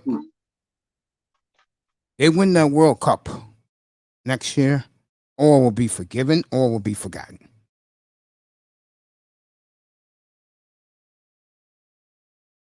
I really mean that. And on that note, have you been seeing like those memes online talking about when you in the bar and you black and you watching the England game? Have you seen that? Have you seen those memes? Man? Oh my goodness! I remember I told the story here before when they were here for an exhibition game at the Meadowlands. I met the hooligans who were their fan base, and when we was talking about the team, those guys warmed up to me so quick they wanted to buy me a beer. I said, "Nah, it's okay." It was nice seeing David Beckham in the press box yesterday. Paulie Scholes was there. Wayne Rooney was there. They were all dressed up in their $10,000 suits.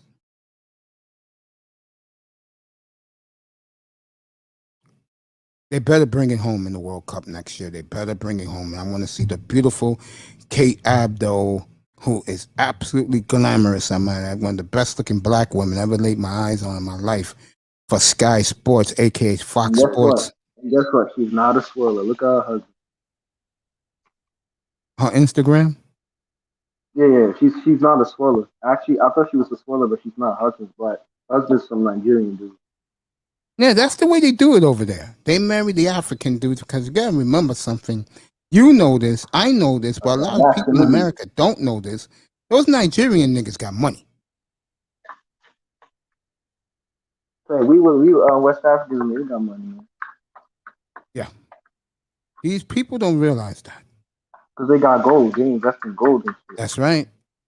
I cannot wait to get there next I cannot wait to get there next June. I'm looking forward to it. I was gonna go to Colombia, but I changed my mind. I'm gonna try and make an effort to get to Africa. I'd rather go to the continent and see more of our people. Mingle with them.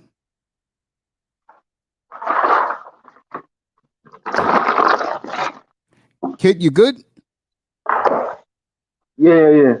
You coming back at 6:30 tonight? You talk about anything. Yeah, I get off. Yeah.